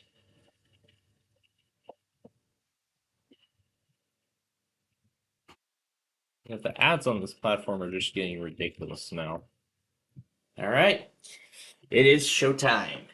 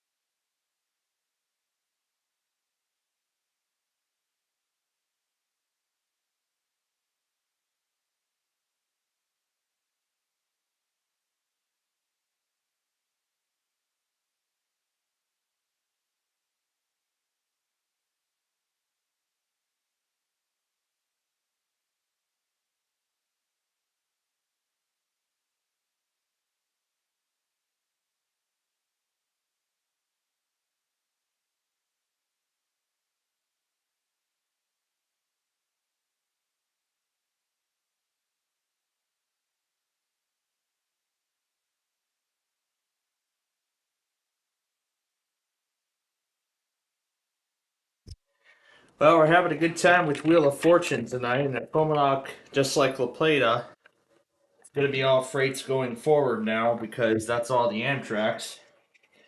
We've already used all 4 of our Amtrak's for today, and it's about time to check out and see if Hawaii Public is going to test. They didn't test earlier, so let's see if they test. Let's see if they test this time.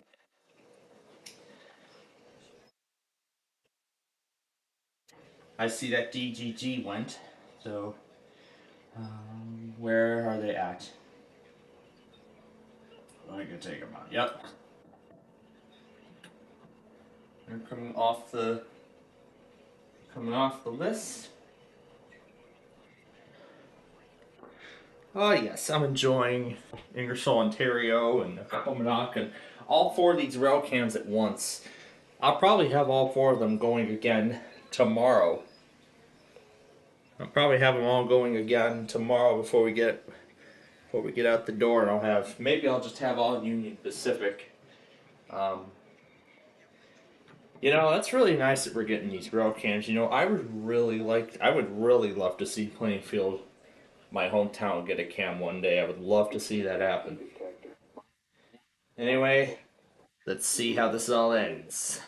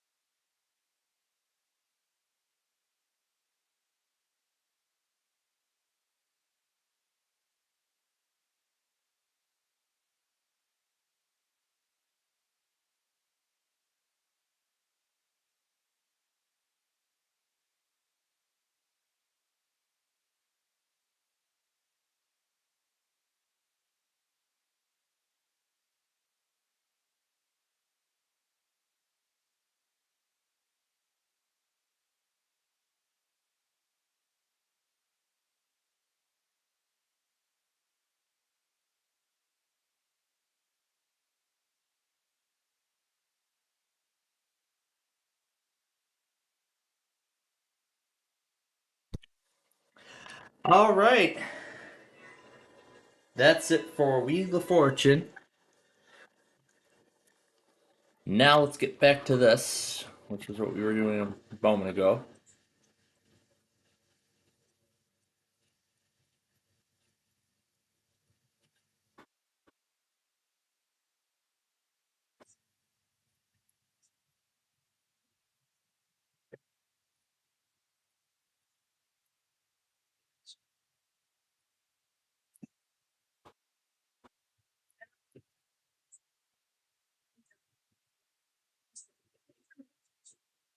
endless thread. Need your kingdoms, unchained histories, and solve mysteries. But stories not to information. It's not this. Endless thread. Listen wherever you live.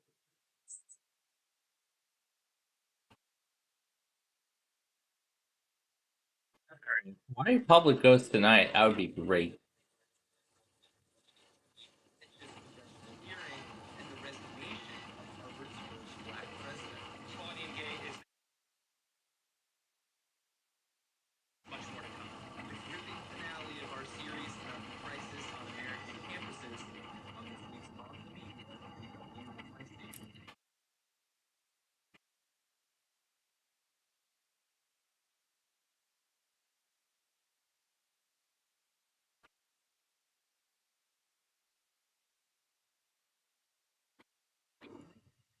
Just catch the end of a great story.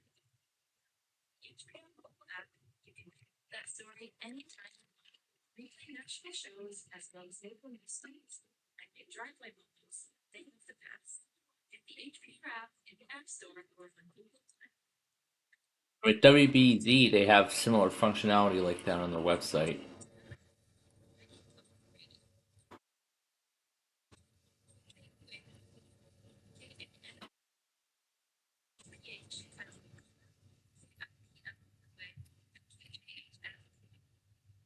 Collectively, nations of HBO.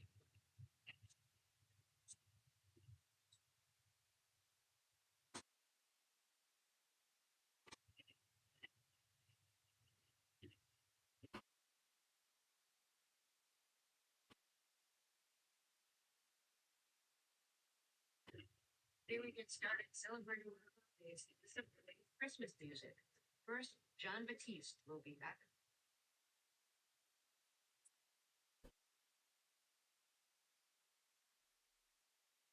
All right. So I still got Rochelle going. I still got Ontario going, and we went ahead. I went ahead and took care of the advent calendars now. So awesome. I got it taken care of. You know, while we were in the middle of Wheel of Fortune and stuff. Well, yep. Canadians absolutely enjoy the snow. I don't know about as much as we do here in the States, but then again. So anyway, with Wheel of Fortune now done, as I think we're now in the second half of this. So we are nearly finished with this river here. We're getting pretty close to the finish line. So, well, with this part here. So if we have time left, we can actually start the second part of this, and we will not actually finish this. We will not continue this then until next Monday. So, Wall Flipside is actually back this week, incredibly enough. Oh no, is that Whose Line Is It Anyway they found? Oh yeah, they got a lot of catching up to do on that program, that's for sure. So, while Flipside is back this week, for some reason, apparently, of course, it's not going to be airing tonight. Of course, they choose Christmas Eve. They choose Christmas Eve out of all days to air new episodes. But this is GSN and CBS Ventures. But this is GSN and CBS Ventures producing this show. Oh, that's right. I almost forgot the Blackhawks were on tonight. I almost forgot the Hawks were on tonight. And we're in Minnesota against the Wild for one last game before Christmas. So, yeah, I almost forgot about that.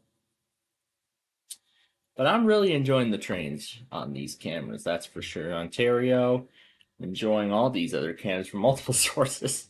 Virtual Row Fan, Tavern League. I was gonna put that Japan or Netherlands cam, but that would really drive me nuts. Having Japan and the Netherlands on at the same time.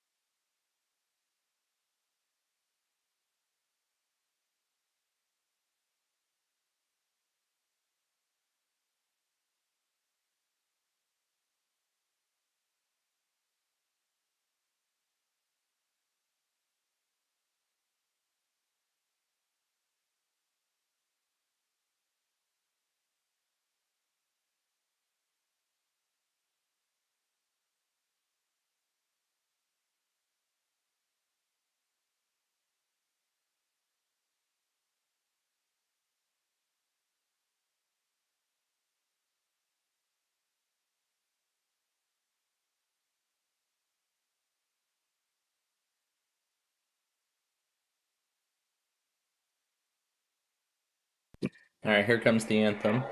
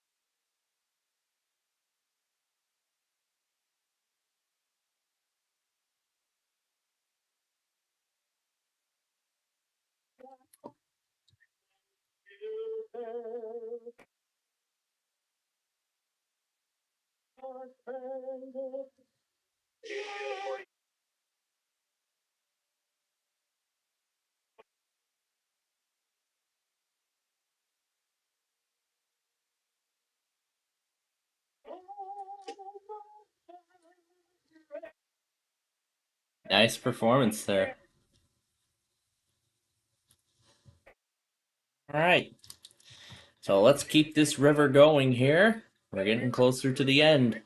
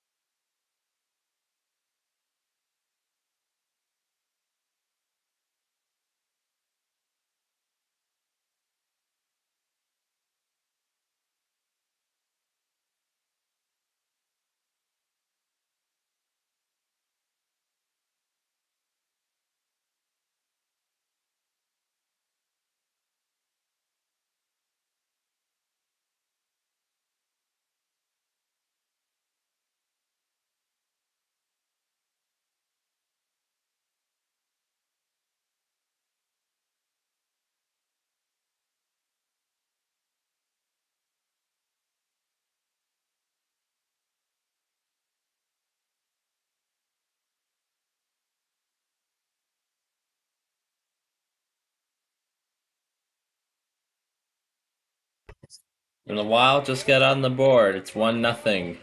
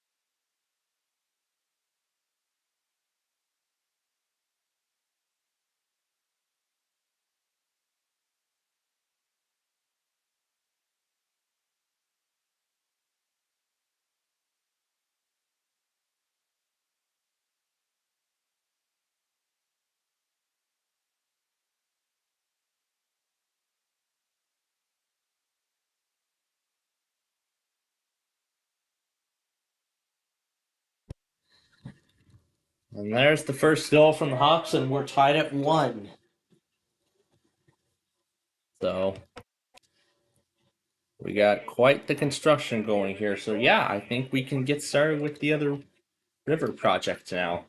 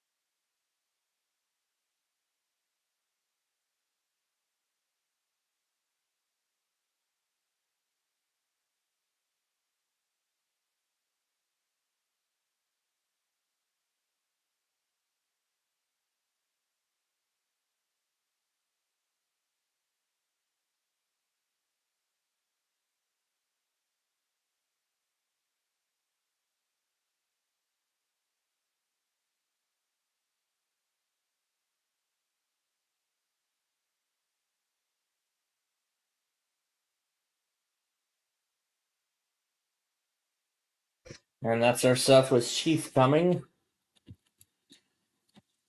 And that is our Southwest Chief for tonight.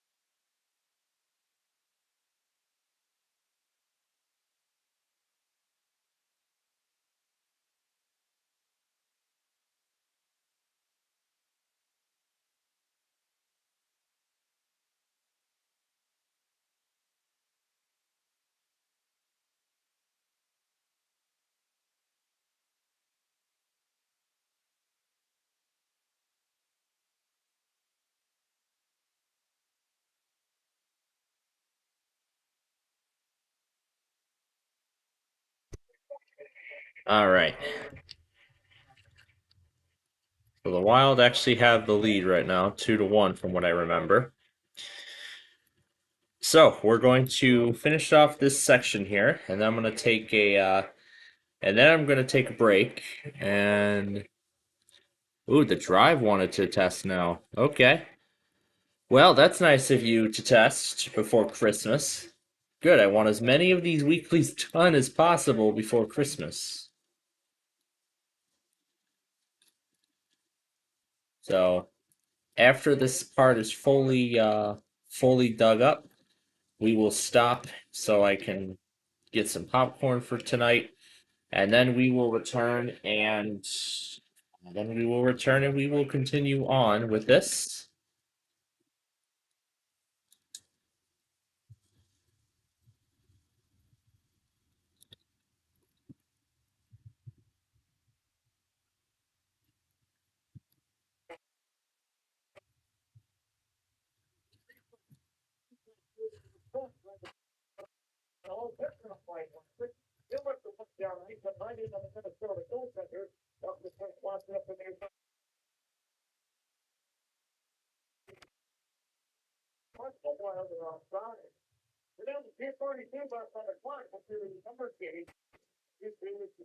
So we're actually tied at 2.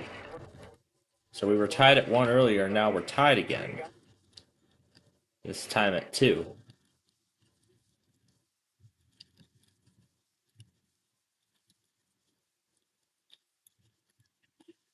All right. That should be it. Yep. Okay. We're going to stop here for right now. And then we'll have another hour and a half to finish digging this up and getting it all set. Considering the big hole. I think that will be as far as we'll go. So if we have some time left, maybe we'll just do some driving around. I'm not sure what we'll do. But again, we will be back in hopefully about 20 or so minutes.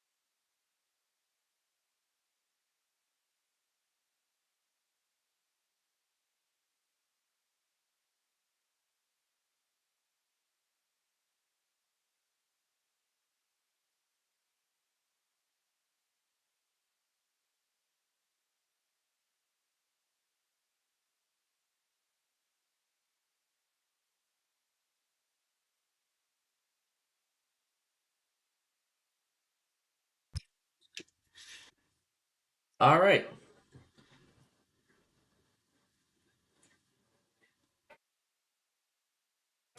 Back. All right, so now we're going to continue with what we were doing earlier.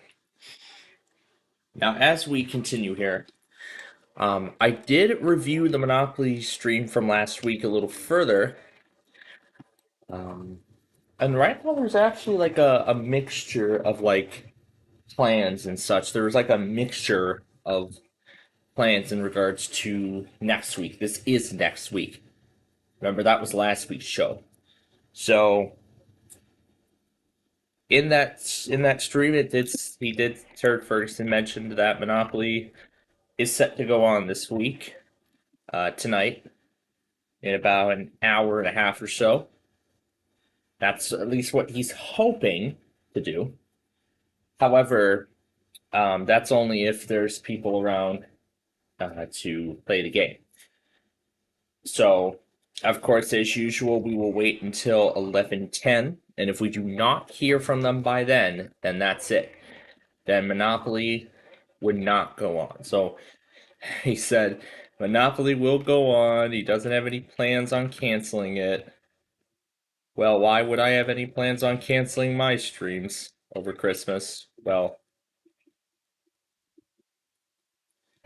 you know, I wouldn't cancel a live program or a live stream at any time.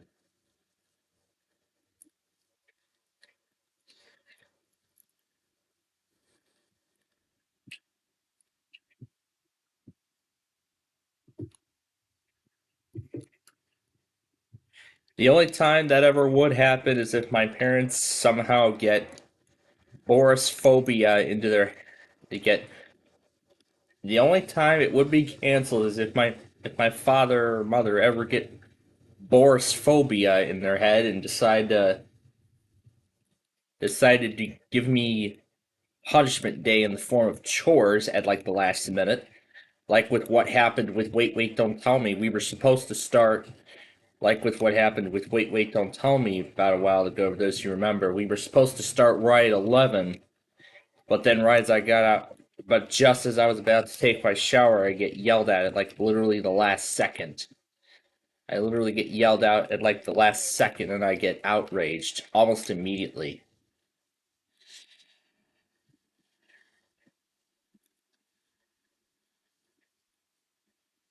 And now I can't even remember what date that was, but I mean, to be honest, myself, that was actually kind of a disgraceful move. That was a very disgraceful move. Could have waited till after the show, you know, like after I have lunch, so that I can give my viewers some time to, you know, so that way I could give my folks some time to, you know, decide what the rest of their Sunday plans are. And speaking of plans, I'm gonna go ahead and remind you all one more time on the plan for the remainder of this week, for this week, now that we're almost drawing to a close here on our stream for tonight. So once again, we will be off on Tuesday, Wednesday for Christmas Eve and Christmas Day, and on the and for the first half of Thursday. So, but I do have some more exciting new videos set for you all on my main channel coming this week as well. Particularly, the plan right now is I would like to do a real driving video on 294.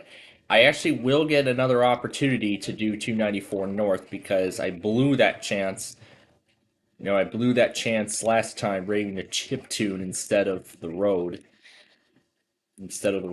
But so, and I think it was mainly because I only had my iPhone with me and not my tablet. So that probably could be the reason as to why that didn't happen. But this time around, I actually will get another chance considering I will have both my iPhone and iPad with me. I might just have my... Oh. Yeah, I will have both my iPhone and iPad with me, so...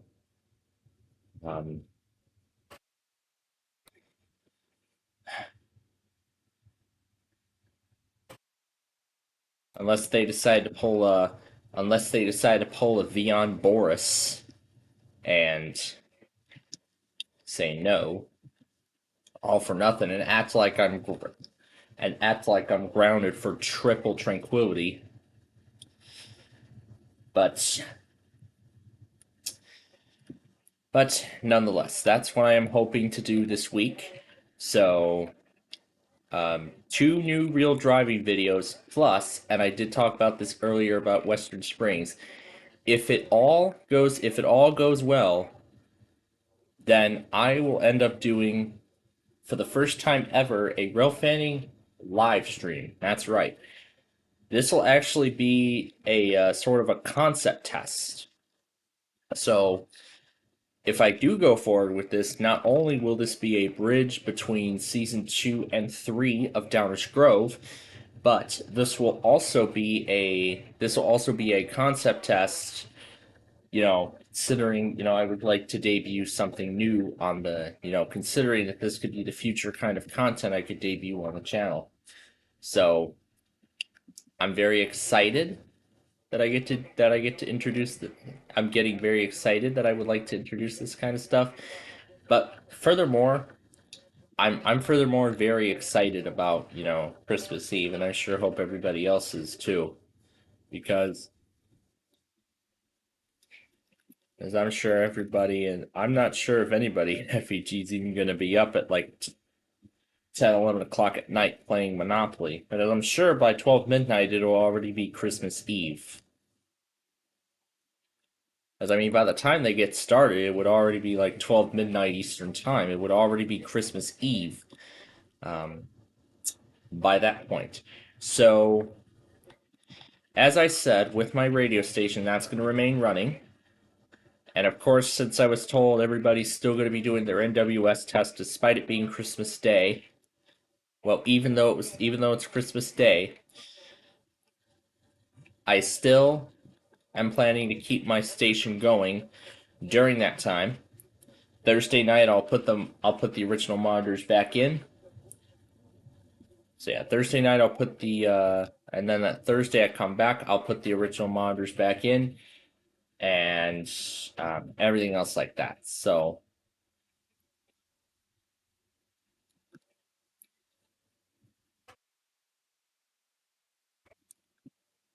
yeah, that's what the plan is. So yeah, 2 real driving videos are set to come out if I remember to tape them.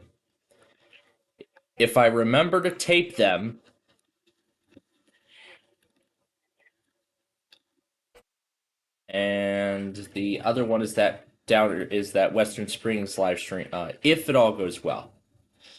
In fact, I did earlier at dinner tonight, I actually did show my parents the place.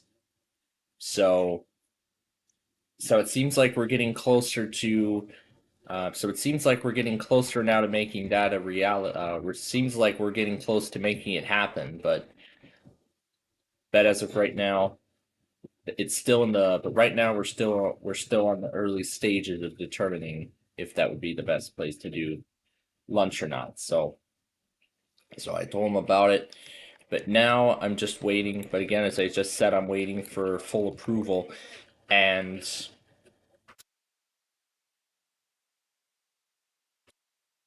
so now for Thursday, if the plan does go through, then you should see me live. Hoping to start it by around 1:30, 1:45. So it's not going to be like a really long rail fanning stream. It's not going to be long at all. It's going to be kind of like an average of, I think I believe if I remember correctly, it's going to kind of be like the average of, about the average length of a Downers Grove rail fanning episode. How normally these episodes last about, like 5 minutes.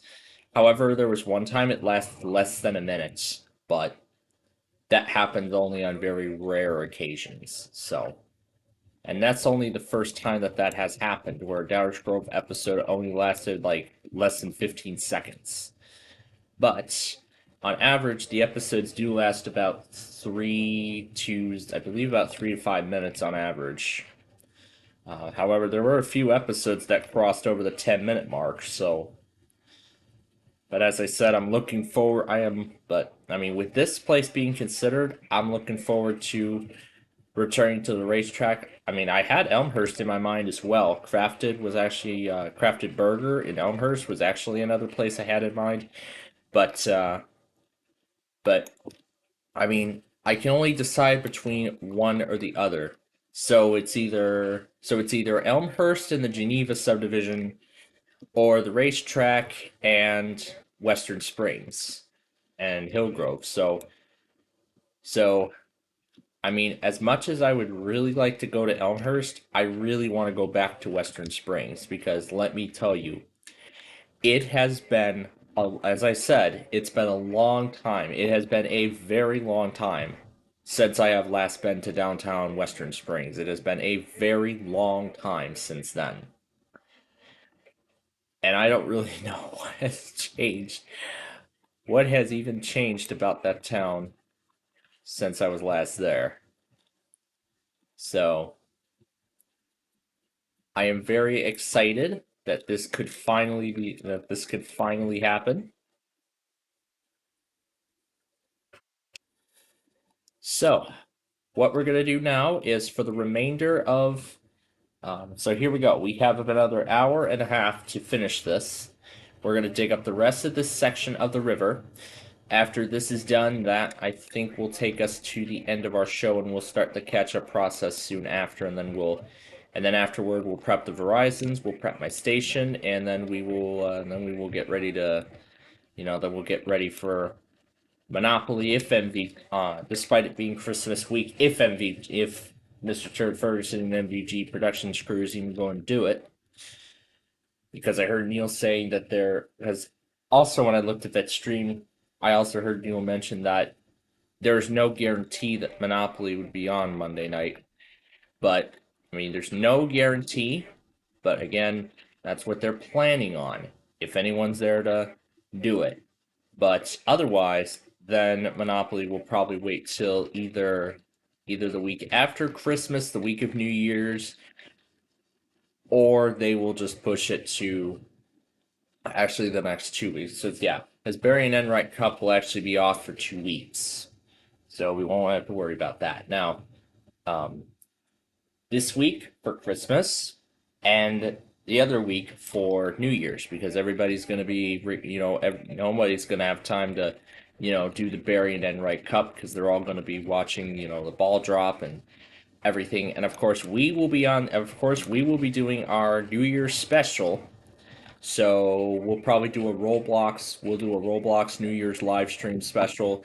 We'll talk about, and of course on that stream we'll talk about, if I remember to, some of the moments that made some of the best moments of my channel in 2024, and of course what is to come in 2025. So we'll talk about all of that, and then we'll talk about production schedules and show changes and what we're looking to do, not just the new year, but the year after. So and furthermore, how we will be executing those plans and all of that stuff. So as I said, that's a lot to look forward to. We'll watch the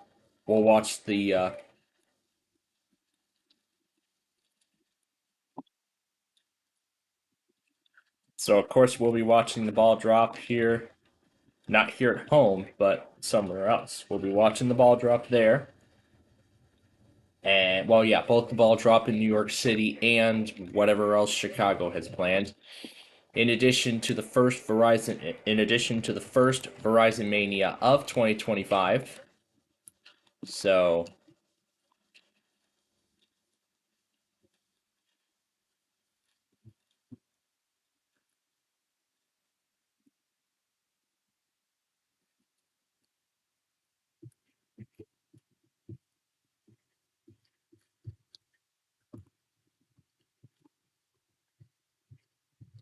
So now we're going to go ahead and proceed with this. Yeah, we're going to go ahead and continue with this now. As I said, we have an hour and a half. Actually, we have less than that now. So an hour and 15 minutes left to, do this whole digging thing. So after this is all done, then we are going to end then we're going to end Minecraft here. We will wait another few. Then afterward, we'll wait the remaining time while I catch up on everything to see if Monopoly will even start.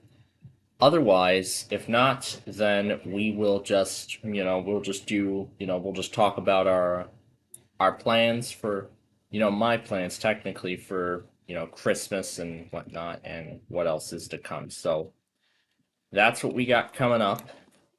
So now let's get back to business.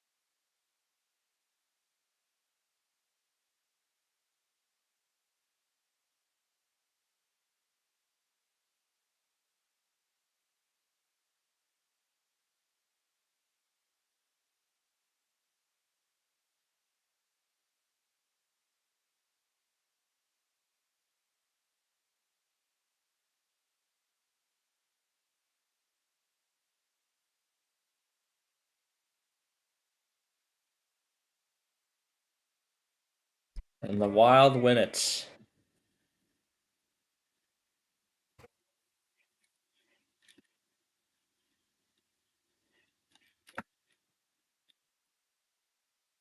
Wow, we still have a very terrible record.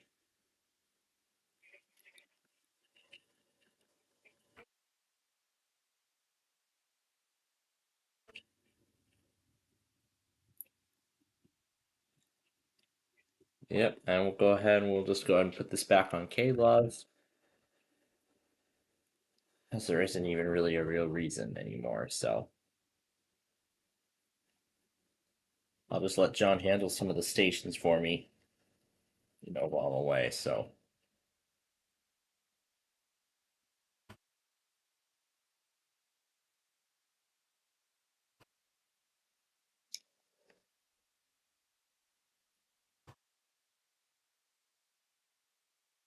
So, we got an hour left, so let's keep going.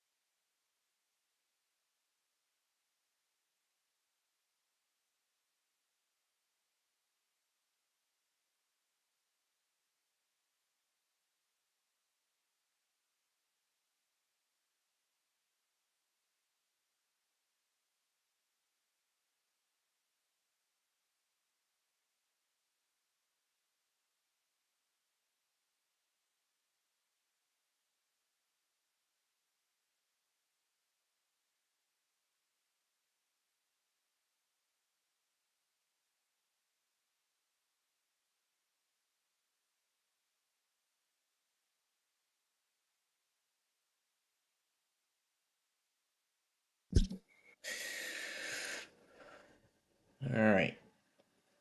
Clear all this crap. Alright, we've got about a minute left here. So this will be the final thing we will do.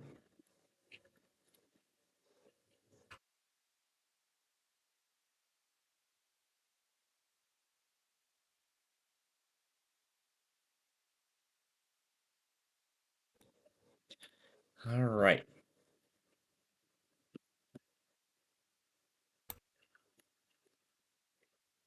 Alright.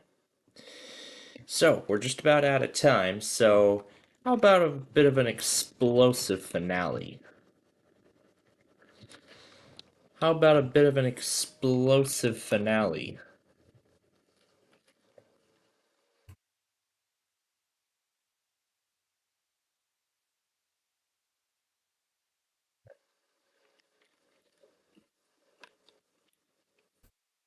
We want them all going off.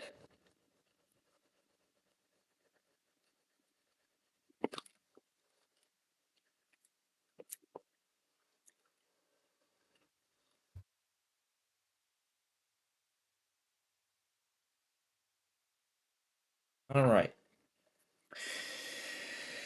And so that's where we'll stop. So let me teleport this guy back to the home base and disconnect the server. Actually, I forgot to switch it to the sword. Hold on. Hold up. I actually forgot to switch it back to the sword. So let me do that really quickly here. And then that will be it. That is going to be the end of our show here for this week. Alright. There we go. That's it. Now we can go and disconnect the game. And so that's it. That is officially a wrap. So, where do we begin? So now it comes time for the catch-up game. So now we're going to play. So now it's time to play catch-up. And then that will be where we will end it. So, on next week's program, we will continue with this. We will continue with the construction of this river. So we'll proceed with the construction of the river, and let's see. So continuing the construction with the river and starting and finishing up section 2, and then moving on to section number 3, the third and final section of this river. So that's what we will do on next week's show. Normally, this is where we would end our weather scan, people, but as I said, we're going to be signing both of them off simultaneously. Now, if you'll give me just one moment, I've got to take care of something else really quickly, and then we will get to the finale.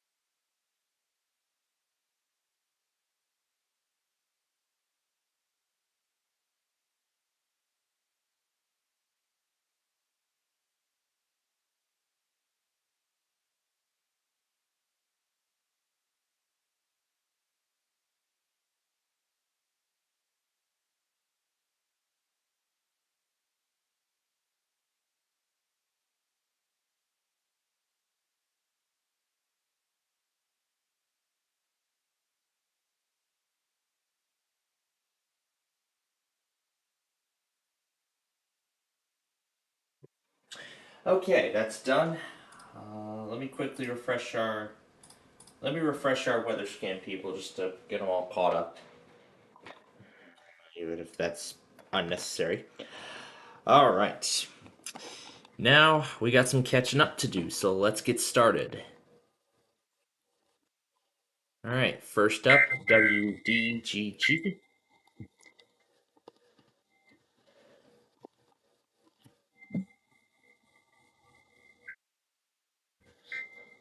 All right, so as we play the catch-up game here, again next week we will continue with the construction of that river.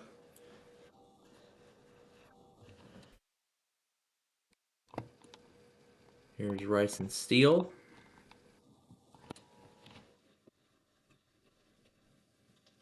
Yeah, some iPods test it does it in full. Other times it just does the attention signal as well, and I didn't configure it that way.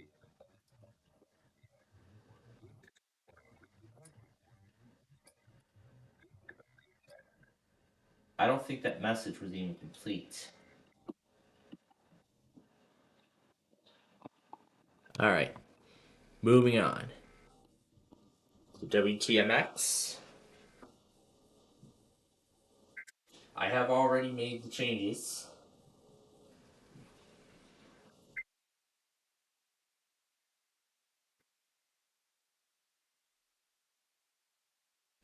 All right, and the last one here. Okay, before we even continue, the video is getting a bit behind. There we go. Alright, and then there's one more after this. And then that will be the end of the catch-up game. Well, for this log, that is. And we're just going to do this one in its entirety right here. And I've already went ahead and closed up a colon off because I don't think there's going to be anything else for too much longer. But like I said, let's finish catching up here, and then we will get everything set up for tonight.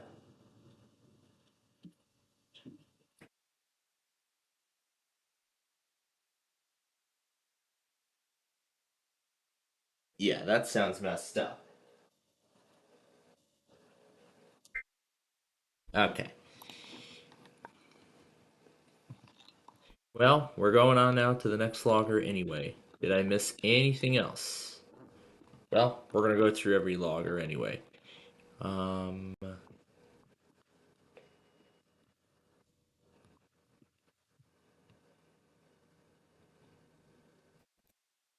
Okay, it was the same as before. Okay.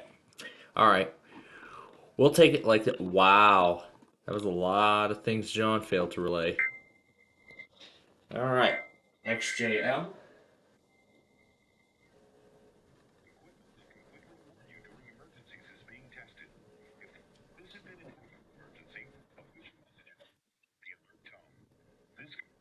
Okay, the message cut off. Alright, so as we are about done here, let me remind you all one more time about what is expected to occur, what's going to be happening during our time off. So once again, we will not be on tomorrow or Wednesday for Christmas Eve and Christmas Day.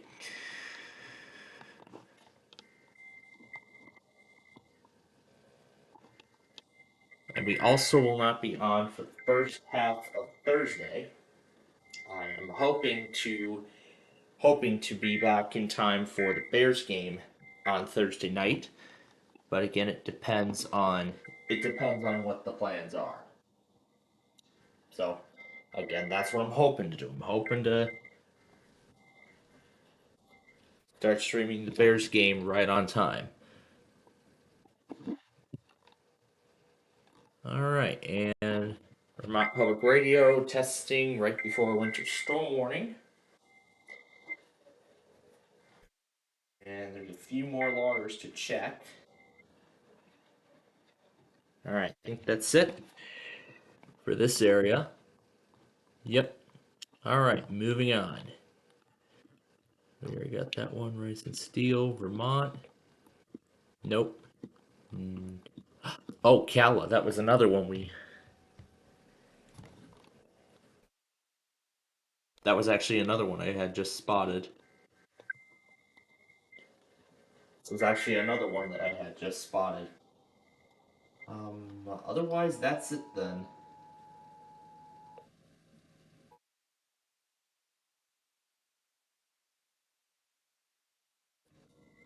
Last longer? Huh, MLS didn't take anything since Florida. Alright. Okay. Then that is the end of it.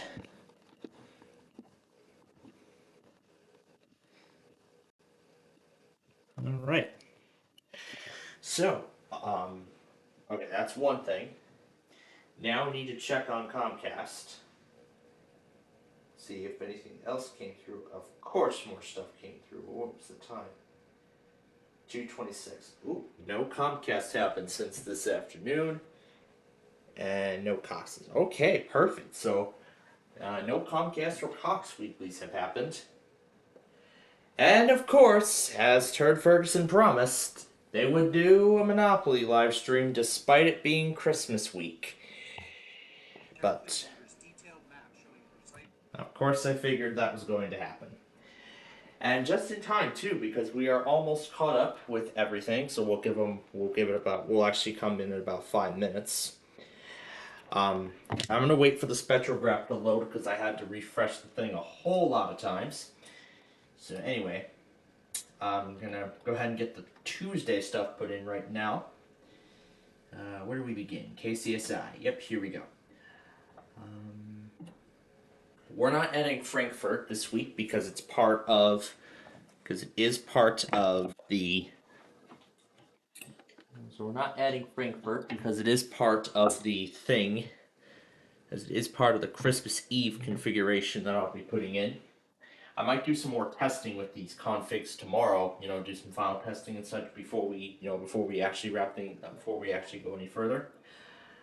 And then I'll take the Verizons from the Christmas Eve config.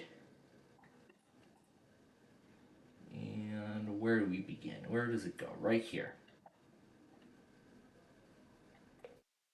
Alright. And I will not restart the station until we get a little bit closer. Which reminds me, let me get the Verizon selected and all set here. So here we go. Verizon. We need 5, 6, 7, 8. I only need one of them. One of each right now. But I will open up the rest of them later, so. In America. Alright, let's go. Alright, let's keep this guy going here. As I said, we're almost up to date.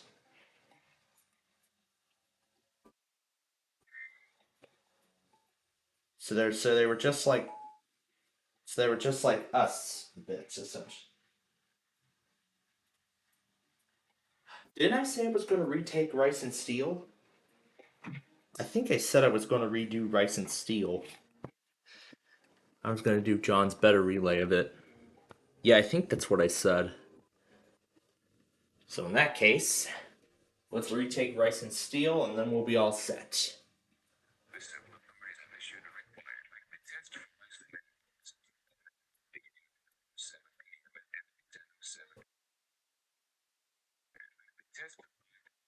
and Steel 9. Center. This is only a test. There we go.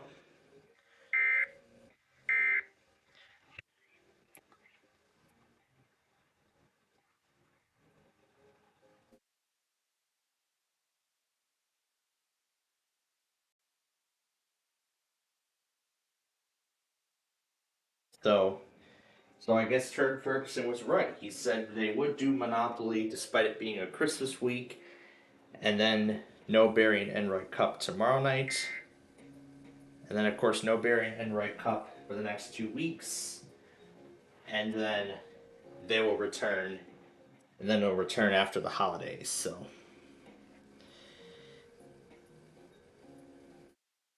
Alright. And since this is the last one for my logger, I'm gonna actually get the Verizons on once we get closer to the start time.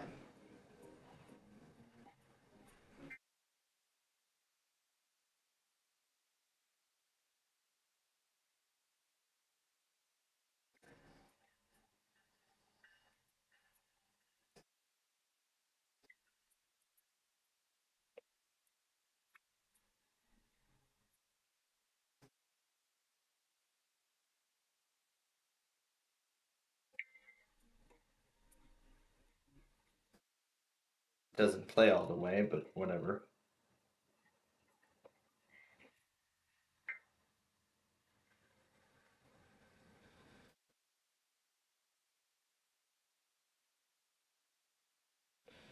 What if he just says, we're not doing it tonight? Good night.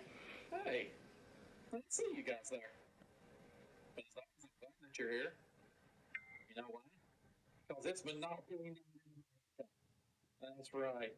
It is time for the 10th episode of season 3 of Monopoly right here on December 23rd, only 2 days away from Christmas itself. You know what? Let's not hold this thing back any longer. And let's get right to it. Let's have a great show, why don't we? Yeah, why don't we? This day's before Christmas. And we start in 3. Any ads come up during this, so we grounded for 50 million quad. Whatever. Let's just start this thing.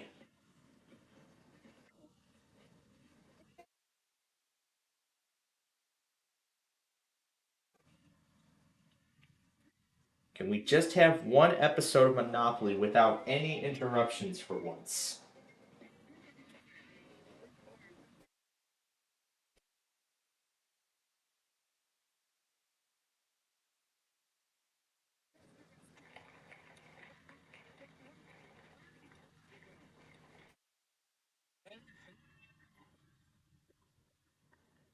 To another fantastic episode of Monopoly, coming to you live from Grandma Studios inside of the MVG production house. It is so good to be here with you guys this evening.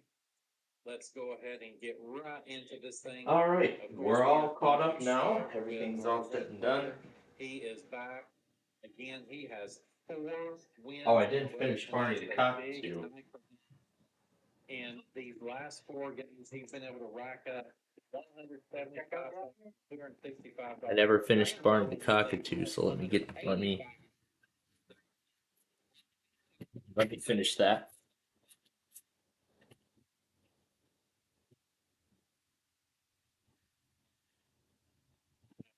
It's Monopoly Night in America, so cannot complain about that. Good to have you back here, man. You have been on the run of runs, I think would be fair to say, in the history of this series. If your 4 win row here, you have won our bonus game 3 of those 4 times. Man, that's just got to feel good. Yeah, pretty much does. All right. So yeah, tonight's coming into your next challenge. We've got some really good opponents you're going up against. Do you think you got what it takes to hit your stride for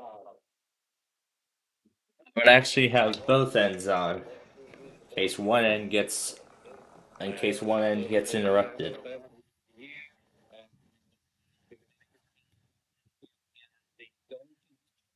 He comes to from Metairie, Louisiana. He is normally your Mr. Monopoly, but not a gold player. Ladies and gentlemen, Jason Myers. Jason Myers.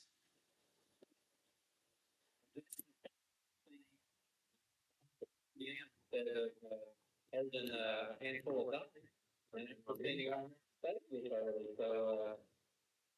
dollars. So we're officially halfway through the Monopoly season at this point then.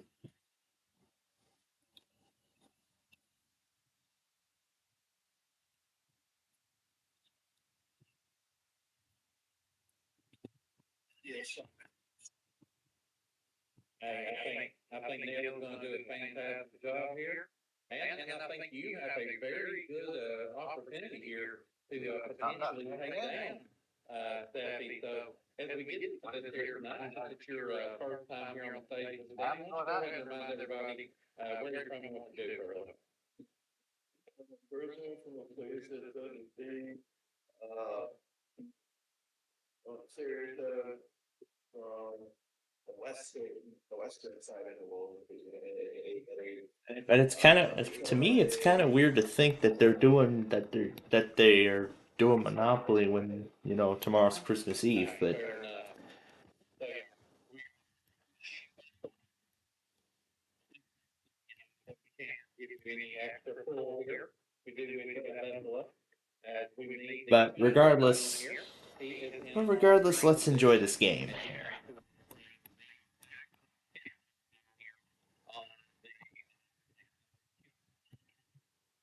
Yeah, second time on the set.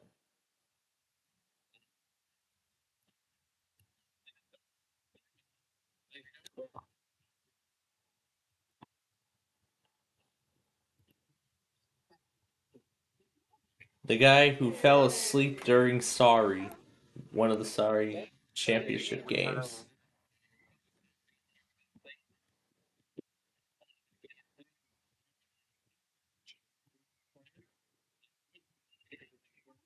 stage nine that is going to help you along your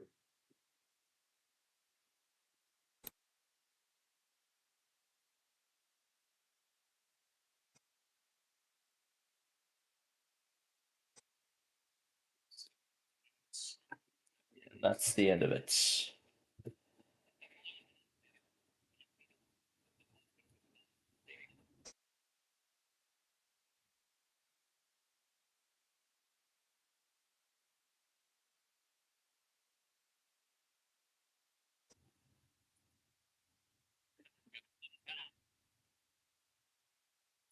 you are absolutely there. Nick, it comes down to this. That the whole thing with the buzzer, that it's tough. It really is tough. You know, when you get against people that are really quick on the buzzer and they know they're pretty and they know it very quickly. That can definitely be a challenge to go. All right. Maybe let's start these up. But hey, the good news is that you are absolutely not, you know, that you cannot win this game. You just have to go out there and do your absolute best. All right. Maybe You got the Verizon set. Those are forward. All I just need to do now is restart the station. And we'll go ahead and terminate the weather scan thing because we will be terminating its feed immediately after Monopoly. All right, that's all set and ready to go. Now let's get started with this game. And of course, first up is the acquisition phase. This goes.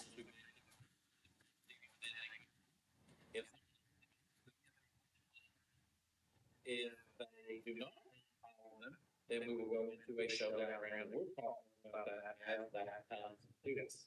So now is the time that we, of course, do our buzzer check. So, Sage. Very good, Jason. And Jose. All right, very good.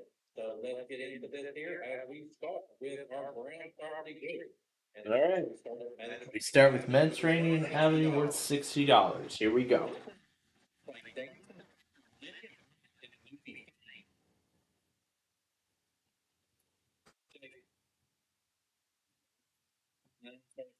Safety, or Jose.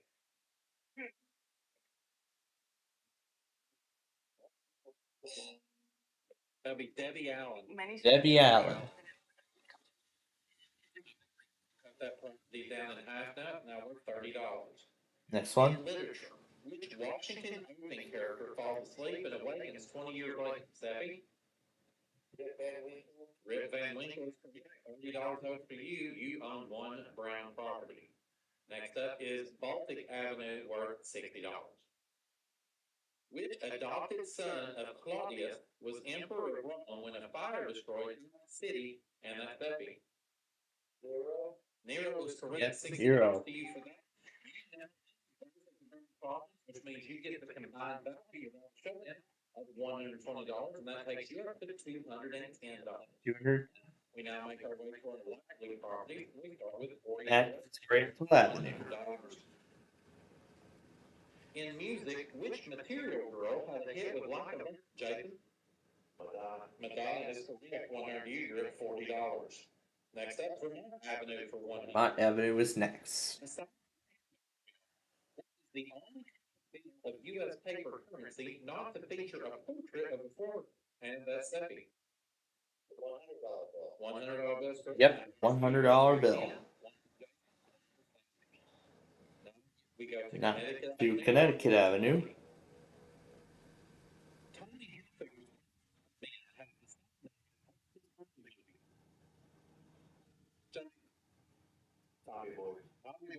Yep, Tommy Boy. 60. So now we will be having a showdown between Jason and Seppi. Jason, I need one quick answer for the Monopoly. Seppi, I need two. Jose, you'll be sitting out. Of the world's national flags, which country's features the most stars? The most stars out of all of the countries. United States. Yep, the U.S. 50 stars. Here we go, next one. The state of Vermont has held an annual festival honoring which type of syrup-producing tree? Jason. Maple. Yep, maple. He gets the light blues. He gets the $800. He gets the $320 combined value, bringing him up to $480. Next is St. Charles Place.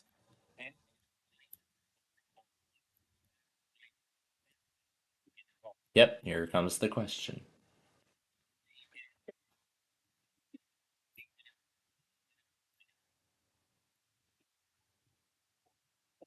Yep, court. So he's up to 620 now. States Avenue is next.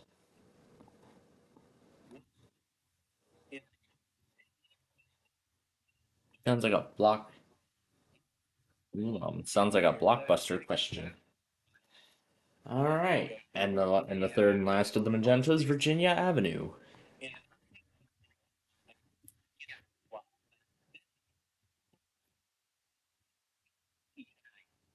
Crumble.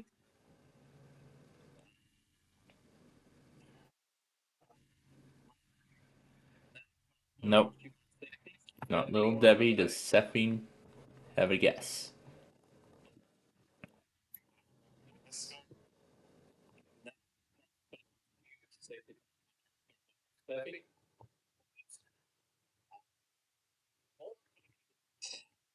That would be Mrs. Fields. Mrs. Fields. Jeez, I have never heard of that. All right, that value now gets cut in half to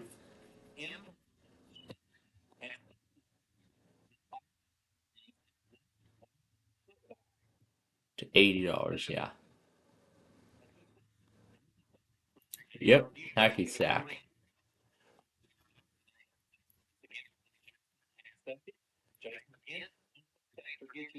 Seppi, you need to Jose, hold on.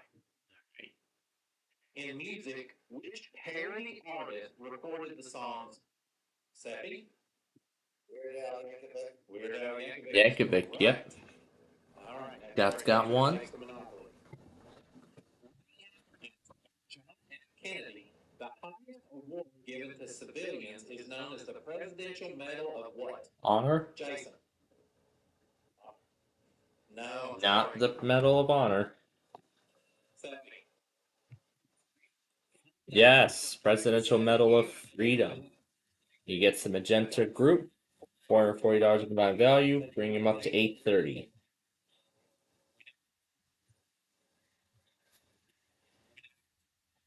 Now to orange. St. James Place worth $180.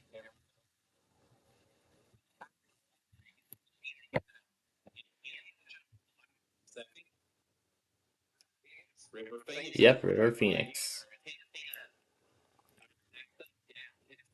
Tennessee Avenue worth $180.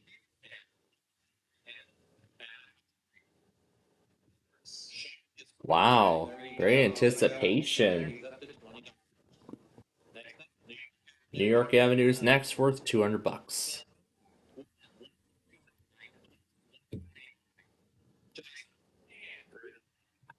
Yep.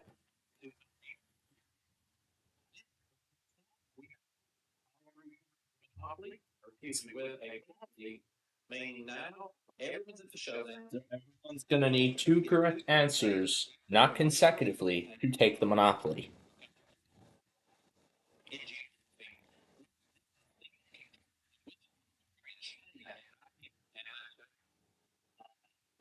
Yep, Hong Kong. U.S. military replaced the recruiting slogan, "Be all you can be." Seffi. The Army. Yep, the Army. You know. In music, the guitarist was a member of the bands Cream and Derek and Jason. Eric Clapton is correct. Yep, and Jason takes the Monopoly. The oranges gets $560 combined value, bringing him up to $1360.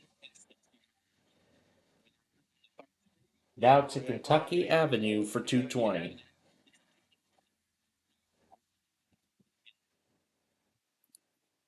What association established in 1884 maintains a purebred dog registry?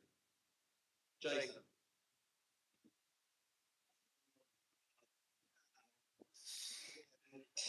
That is time. All right. No.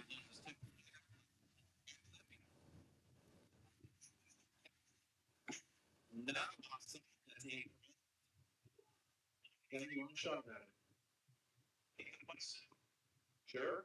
Let me find it here again. What association established in 1884 maintains a purebred dog registry?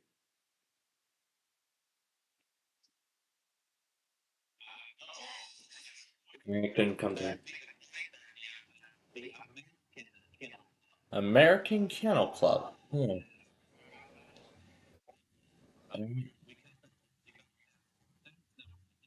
Now it's 110.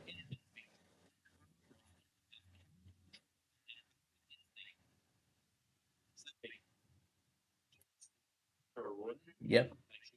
Now it's up to 900. Indiana Avenue, also worth 220.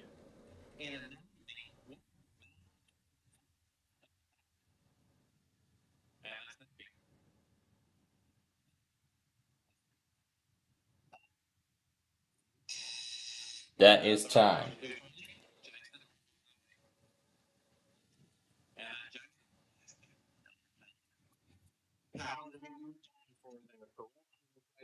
takes you to 1360. Now we go to Illinois Avenue, $40. $140. What European female was the first gymnast sport? In the Olympic, and that's Jason. Nadia Comaneci is correct. 240 to you takes you to 1600. So we've come to the end of the red. Jason has 2 properties. Seffi has 1. So Seffi, I need 2 correct answers. Jason, I need 1. Jose, lead hold tie. What kind of soap owned by the WD-40 company as a rapper depicting a volcano? Jason.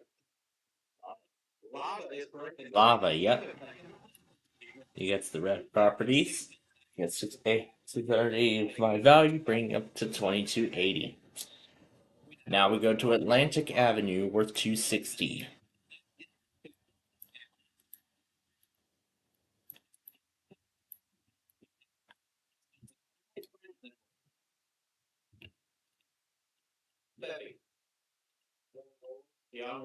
Yep, Dionne Warwick, yep. Up to 940. Ventnor Avenue is next.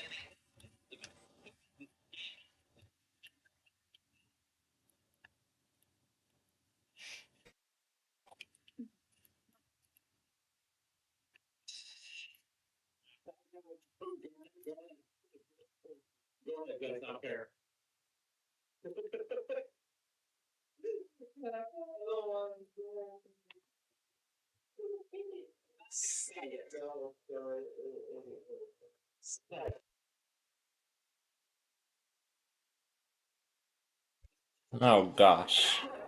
Good thing I muted for that. And just like that, that's the final episode of Monopoly. Goodbye, everybody. Goodbye, everybody. Thank you for an amazing 3 seasons.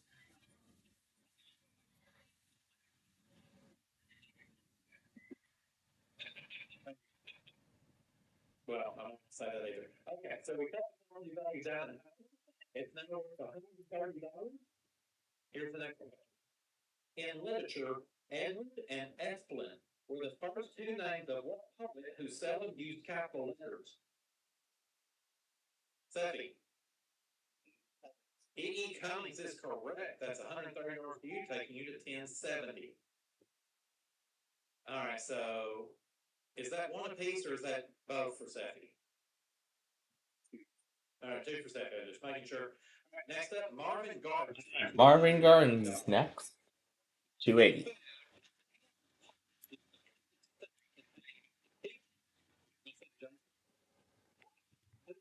Yep, order half.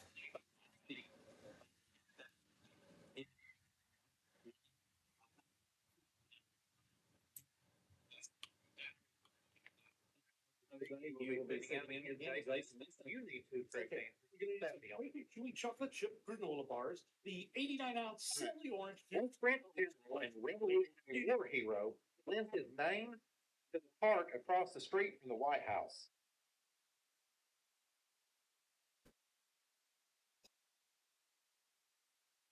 That'd be Lafayette. Yep, Lafayette. Takes its title from one small elevator used to move food between floors of a building. Jason. Dumbwaiter. Dumbwaiter's correct. The dumbwaiter, The yep. correct answer takes the yellow. Next one to take the yellow group. In music, and You Should Be Dancing, and that's Jason. Bee Gees. Bee Gees is correct, and you have. I don't even remember You Should Be Dancing. I don't remember that. But anyway, he gets the yellows, $800 in combined value, bringing him up to 3360. Now to Pacific Avenue for $300.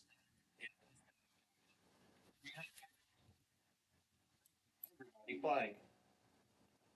In chemistry, what letters from the periodic table represent the common salt compound of sodium chloride? Jose. NaCl is correct. Yep, NaCl. 1. North Carolina Avenue is next, worth $300 as well.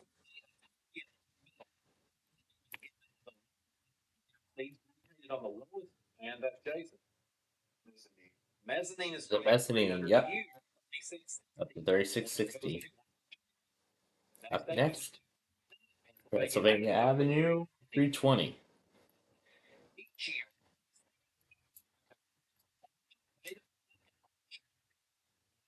Show me more of the stuff. I think that's probably a familiar name to me. Yeah, that's a familiar.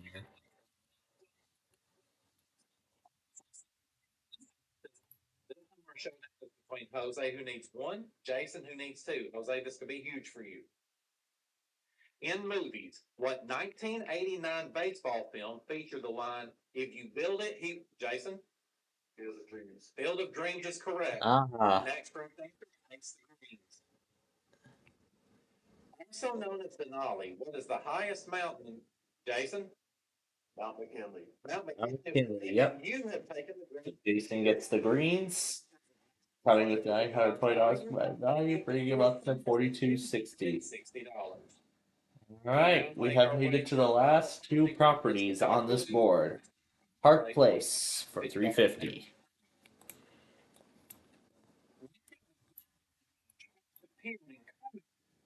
Jason? That's Casper the Ghost, yep. Alright, last one. This is Boardwalk for $400. Is the group of toothless mammals known for its long, sticky tongue and diet, and that's Jason. Anteater. Anteater. Yes, Anteater, and gets the 400. Gets 750 combined value, bringing it up to 5760, and that's the end of the acquisition phase. I'll let Dirter say the scores.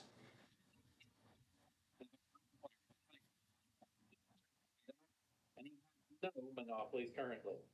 In second place is our current champion, our red player, Scott Seffy McVeigh. He has 2 monopolies and $1,070. And currently in first place is our gold player, Jason Myers. He has $5,760, and he currently has 6 monopolies. Well, with that, ladies and gentlemen, we're going to take our first commercial break of the evening.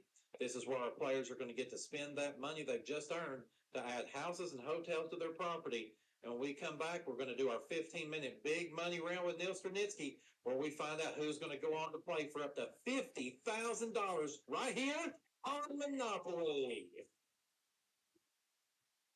All right. Now's the time the override can begin. So yeah, I mean, I'm not surprised because I listened to the same discussion twice when I went back on that live stream twice from last week, and the first I heard Neil say that a stream on Monday was not guaranteed. But then Turd Ferguson said they were planning on doing it Monopoly, and so here we are. They are doing it. So not sure if this is going to be the case next week too, but we're going to find out. We're going to find out at the end here. But we're going to find out at the end if that is the case. So, anyway. So yeah, as I said earlier, I'm hoping to do two new real driving videos. The first of which actually is one that I have not yet documented. I have not documented a real driving video of I-80 yet. So if I end up getting the front row seat, then I will be more than happy to create. I would be more than happy to create a real driving video for all of you. I would be more than happy to create one for you. I'd be more than happy to create one. So this is what we're talking for tomorrow, Christmas Eve. Now, if I can get the front row seat, then that's great. Then I'll be more than happy to create this real driving video for you all. This is the first of 3 new videos that I'm looking to create, that I'm looking to make this week. Again, this is the first one, I-80 to 294, and then I think we'd be getting off at Torrance or 394. I don't know what the plan is, but whatever. Actually, potentially 3 new real driving videos, because then I plan to do 294 north, heading into the Lawn of Oaks afterwards. So a short distance of 294, maybe even a little bit of Cicero. Again, I'm not sure how this is going to go, but if it all goes well, I'm looking to make 3 new real driving videos. This is the first 2. This is for tomorrow. And then, what about afterwards? Have we done a remaster of Northbound yet? I don't think we have. But it's probably not even going to happen anyway. Or it is, because we're probably going to take it just to get to our next destination. So then we'll be heading back to the studio to put all those weeklies together. That's going to happen despite it being Christmas, which happened 5 years ago as well, but this time on a massive scale. And then the Thursday actually will actually be my next opportunity to do do a remake of I-294 North. However, I was going to do it, all the way, going south and then, starting from 95th Street and continuing all the way to Palatine Road. I was hoping I would do it, but I got too obsessed with the chiptunes and I didn't even get a chance. So, yeah, it was my fault. But I get another opportunity, thankfully, to do such. So essentially it'll be in the exact path as before.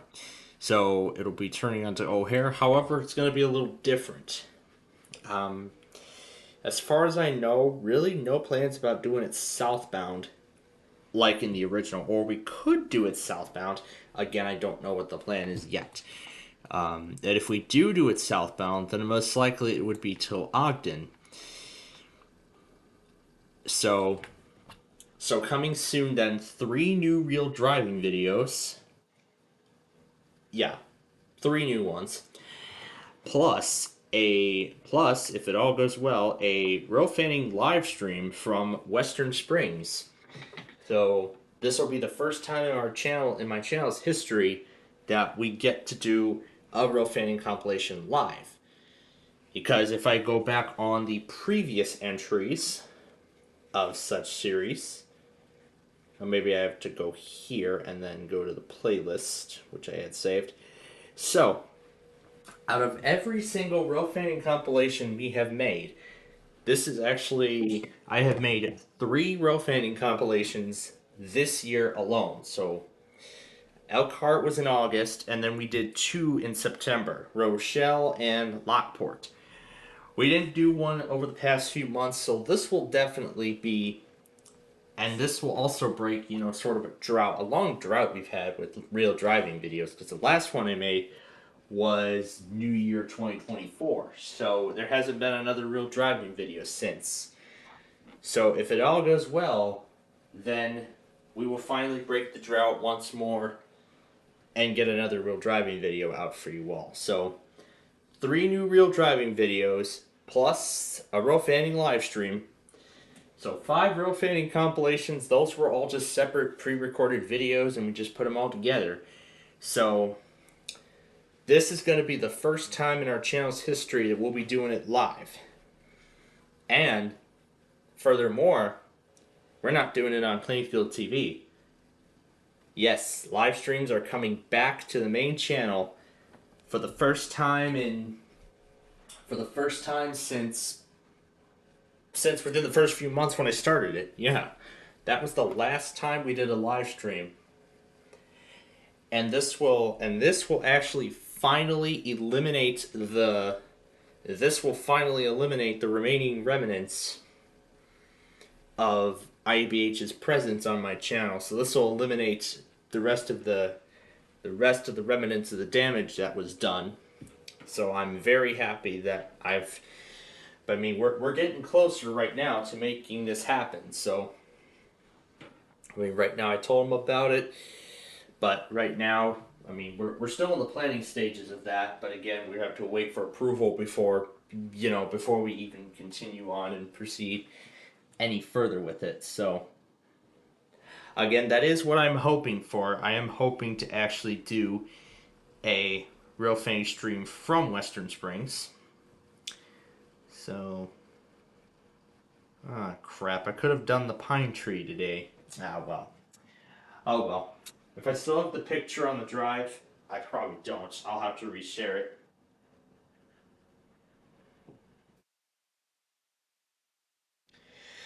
I'll have to share it back over. So, but anyway, yeah, this is going to be very exciting that we at last get to do a real fanning live stream out of Western Springs. Well, furthermore, of the first real fanning live stream that has been done ever. Plus, this will be the first time. Oh, this one goes back and then just starts another one, but it's coming right back. Perfect. It's coming right back. I didn't even set up the timer. Let me do that. So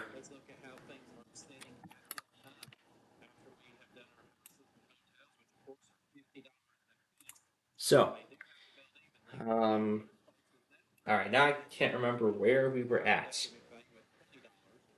So not only will this be my first real fanning live stream ever, but this will be my first time in a long time. This will also be my first time in a long time that I get to do a live stream on my main channel, and this will also be the first time in probably an eternity that I have been in Western Springs. I don't think I've ever been to any downtown area on the racetrack in a while, excluding Downers Grove. So this is going to be an amazing return. I'm going to be honest with you. This is going to be a long-awaited, well-deserved return. well-deserved return for sure. I am looking forward to it.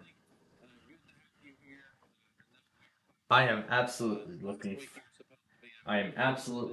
forward to it. I was even just thinking about it last night. Last night after after we left you. But now we're going to be signing both of our networks off simultaneously. So we'll probably just get the Tuesday stuff, and I'll get the rest of the Verizon set up, and maybe after we leave the air, and then that's it. So yeah, this is going to be amazing.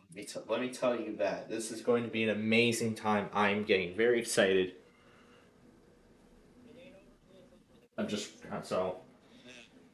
But right now, let's get through Christmas Eve and Christmas Day. I'll keep my fingers crossed, and let's hope this works. Let's hope we can make it happen. That's what I'm hoping. So cross our fingers and let's hope we can make this happen. I really, really would like to make this happen. This is going to be my big opportunity, to cover new stretches of road we have not covered yet in a real driving sense.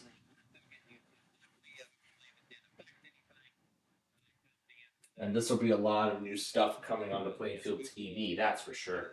So I'm very excited that we get to make this happen for you. I'm hopefully going to make this happen for you all.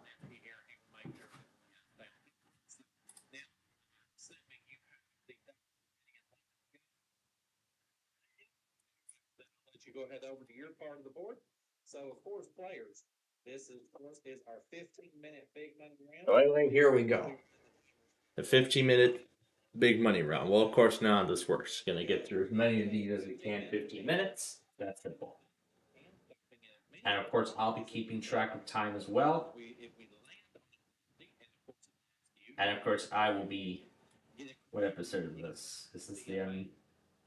That's the end. Tiny Titans. That's the one that's airing right now, I think.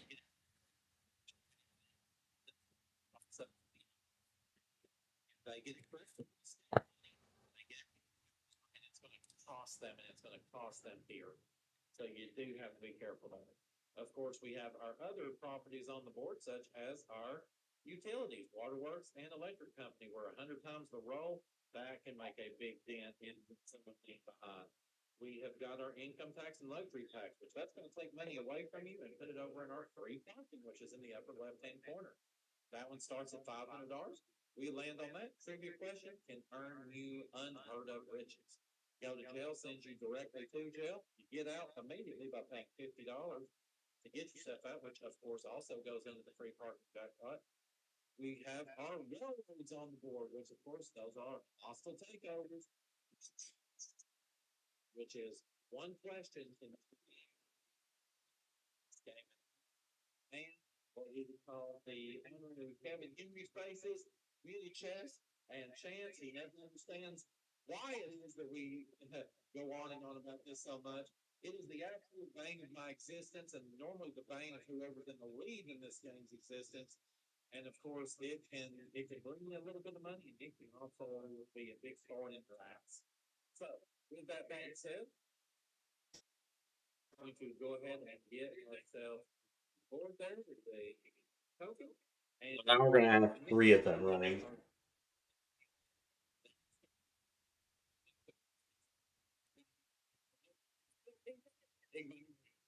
Alright, here we go.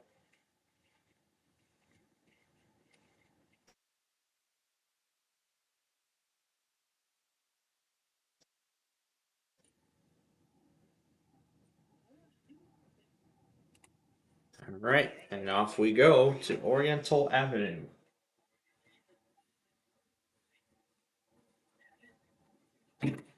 Jason, which comedian was the original host of America's Funniest Home Video? Bob Saget. Yeah, I was thinking Tom Bergeron, but it's successor. And now it's hosted by Alfonso Ribeiro. I mean. And that takes us to Virginia Avenue.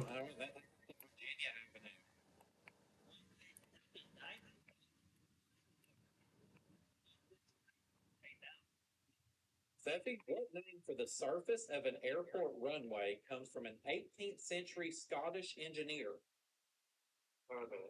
Tarmac is correct. Maybe we'll go back to Government Avenue, but I'd wait till the weather gets warmer before doing that. Then that takes us to New York Avenue.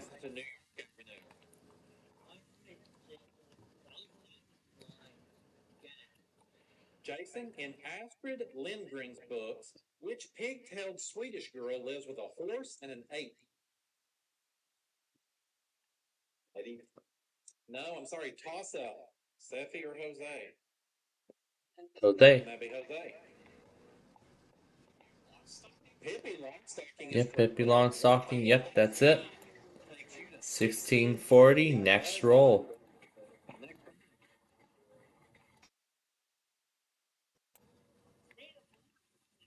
And that takes us to Atlantic Avenue.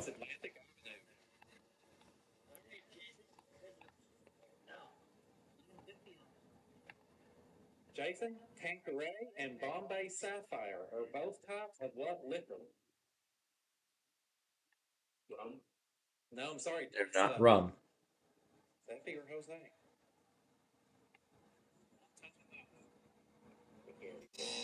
What was it? That would be gin. Gin. Gin. You're very close. Alright, we're going to try another roll.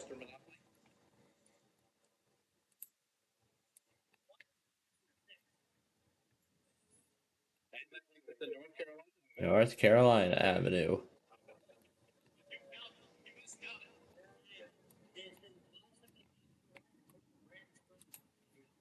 Jason, in fashion, what formal men's jacket and pants ensemble gets its name from a city north of Manhattan?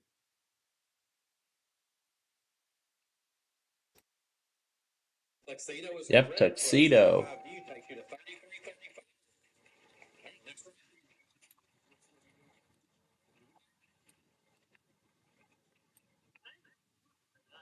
And that takes us to Mediterranean Avenue. 200 bucks for going around go.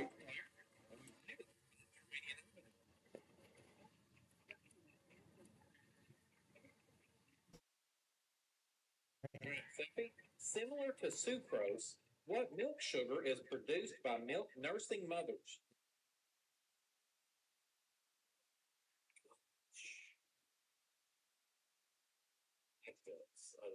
Lactose is correct. Lactose. Wow. 70. Next roll. Next up.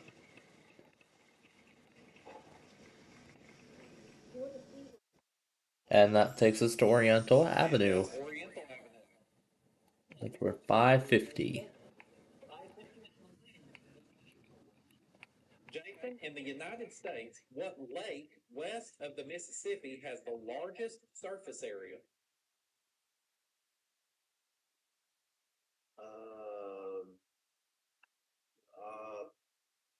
Great Salt Lake. Great Salt Lake is It is the Great Salt Lake. Wow.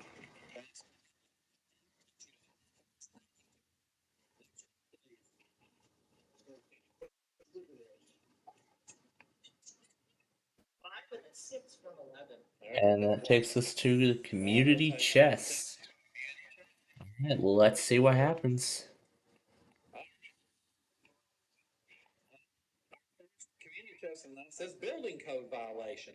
The first place player, you're going to pay $250 to every other player. So that's $250 to Steffi, $250 to Jose, and we're going to take a total of $500 from you. And that is community chest. And that, Kevin Henry, is why people get so crazy about community chest and chance. Next one. Chance, yep.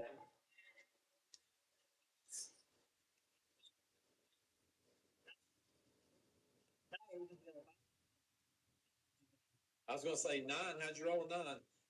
Atlantic Avenue.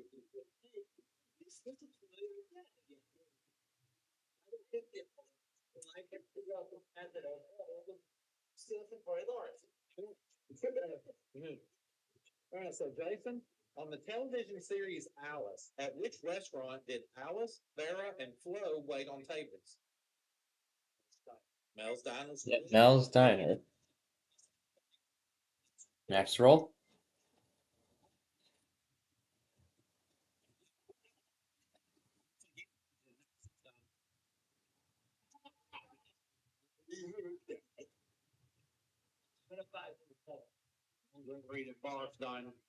There's community chest again.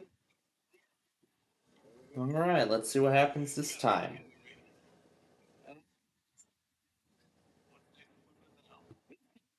Weekend convention passes. Green player, you're going to receive $200 from each player. So that's going to be 200 from Seffi, 200 from Jason, and going to give you 300. And next roll. See if I can roll.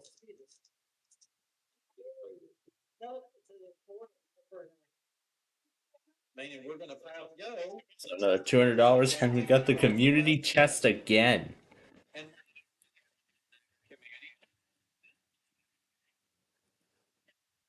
you're going to collect $250. Up to 1770 now. Next roll.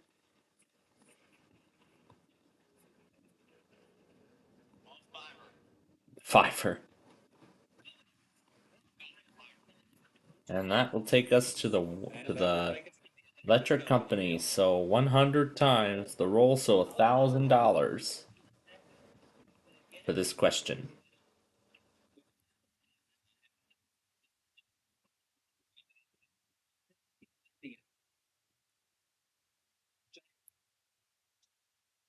Sequoia. Sequoia. That's the name of the current macOS release. If anyone cares, macOS Sequoia. And that takes us to New York Avenue. So $1,000 on the line.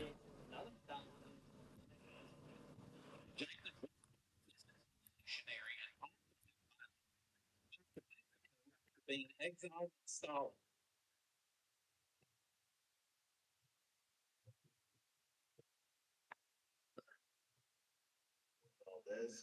No, Nope. sorry, toss up for Now Seffi. for toss up.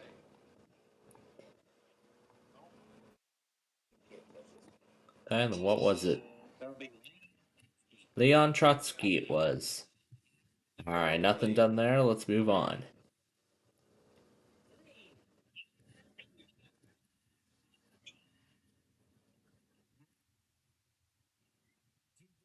Did you say it's a 1 from 3? Yeah. No, it's Chance.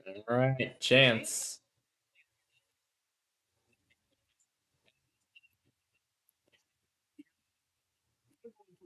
The Indiana Avenue.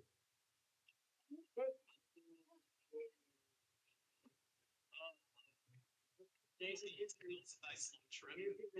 Get the plane. All right, Jason. Yep. What Texas blue guitarist known for Pride and Joy died in a helicopter crash in August of 1990? Gee Louise. 1990.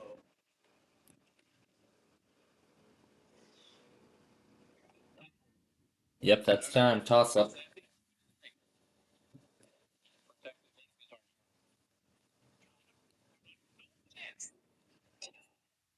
That would be Stevie Ray Vaughan. Stevie Ray Vaughan.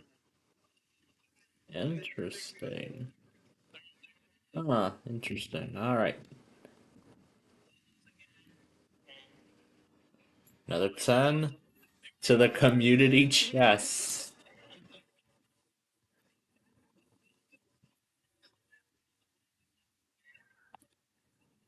Just show us the card, please.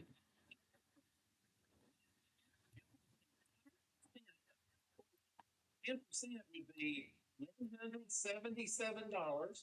We'll take that from you. That's going to go into the free parking jackpot, taking it up to $677. Next year.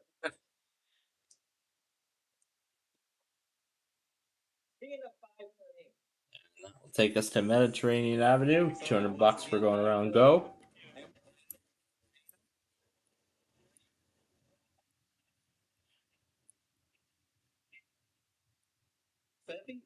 species of bear is depicted on the logo for the World Wildlife Fund? Panda bear. He's a sad panda. Yep, a panda bear it is. Alright, next roll. No hospital takeovers yet. Yeah, we got 4 minutes left.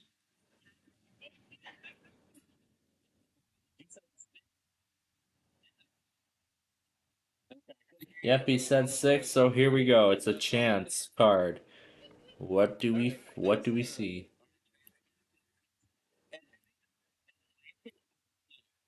And that will be worth $11.50 for the hotel. Look, the Hub Group headquarters in Oakbrook.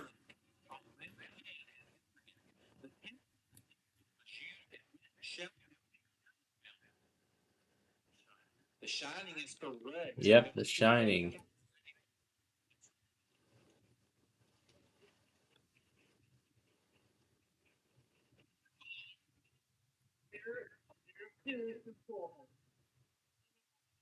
Players who are all going to jail. But $50 to pay the fee, bail fee, I guess I could call it. Yep, let's see the next one. Yep, next roll. And that takes us to Kentucky Avenue. Jason, with a total surface area of about 5.4 million square miles, what is the smallest of the world's major oceans? No, sorry. Not the Indian. Steffi. Arctic. The Arctic Ocean, yep. Next.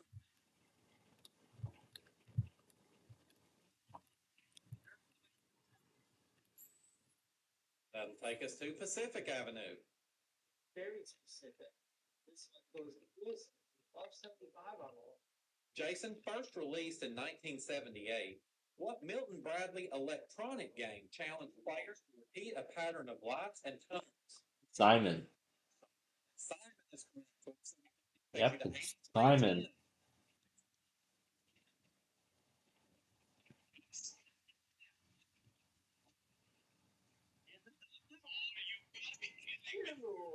There we go again. That's it. Now, hold on. Is that taken on? Well, it was 2. Okay. Alright, community chest. Andrew must pay 10% of their score. So, Jose, that's going to cost you $204.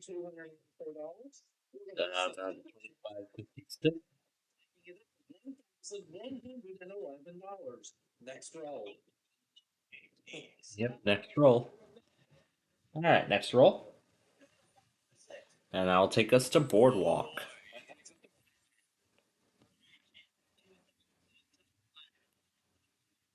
Yes, indeed. Penn and each starred in films that shared what title?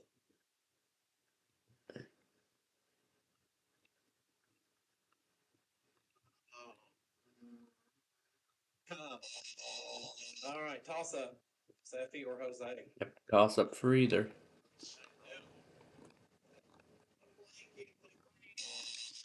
That would be Bad Boys.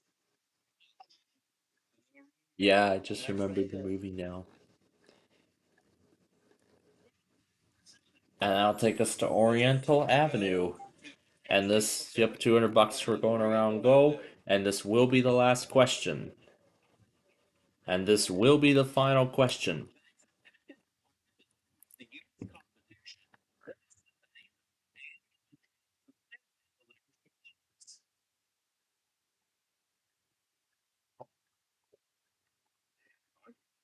No.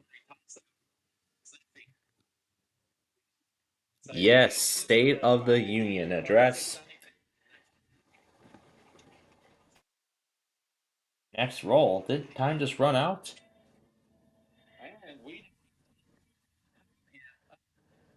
There we go. They were late on the queue.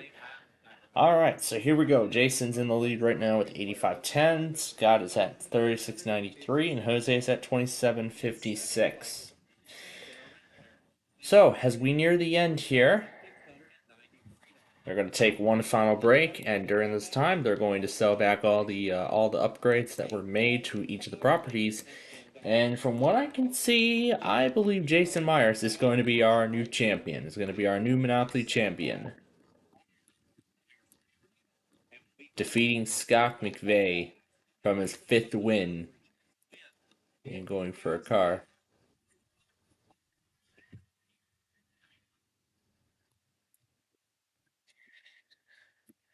Yeah, Monopoly Night in America on Christmas week.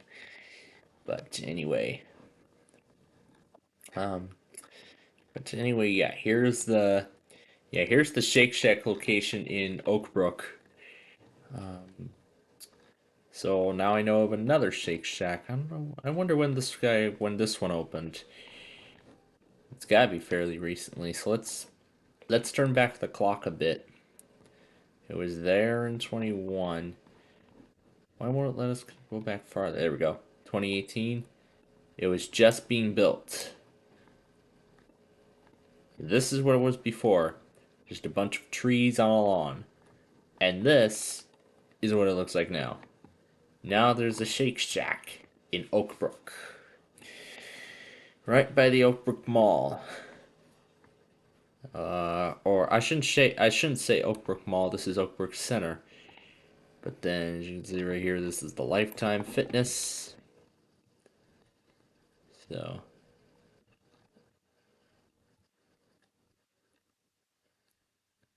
yeah, this is Lifetime Fitness Oak Brook Center. You can tell this is Oak Brook Center because of the tower there.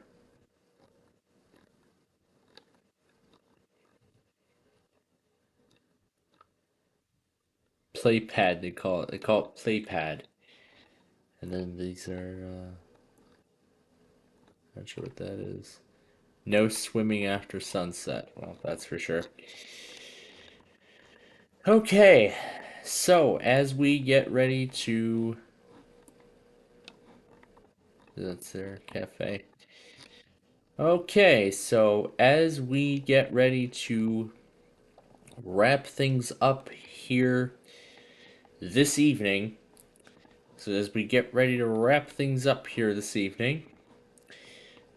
this is, of course, as I said, we will be... So once again, we'll be taking the day off.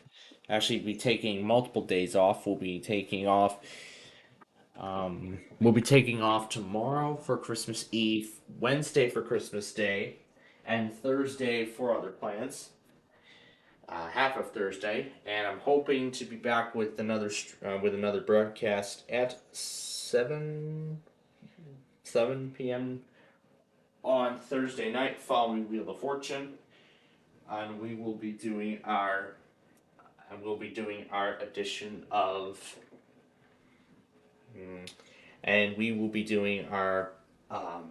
coverage of the Bears game when the Bears play again on the night after Christmas. All right, let's wrap this up here.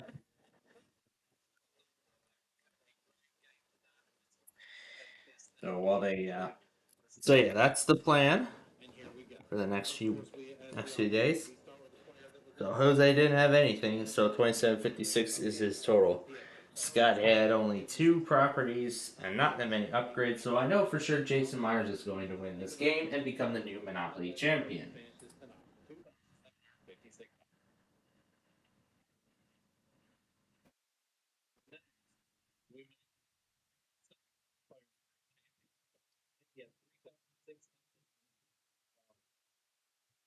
We add on the money he gets from selling back his upgrades, he's able to add an additional $1,050. We add that to his total, and he out with 743. We know Jason Myers is going to win this game.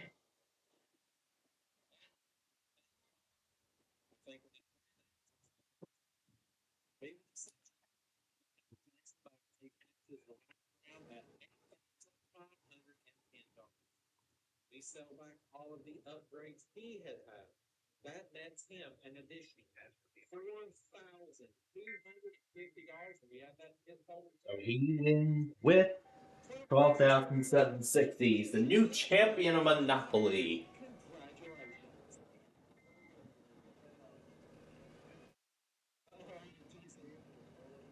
We will be back with you here in just a moment.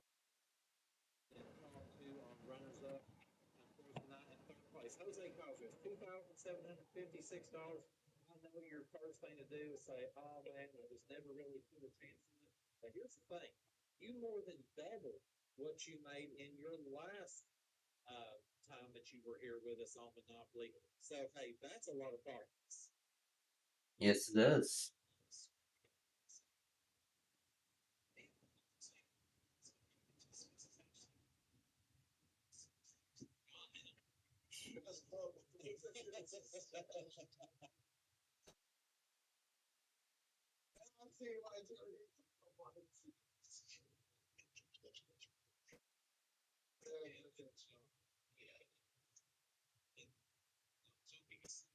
All right. So top that off. Again, I'm going to keep all the Verizons running through the night. We'll see if either of them go. Because I really would like to take a Verizon off my list. I really would like to take a Verizon or two off this list.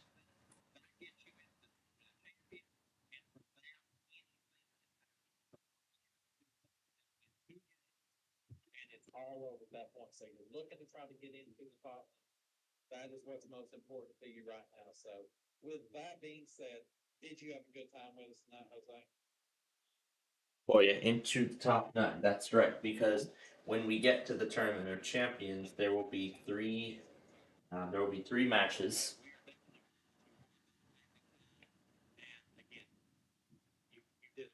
So there will be 3 matches over the course of 3 weeks.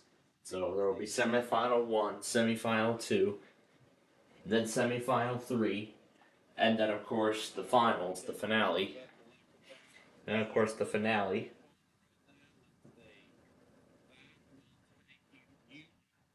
So let me see.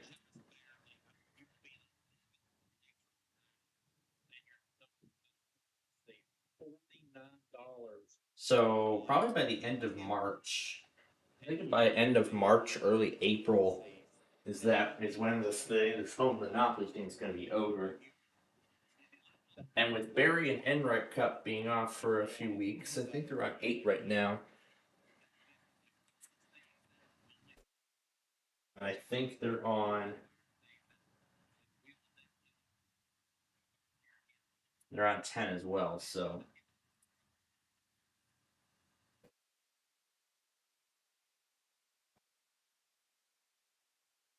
now we're looking to finish both in April. So now they're looking to finish both shows in April.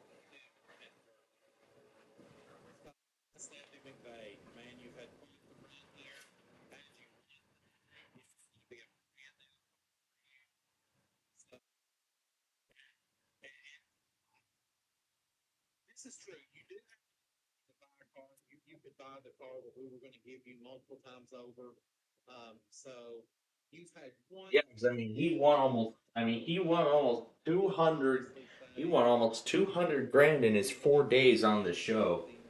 Honestly, incredible. Honestly, unbelievable, if I do say so myself. In just 4 days of winning 200,000, almost 200 grand just in that time? That's insane. I think this fan's already in the top spot, in the top 9. Most likely the number 1 seed in this tournament, so that's for sure when we get to the end. But I believe this is the halfway point of the 20 episode regular season, so then there's still like 10 more episodes to go, and then that's it. And then it will be time for the playoffs, and then this will determine who will move on to the finals, and then play for the championship.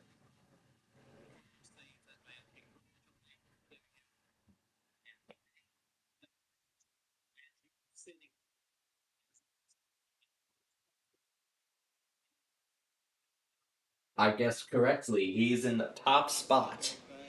He's in the number 1 seed in the season standings right now for this particular program.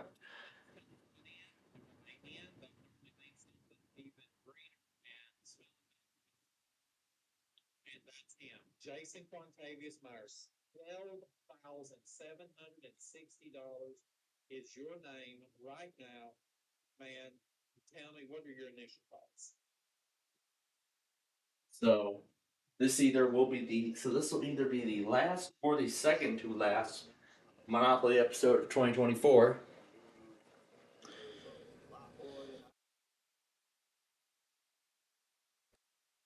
Because right now, April is where we're looking at potentially finishing up both Barry and Enright Cup and Monopoly. However, I don't know what's gonna come next. Maybe what in January? Wait, maybe what? Like soon after the new year, we're gonna get Sorry the Game Show again, or what? Are we gonna wait till like September 25 for season 2 of that? I don't know. I mean, I don't even know Doug Trovinger. I'm sure Doug Trovinger pretty much won every frickin' penny on that. Won every frickin' penny on that program. Oh my god. He literally bankrupted the show.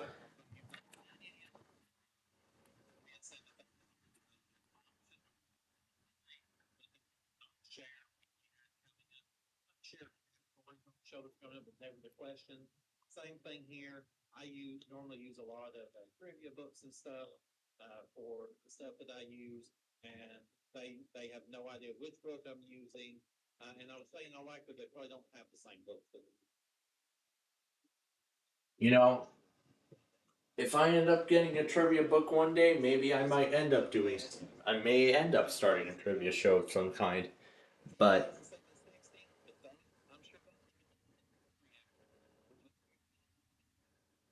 that, or maybe potentially turn it into like a long running show.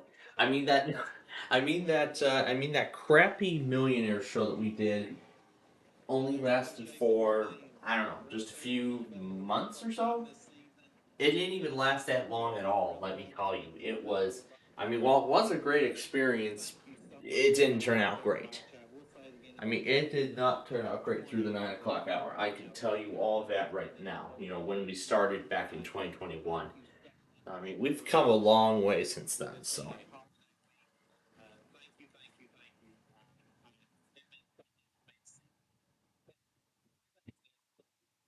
Especially with this being a holiday, thank you so much for supporting us, especially with this being a holiday week. Thank you, Bonus Code. Land exactly on the. Yeah, I'm kind of. I mean, I heard Turd Person say that they were still planning to do Monopoly on Christmas week, and I'm surprised they're doing it. So. Which means there are no additional. You can. And that's right, and you cannot roll 3 doubles in a row, otherwise it's going to be game over and he goes to jail. But of course, you can't have just that one go to jail space. He's got to put 3 more on the board. He's actually got to put 4 more on the board. 1 on that left corner at the top, and 2 on the right.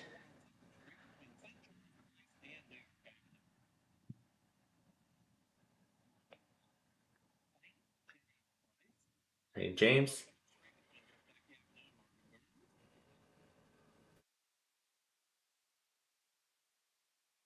There it is.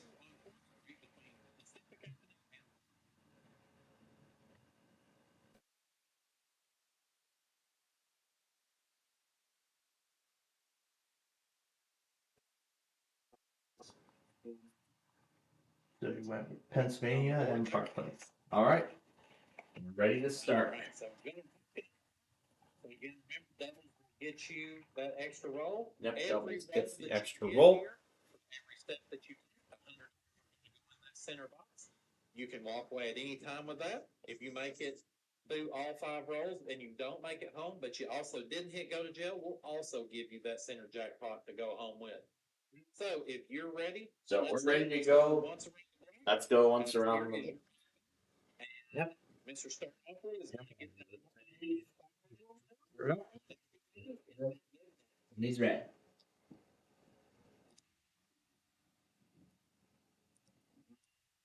Big number, big number, and Doubles. The 10. Only visiting, so $1,000 there. You can take the money and walk away or roll again. Only bad roll 6.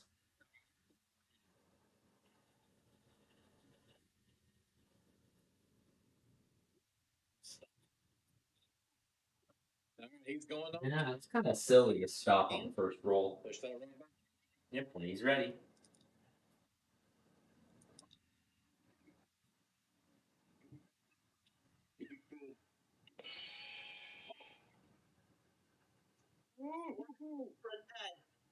Another 10. 10.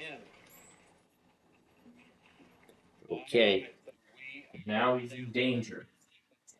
So, first of all, bad roll is a 7 and 10. 7 and 10 are bad rolls.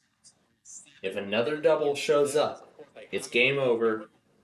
It's game over. So, if another double comes up, it's game over. And go again, although you're looking good, you're on the outside. Do you walk away and be happy with an extra $2,000?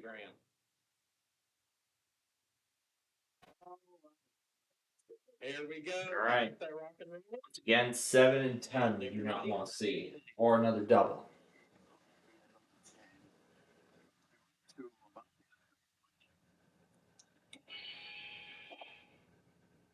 Two and a 4 for a 6. Very close. $600 in Yeah, for 2,600. 3 rolls left. be yours.